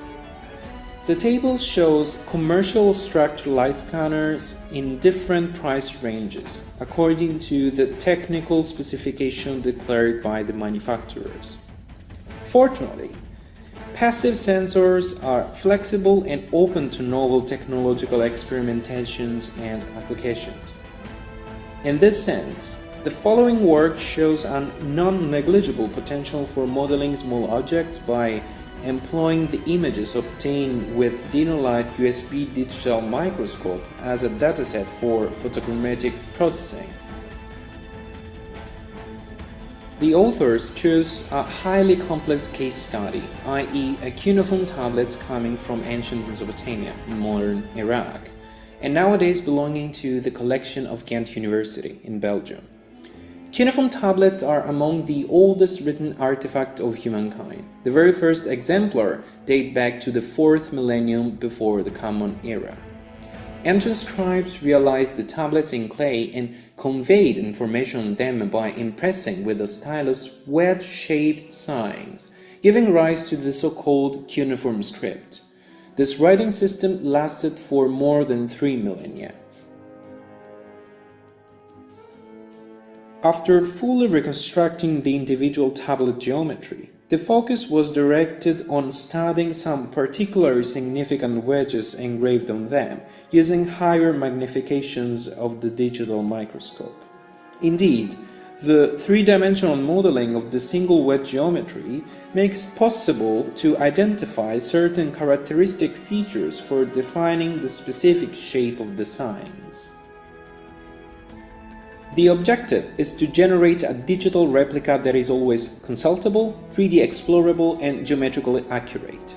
Digital visualization will aim to provide potential installation, distribution, and promotion of 3D models of cuneiform tablets that would be of significant interest and facilitate the display and exhibition of these artifacts, also remotely in the form of virtual museums. From a broader perspective, the representations carried out in this study can be an inspiration for exhibition designers and artists who work with the scales of detail and who, for an investment of a few €100, can capture, show, share, and promote details of their works that would be difficult to observe with the naked eye. USB digital microscopes were initially developed for inspection, documentation, and digital metrology analysis. They are already widely used in the medical field and in the manufacturing industry for quality control. Nevertheless, employing these instruments for the photogrammetric surveys makes it possible to obtain 3D models even a tenth of a millimeter in precision. In fact, due to their tiny size and form, they can tilt, allowing pictures to be taken with the proper intersections angles to the object, for the creation of 3D dimensional models by established SFM processes. The USB microscope used for this research activity is the Dinolite AM7013 MSDT model, characterized by a 5.0 MP CMOS sensor. Digital magnification values of 20 times were used for reconstructing the entire geometry of the tablet. In contrast, values of 40 times were used for digital wedges. The relative spatial resolution in order to quantify the less visible details, i.e. ground sampling distance, GSD, measures respectively 7.64 micrometers pixels and 3.82 micrometers pixels. The problem of incorporating metric references or calibrated items in the scene to scale the model was overcome by designing an adhesive pattern of coded targets introduced into the scene, ensuring it was fixed on a flat, rigid support and could be correctly focused. The problem of the shallow depth of field was addressed by focusing the object in different planes. The dense point cloud generated by SFM is subjected to specific cadres of metashape criteria for filtering the sparse cloud points noise generated by the blurred areas. The microscope incorporates an integrated adjustable polarizer to lessen reflections at very close range acquisition distances. However, installing a LED illumination ring has improved the lighting condition. In order to orient the object knife edge relative to the microscope camera, the acquisition geometry included a grip, frequently used in model making. The grip is mounted on a rotating base, taking care to align the center rotation with the mounting axis of the object. With this configuration, an average of 1,000 photos were taken to acquire the whole volume, taking about 2 hours. Data processing took an average of 3 to 4 hours, often motivated by the tablet's very homogeneous texture, which makes recognizing homologous points between images more difficult. Acquiring the individual wedges was a much faster operation, considering 10 to 15 shots per wedge and a processing time of 10 minutes for each. In order to extract key features for the single imprints of the stylus, the wedge was considered to be formed by the union of 3 triangular surfaces sharing a vertex, generating 3 impluviums, or grooves, that matched the stylus footprints. 2 approaches were followed for the identification of the geometrical features. The first involved identifying the faces of the wedge by employing a plan that maps the mesh surface. The second involved identifying the edges of the wedge's imprint by automatic contour recognition of the mesh ridges.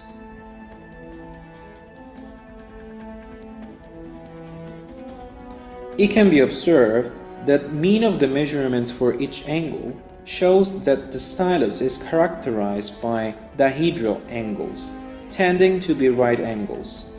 The deviation is on average 9 degrees. These wedge features are consistent with the shape of the reed stylus proposed by Messerschmitt.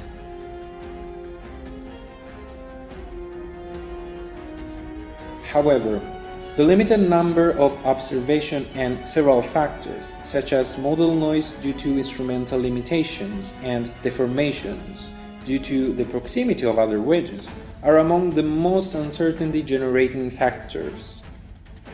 Nevertheless, the aim to reconstruct the complete geometry of a complicated micro-engraved object is considered achieved, although the question remains open as to whether the level of accuracy achieved does not allow experts to distinguish the distinctive handwriting of the scribe or the shape of a particular stylus. The following infographic illustrates the motivation for this research, the solutions adopted, and the inspiring objectives.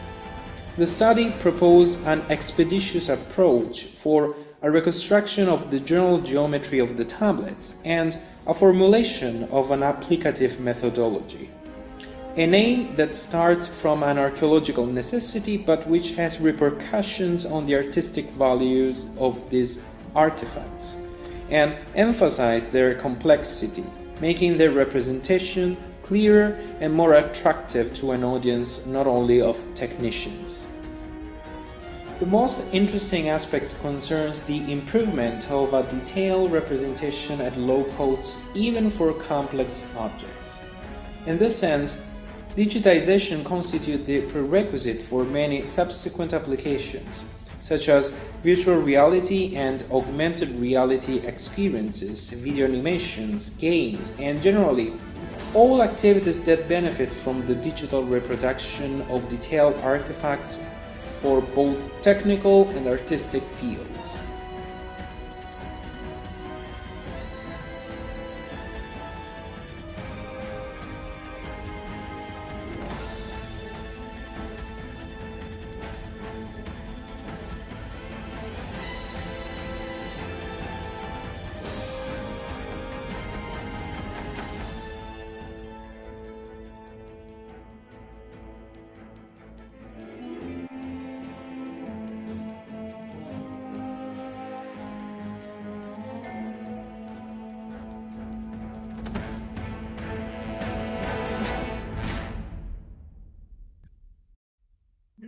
Okay, so thank you, Sarah. Do you have any questions, or should I? Oh, Lucas, I do have. Me too. Hello, Sarah. Hi. Long time Hi. without talking. So, wait. Okay. I don't know why there was a sepia filter on over the video. It was with colors, but okay. Hope you enjoy it. Anyway. Although it looks nice. I have a question, but it's, I mean, you know that I'm not the most, the person with the most knowledge in the field at all.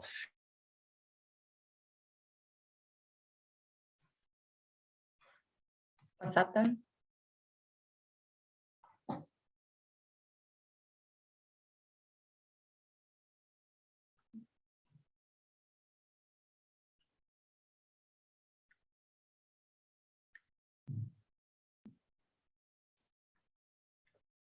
Che pasa?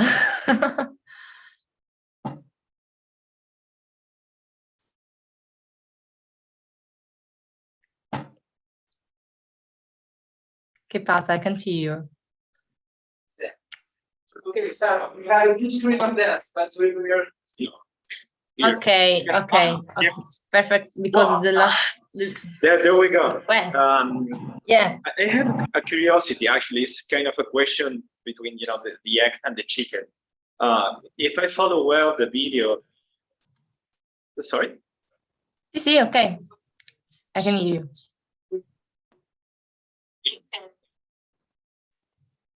Can you hear me? Yeah.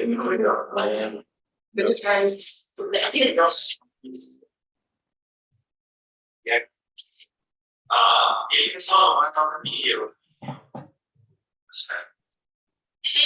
It's okay. Let me see. There is a delay. I think that there is a just a little bit of delay. Yeah. Can you? No.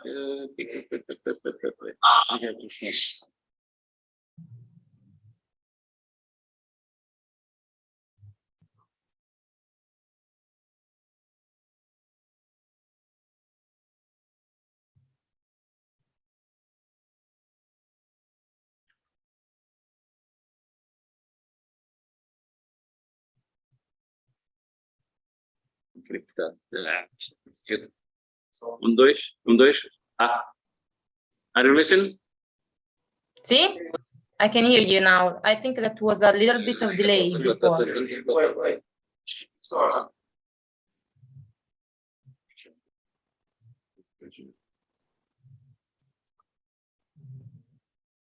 I'm sorry, it's one of those things. Here. Speakers. Hello? Hi, can you hear me? Hello, no.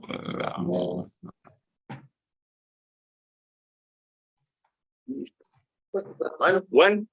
Hello? Hello? Hi, I can hear you. Can you speak? I'm speaking, but I think that there is a little bit of delay. Sarah. So, sorry. Oh, there's Hello, Sarah. Hey. Okay, we hear you. Okay. Okay. Okay. Now I can hear you. I think that there was a little bit of delay before. No. Okay, we still have feedback loops and words.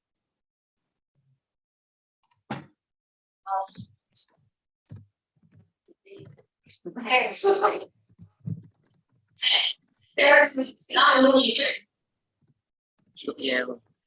Let's finish this. No. No. What? Hello. Hi. Hi. Okay, now it's in synchro. Okay. Real time? Don't listen to the YouTube.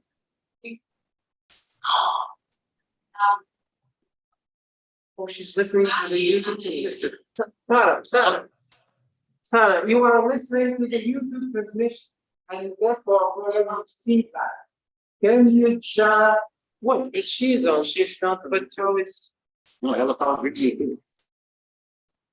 Is it? Ela. She has a Zoom connection, right? Yes, yes, I have. A Zoom connection, but also not YouTube on, right? No, I'm not on YouTube. Just No? Zoom. Just Zoom. Only Zoom. Only Zoom. Oh, shit, but you also have a YouTube out. What? Can you? Yes. Okay. Now should we? Okay. Okay, let's try Okay. that. Say something. Okay. Okay, now I think that now is in synchro. Before I was speaking, but your audio was in delay. Okay, I'll go again. The question is a bit the question of the egg and the chicken. Like, if I follow well, you mentioned that you do a comparison of first dense cloud. And my question is, what do you use to compare the first point cloud? If I mean, you're creating the first point cloud and then you're comparing with what? You are using like a self-consistency criteria, or are you using the Yes, well, the clouds were compared in a previous paper. So in this one, there is no comparison because we tested our methodology before this publishing. So the comparison was done in the in Cloud Compare software. It was a cloud to mesh comparison with a reference model. In the reference model was a mesh obtained by a structured light scanner, the scan in a box. So that was. Thank you so much and congratulations. If I remember well, the resolution of the scan in a box was 0.7 millimeters. So it was a very good scanner. I have one last question. We gotta make it quick. But Sarah, as you know, we have an audience. Many interactions with the entertainment industries of several kinds, gaming, stuff like that you mentioned events. But I know that you are a specialist in this fact, and that this is very delicate work, right? The depth of field is very small, and there are several. It is a very complex sort of work. I like the fact that this is done with low cost equipment, which is very nice for indie studios or something like that that cannot access the high end.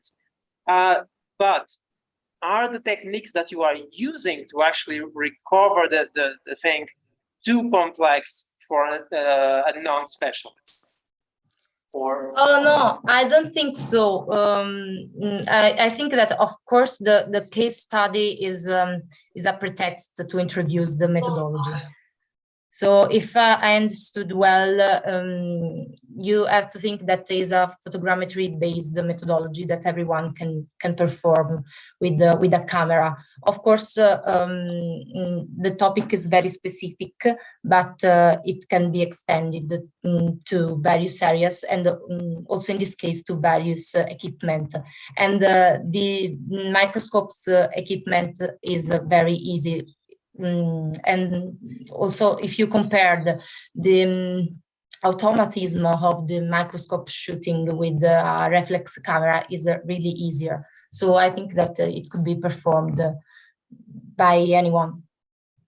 Thank you, sir. I actually have more questions regarding the styles themselves, because I was trying to teach my daughter how to write in Babylonian. I think I will leave that for another occasion. It's a pity you are. Sorry, Antonio, I can't hear you. I can't hear you very well. If you could turn to the microphone, because the microphone, I think, okay. Yeah, sorry. Okay. Sorry. Okay, I'll make one simple question. I was trying to teach my daughter how to write in Babylonian. So I didn't get it. Are the stylus with? Do they have a rectangular section or a triangular section? What is a triangular section, triangular. Yeah, but there was a picture there where there seemed to be. I was confused because I thought it was triangular, but there was a picture there with the rectangular section. Maybe that was another sense. No. Yeah, if I consider a vertical section, it is a triangle. Okay. Because, thank you. So it's called the cuneiform because it's a cuneo. Yes, a wedge. Yes. So I was very confused. Okay, so I just misunderstood that passage. Thank you for restoring my confidence in. It was a pleasure. It was a pleasure. I would like to thank Mirko Surdi, that was the co-author archaeologist, and he spoke in the video, and Fausta Fiorillo, that is the other co-author. So thank you. Okay. Thank you, Sara. Wish you were here. See you soon somewhere. Soon. Bye. Thank you very much. Okay, so I believe we are done. Although I would just ask one. We had no contact from the person that was missing, nor do we have a video, right? But we have no contact from the missing paper, nor do we have a video, right?